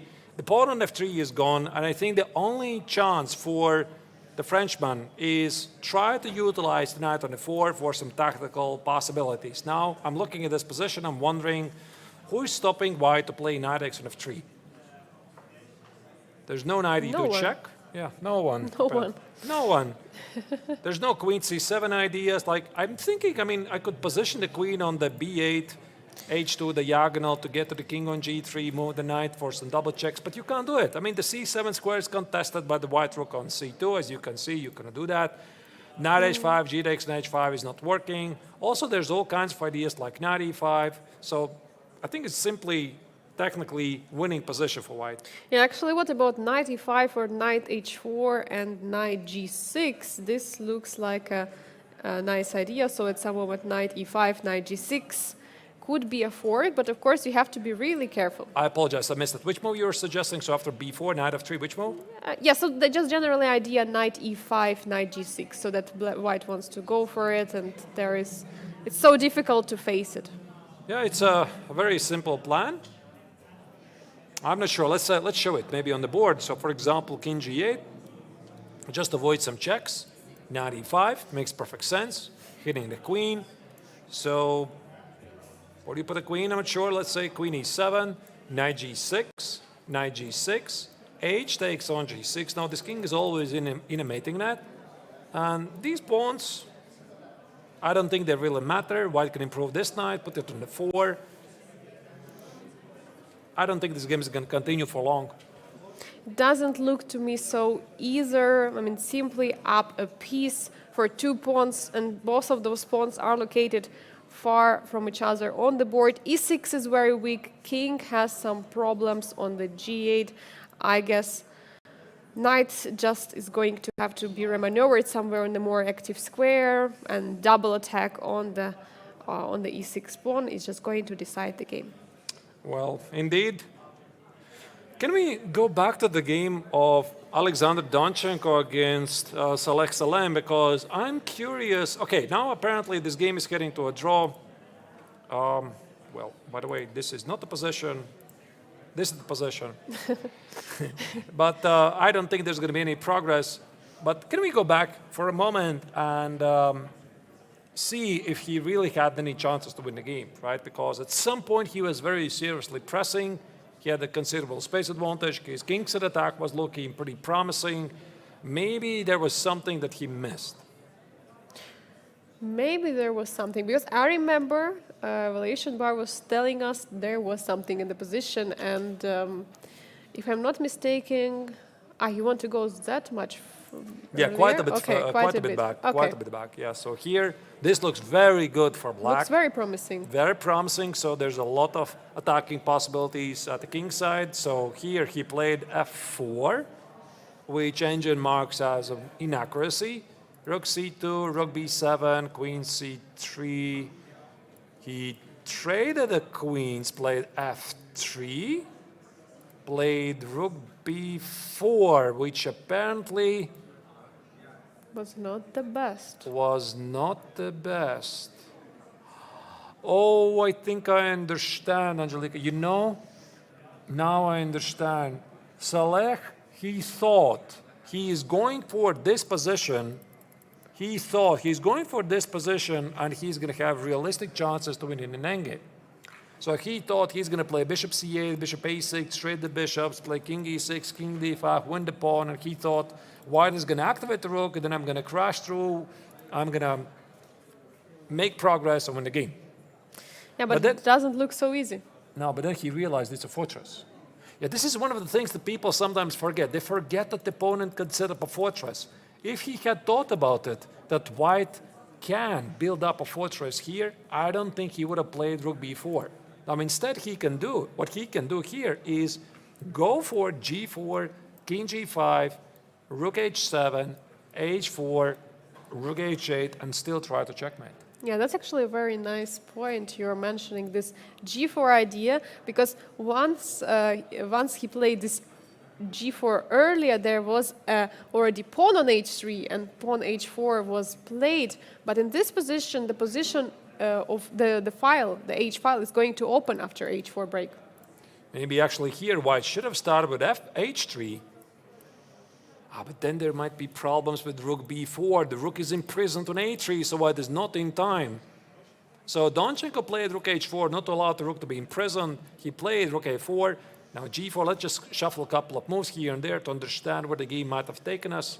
Here, okay, let's play it normal. King g5, white does nothing. h4, white does nothing. Let's include h takes. Now what do you do? Yeah, you cannot really capture with the h pawn because it looks like a checkmate incoming, but you also cannot really take with the f pawn because that would create a protected passer on f3. My analysis has gone pardon that. So here, of course, he's not going to take the pawn on c5. Now for Donchenko, all he needs to do is to put the king on b1, and it's going to be it. And now you can see, so Saleh is pretty unhappy because he had a feeling he was pressing for the entirety of the game. Again, let's go back to this moment about, where was this, right here. The final mistake I think he did was trading the rooks. He shouldn't have done that. This rook b4, simply he forgot that a fortress is still also a defensive resource for his opponent.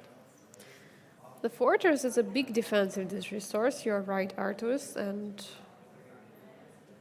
Yeah, e5 marks as a missed opportunity, but to be honest, I don't think it even matters. What does it matter, this e5? Otherwise, the bishop is not joining the game. I think it's just engine that is being silly here. Okay, maybe yeah. there were some crazy ideas like, I'm thinking actually some ideas like bishop b3. that would be really crazy, but it might work. I don't believe it myself, but since the king is here stuck, then you take the rook with the rook on f1, but It was actually a very interesting idea. Yeah, king cannot move in this position, bishop cannot move as well, but maybe rook can try to take you're some losing a lot of pawns. Yeah. Maybe in a different scenario. Either way, it doesn't matter. This game is leading probably to a peaceful outcome. King e1. I think what he's trying to do is he's trying to set up some kind of a zugzwang, for example, after king c1. Do nothing. What do you do? Oh, but that I can was still an play rook idea. d2, so it changes nothing. No, but then pawn on c5 is hanging. which is always. Which is normal. You Okay, can't- which is. You can't it go is to this fortress. endgame. It's just a fortress. Maybe rook d5. Maybe there's some Zugzwang ideas right here.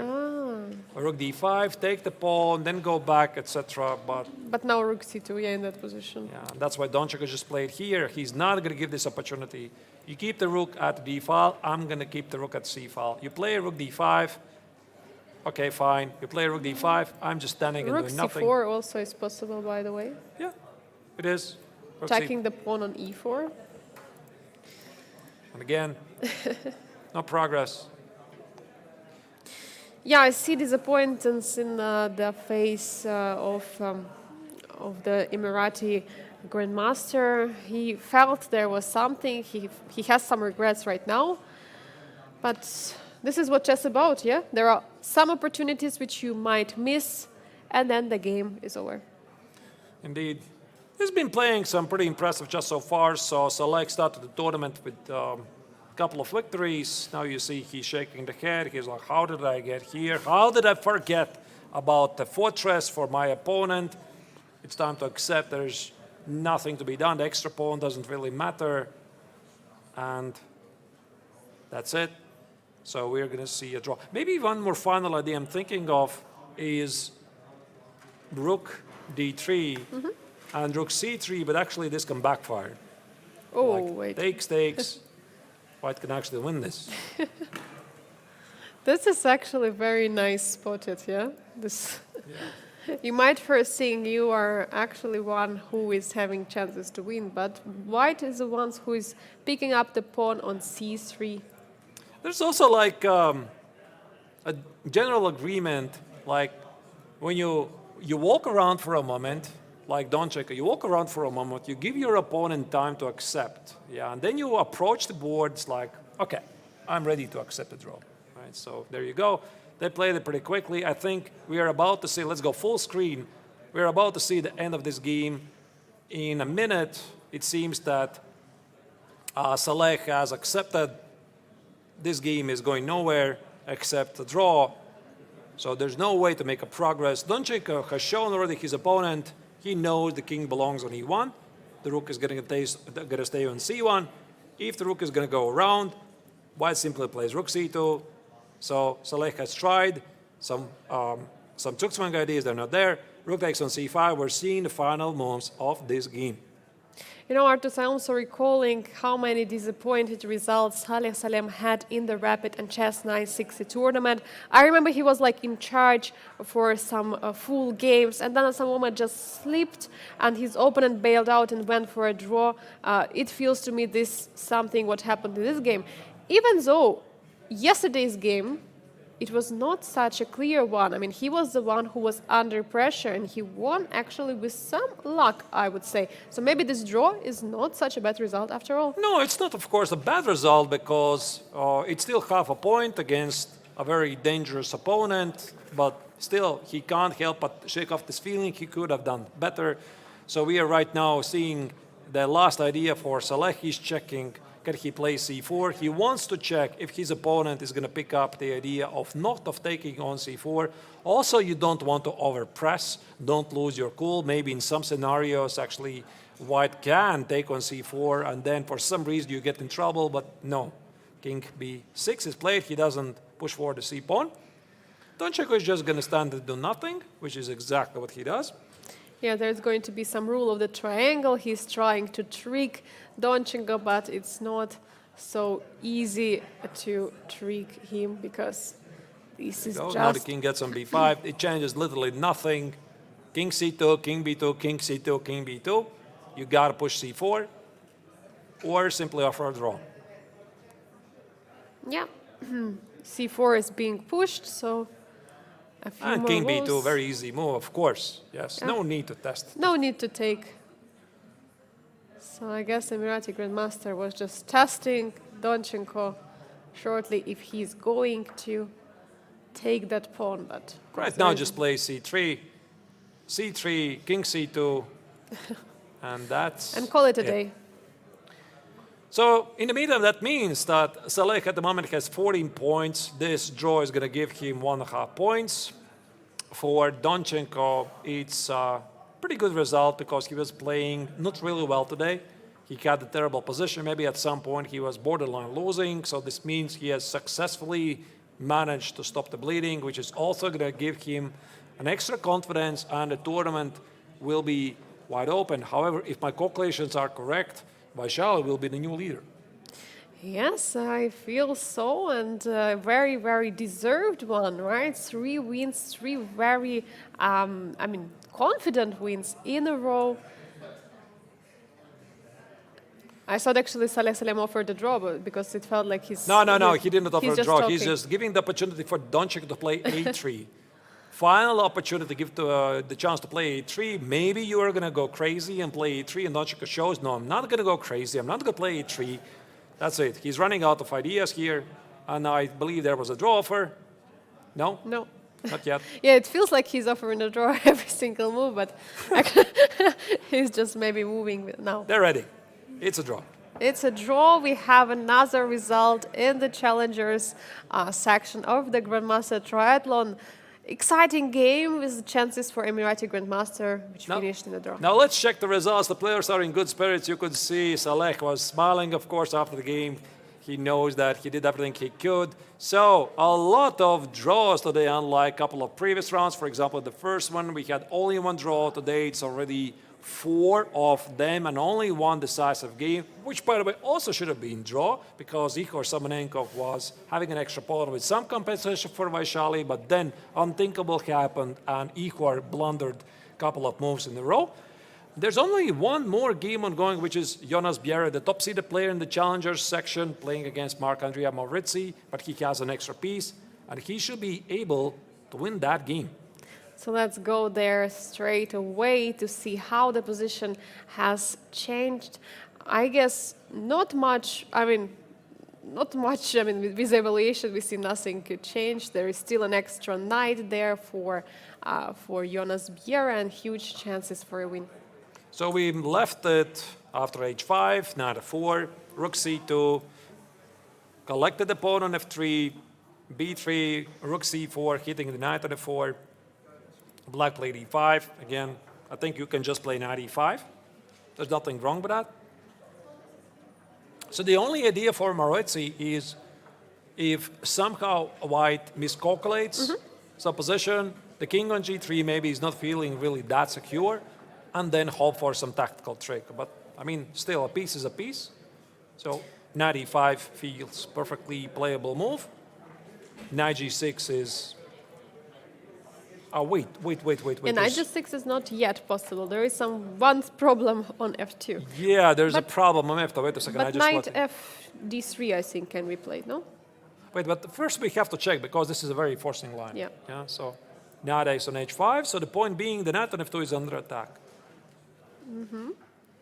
Meaning g takes on h5 is check. There might be a lot of checks, by the way. This is not very practical for white to play. The bar disagrees. You can't do that. So you were suggesting the other move, knight d to f3? Knight f2 to d3, yes. Knight to d3, yeah. Yeah, it's also a good move. Takes. I just see that it's move with less risk, for white. No, but here Bjerre has, 46 minutes. Yeah. He has to calculate. It's not really that difficult stuff. So knight e5, what was it? Knight h5. If g takes on h5 is not working, what else is there? King h3? But king h3, then this queen f2. Queen f2 and knight g6. You can't go here. You go here. Queen and now? e6.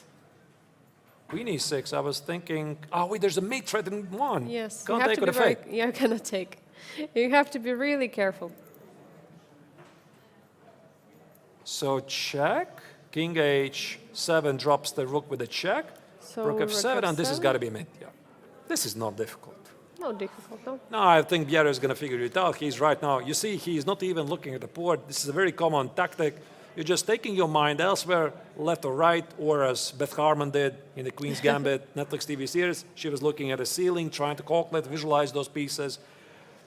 Not really how it was portrayed in the very popular Netflix series. I don't think this is how it's usually happening. It was just an illustration, but yeah, you are just looking left or right. just to take off your mind off the board so that you can calculate in your mind. Yeah, and I'm just wondering, maybe Jonas is taking so much time in this moment because he's not trusting himself that much after all those blunders he made in the recent games. After another game, I mean, he's simply maybe losing the trust in himself. What do you think? Could it be the case? Who is losing the trust?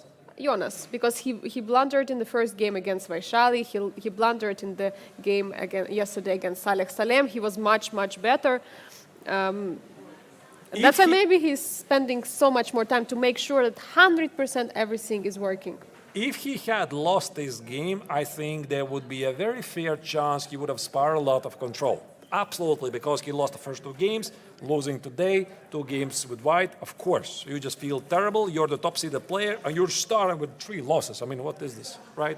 So he was in trouble earlier in the game. Then Maurizi overestimated his chances, and this is exactly the kind of victory that Bienne needed. He needed this because he's been off the competitive chess for a while. He recently graduated the high school, so he's 20 years old. He's not going to enroll in a university for a moment and going to focus on chess a bit more, having more free time at his hands. And maybe actually it's perfect a moment for us to go back in the game and see actually what was the mistake of Marc-Andrea Maurizi. How did the position went so bad for him? Let's go. So we're going to start from the very beginning, just very quickly. This is how they played it out. These 2 knights, yeah. Yes, these 2 knights. Dance, c4, d takes, knight e5, bishop e4, so it was pretty okay. Seemed like some sort of a Catalan. Black played queen d5, hit those 2 knights. Queen b3, bishop g5, takes. Now here Bienne could have got the better position after h4. Instead, f3 he played. He apparently miscalculated something, because after c6, knight c3, queen takes on d4, his idea was that the black knight on g5 is going to be trapped, but apparently it's not, because in many lines, black has this counterplay with b5, which leaves the pawn on a3 vulnerable. So that's why he played a4, and he basically acknowledged he has made a mistake, and right now, here, f6 would have secured black a very large advantage, simply an extra pawn, because now f4 or h4 makes no sense. The knight simply escapes on f7, and even more, white gonna take the pawn on b7 because the knight on c4 is hanging, conveniently defending the knight on a6 as well. But the Frenchman here erred. He made a mistake. He played knight c7, relying too much on the idea of playing b5 and get the pawn on e3. And what happened here is that after h4, b5, a takes, c takes, knight a5, queen e3, rook, king g2, apparently he simply miscalculated, because after rook d8, he thought rook d2 is a big idea, meeting rook f2 with knight takes on f3 with some fascinating complications, but he missed this very cold move, knight e1. This knight e1 was so nice. Yes, and after that, it was just downhill battle. Here, apparently, it was still okay. He should have continued with this crazy move. Rook f2, knight f2, and ignore the knight on g5 and play queen e2 with the idea to meet ace takes on g5 with knight e5 and knight e3. Super unclear game. He missed this. Instead, he played queen e1, and now it was Bienne who was very accurate, picked up a lot of good moves, and from this moment, the young Danish player was showing some very impressive technique.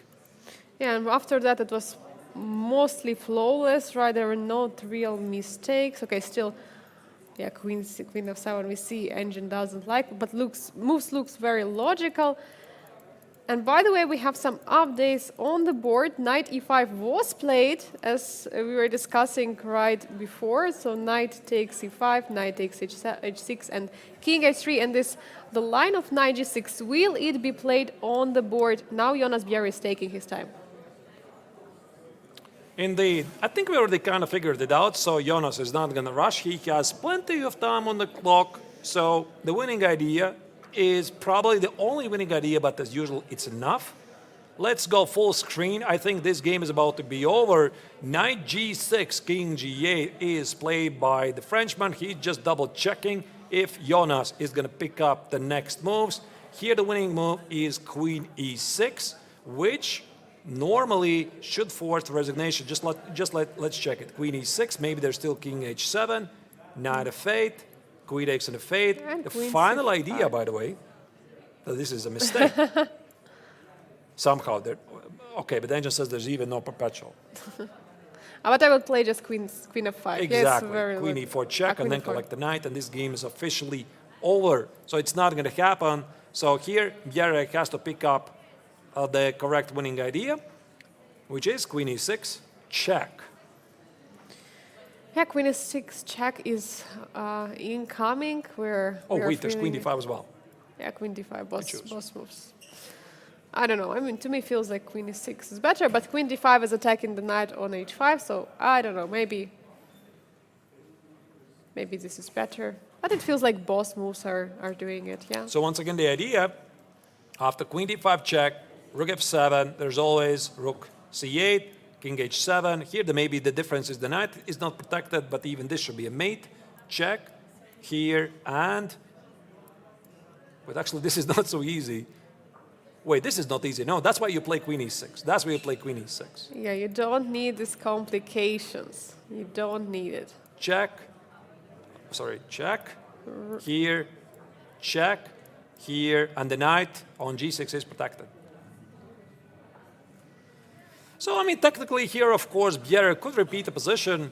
Knight e7, king h8, knight g6, king g8, but this is not a time trouble. There's no need to do that. He could easily do it, for example, in a scenario when this could be, for example, move 38. Yeah, You need to get this extra hour on the clock, and you just make 2 repeating moves from the dominating side to get extra hour on the clock and never mess it up. But he has enough time. So we are seeing the final moves. Knight x on f8 most likely will be played, and Maurizi should resign if queen e4 will be played by Bienne. Yeah, we're going to see the next move of the Danish Grandmaster, finally scoring a victory after 2 disappointed losses by him in the first and the second round of the Grandmaster Triathlon classical portion. As a top seed, you want to strike back, you want to be back in the front seat and try to go into the final stage.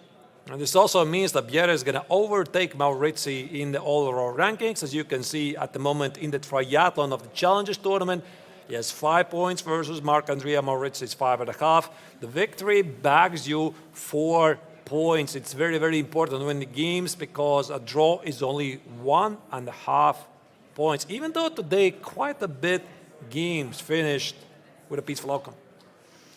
Only 2 potential games we were having with the decisive game. We have game Vaishali against Samonenkov. Vaishali managed to win another game with the black pieces, and all the rest of the games finished in a draw. So this one is the second game, which is going to finish for the victory for the Danish Wow, this was Grandmaster. rather short day, was it not? I mean, we're already getting used to here that we had these very long coverages of 7+ hours, and today it's only, what, 4 or 5 hours? Yeah, this is actually very much surprising. I was not expecting that at all. Looking how much action we have every day. And here Queen e4 is on the board. King h8 instantly played. He does continue it. I was a bit surprised. There's no perpetual.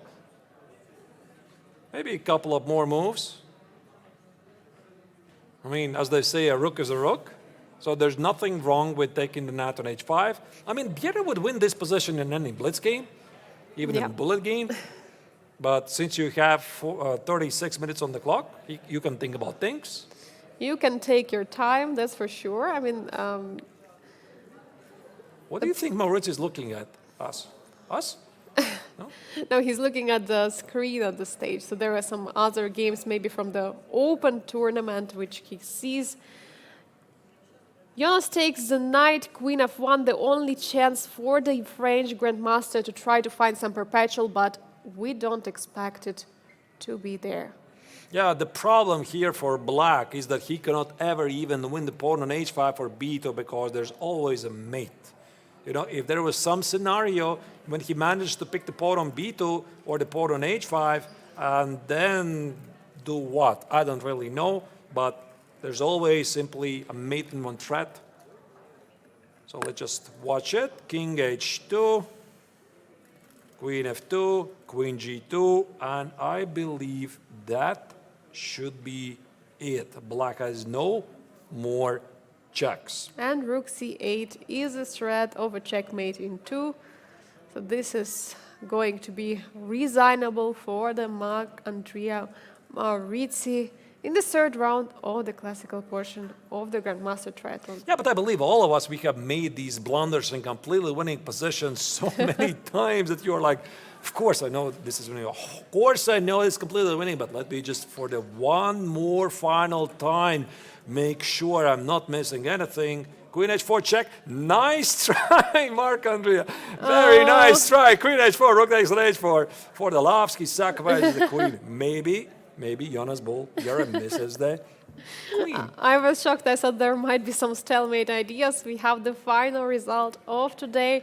Jonas Bier is winning his first game in the classical portion of the Grandmaster Triathlon. Very important for him to stop the bleeding and start winning the games as he is a top seed of the challengers. They share the laughs together at the board, so despite the fact that the Frenchman lost his game, he's still in very good spirits. So it's nice to see that even a loss keeps him well-spirited. And now we're seeing the results. There you go. This is officially the end of round 3. Only 2 decisive games. Angelika, Jonas Bull Biere just defeated Marc-Andrea Maurizi. Very important 4 points for the top-seeded player in the Challengers tournament. Also, Vaishali was given a very big gift from a position down opponent when she managed to complicate the game. Apparently, Igor Simonenkov could have won the game, but he missed a study-like victory, which was later revealed in the post-game analysis by Vaishali. Then we have 4 draws. Also, Donchenko versus Salem select in the Challengers, and all the games in the Masters finished with a peaceful outcome. Exciting games, exciting chess we had here, and we see right now the standings. Abhimanyu Mishra is keeping the lead with the 2 wins in the first and the second round, and today draw against Liem. After him is Liem with 12 points, and Haik is also not so far with 11.5 points. In the challenges, we have Vaishali with 17 points, and after her is Salem with 15.5, and Alexander Donchenko is following them with 12.5 points. All right, let's also check the schedule of the tournament because there's more action coming in the coming days. The tournament is not over. There you go. We are still in the classical part of the tournaments. Round 3 out of 5 is over, so in the middle of the schedule, that's where we are. Then after 5 rounds, there will be a blitz tournament, double round robin tournament in both sections, awarding both sections with 1 point for each victory. And finally, there's also going to be a brand new thing, a final stage. More classical games will be played from July 23 to 25 to determine the winners of all sections. I mean, Angelika, this was really a wonderful day. Maybe if you had to give your highlight of today, what would it be? I would say in the game of Vaishali, that blunder which she made, and then seeing how Igor Simonenkov trusted her and blundered 2 times in a row into some completely winning position for Vaishali, it was for sure a highlight for me. Yeah, also there were a couple of rather peaceful games, but I think when you have such a long distance, I think this is perfectly understandable. Like Mishra, he was the tournament leader, scoring 2 victories with the black color. He decided not to challenge Liem. Were you surprised? It was quite surprising that Abhimanyu accepted the draw, but I understand as a tournament leader, he wanted to keep the lead in this case. Right. Yeah. I mean, this is actually quite a bit unexpected. I was ready to do the commentary for a good 2 more hours. So Me now too. we have to call it a day, but all the games in the both Masters and Challengers are over. So we are approaching the end line of today's broadcast. Before we finish, I would like to use the opportunity to thank all of the tournament organizers who make this tournament possible. There's a lot of people you don't see. They're working very hard behind the scenes. It's just us. We are the public faces in the broadcast, but you have to give a very huge shout out for our producer, Bick. He is sitting like 10 meters in that direction in a corner. Yeah, you just saw him scream right there. That's him. Sometimes you also see him fixing the microphones of the players when they're not working. The batteries, they tend to run out of the charge. So, by the way, today he fixed them. Also, we have, for example, Tatiana. She's there providing information. Hey, Tatiana, providing information to everybody who is asking for help, directions, also the possibility to purchase refreshments, and everybody else, of course, the tournament director, Paul Kohler, the president, Peter Bernhost, and everybody else who is involved. Thank you for doing this. Yeah, there's a very nice Zoom you see again. Vic is showcasing. He's looking for Tatiana, but she's gone. She was just there. She was just Tatiana. Yeah, you're right. You're right there. Indeed. Yeah.